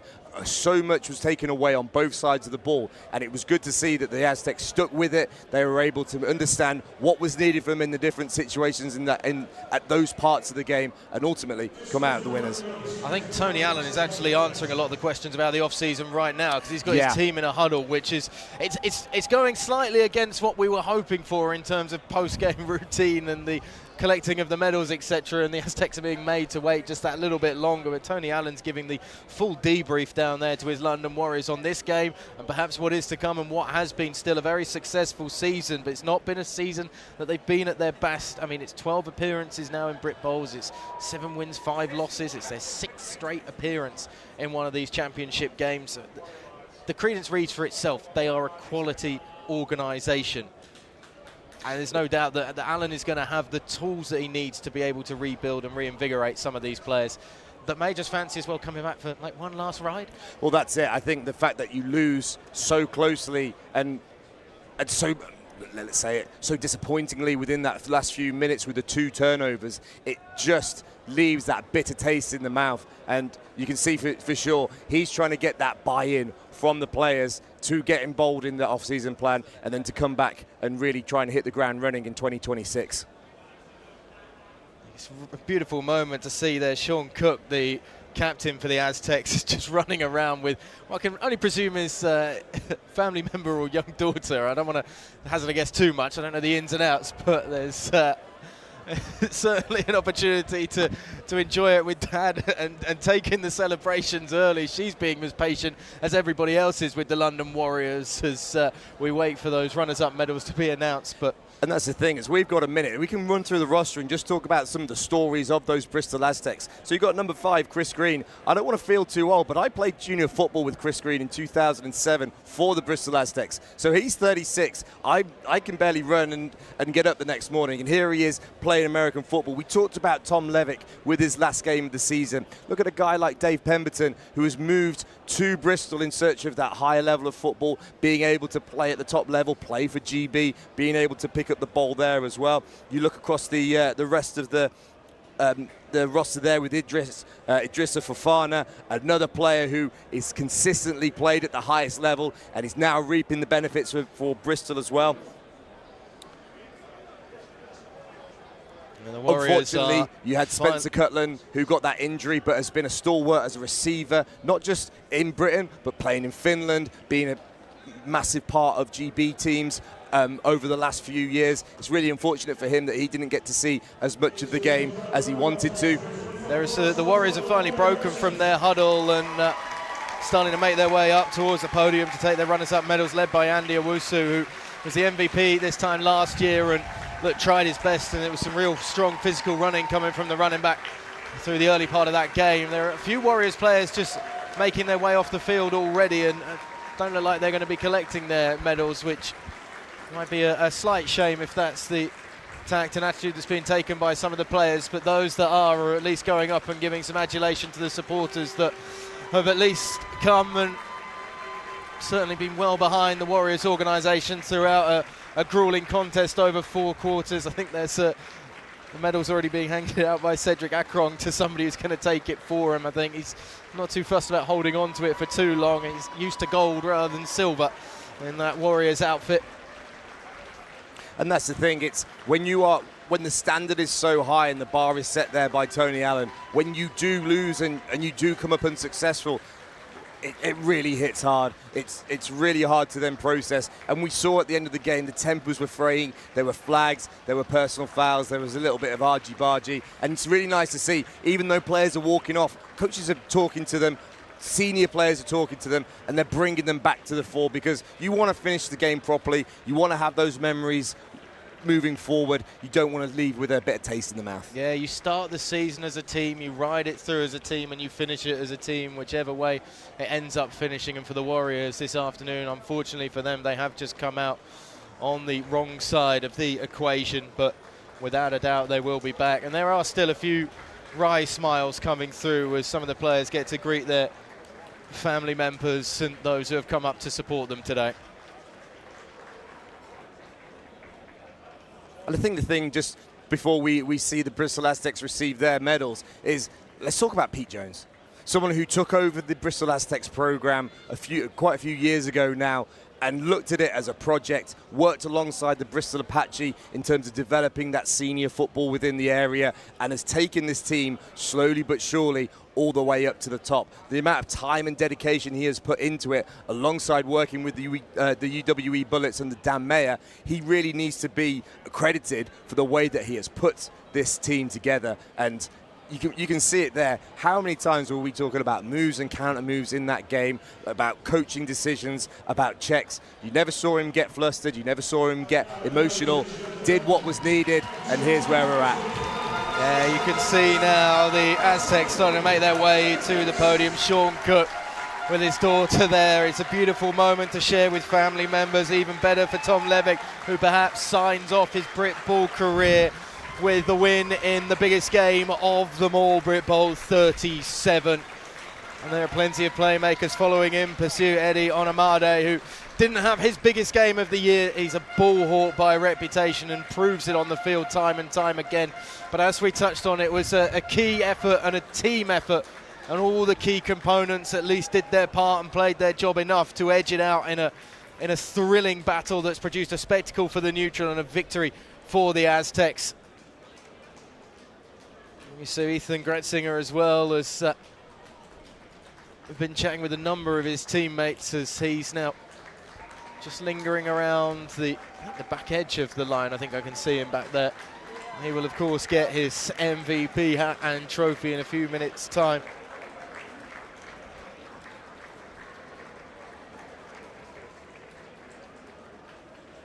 Yeah, you can just see a testament to the strength and size of that UE squad. The line to get all of the medals given to their players and roster. It's stretching out all the way through to Coventry City Centre.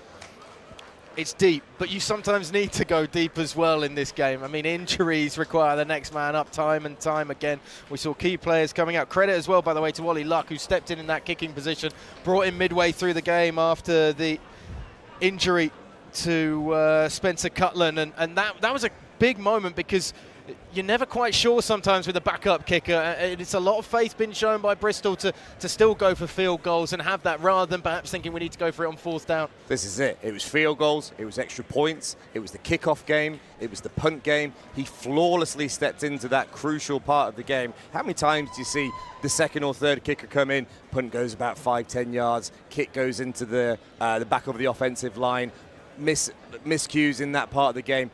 Really crucial that they could call on that backup kicker and for him to be able to perform so well. It takes a village, I think they say. And it's about a village's worth, I think. It almost feels like half of Bristol is out there. Have you seen their sponsorship and shoehorn that in? Because that's the second cheesy thing you've done today. I didn't call out the first one. I think this one needs a bit of recognition because that one, that was good. I doff my cap to that one.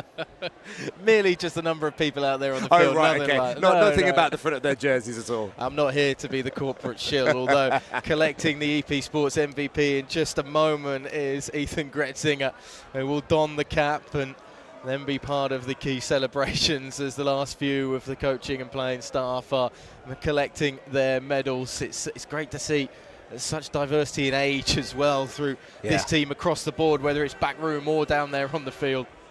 And the thing is, we're talking about the players. What a game by Rhian Hudson to call. What a way to be able to use formation, to be able to use players, to be able to show different packages at different times, and some of these key situations where you need a play, you need a first down. What a way to call the game. Gretzinger receives the MVP.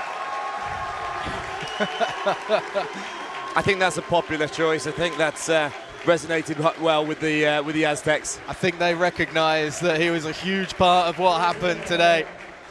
It will feel special to wear that cap. It's even more special, though, to share it with offensive coordinator Rhian Hudson and also then to receive, along with his coach and teammates, the prize that has been on the line all afternoon. It was a nail-biter, but the Bristol Aztecs are Britbowl 37 champions.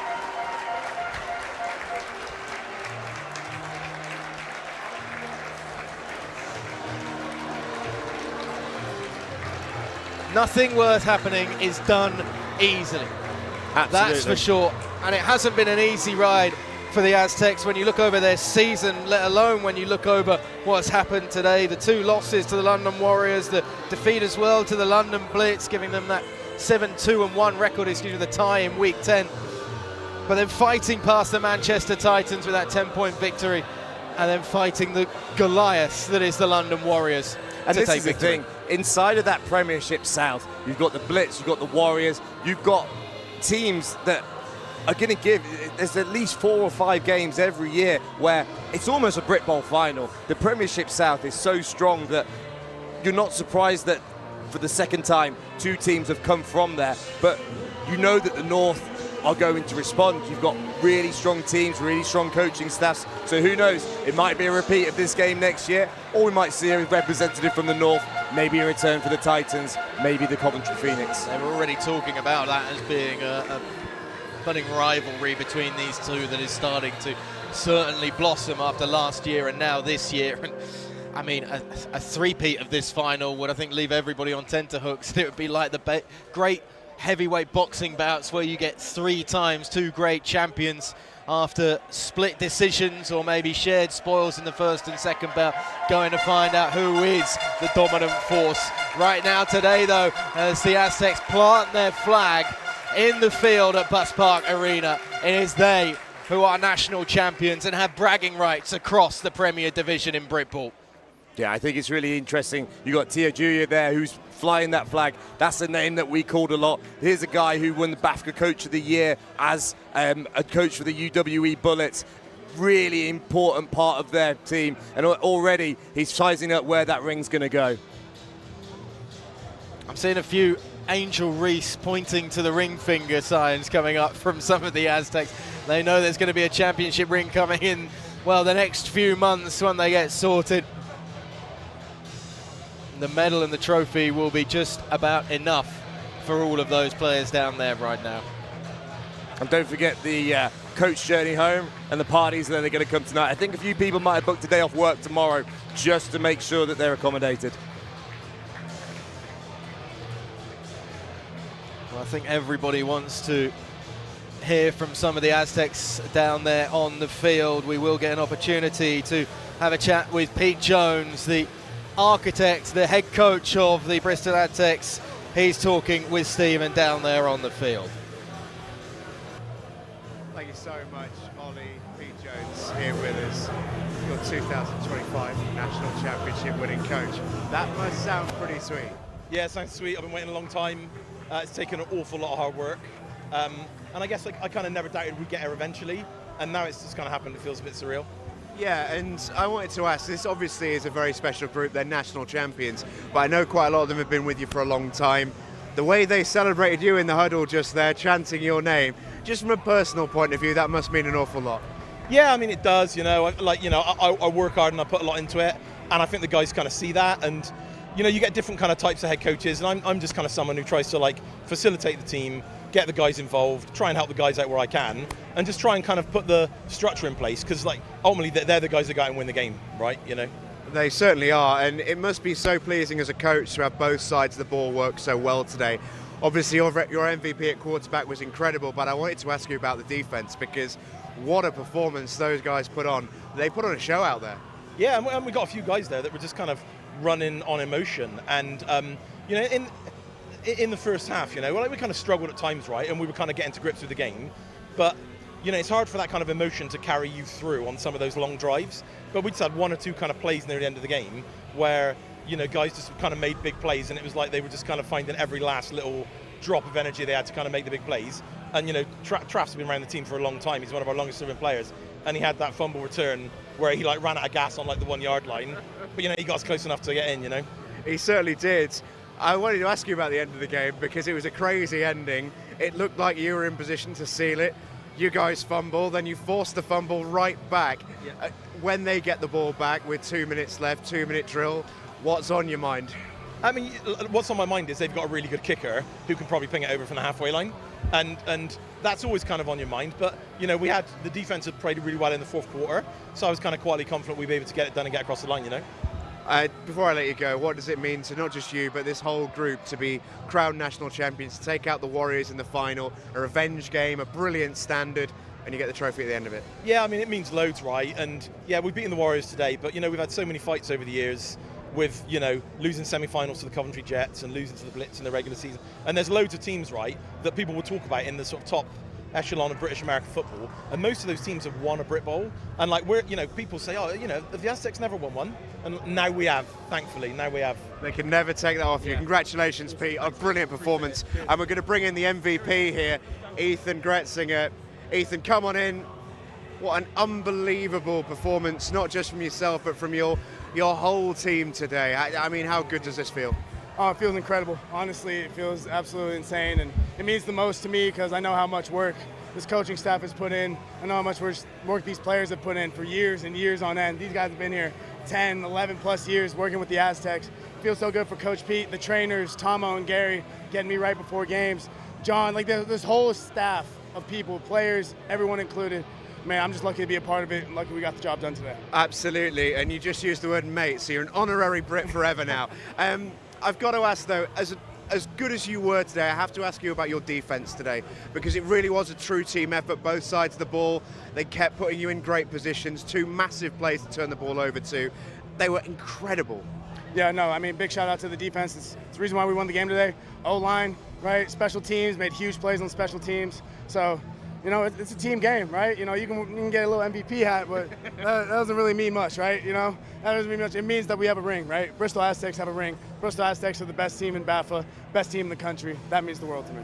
And in terms of your individual performance, so special today, so many great passes, but also with your feet as well. How proud of the individual performance, because it got you over the line. Completely forgot about it, man. That's just I got a ring.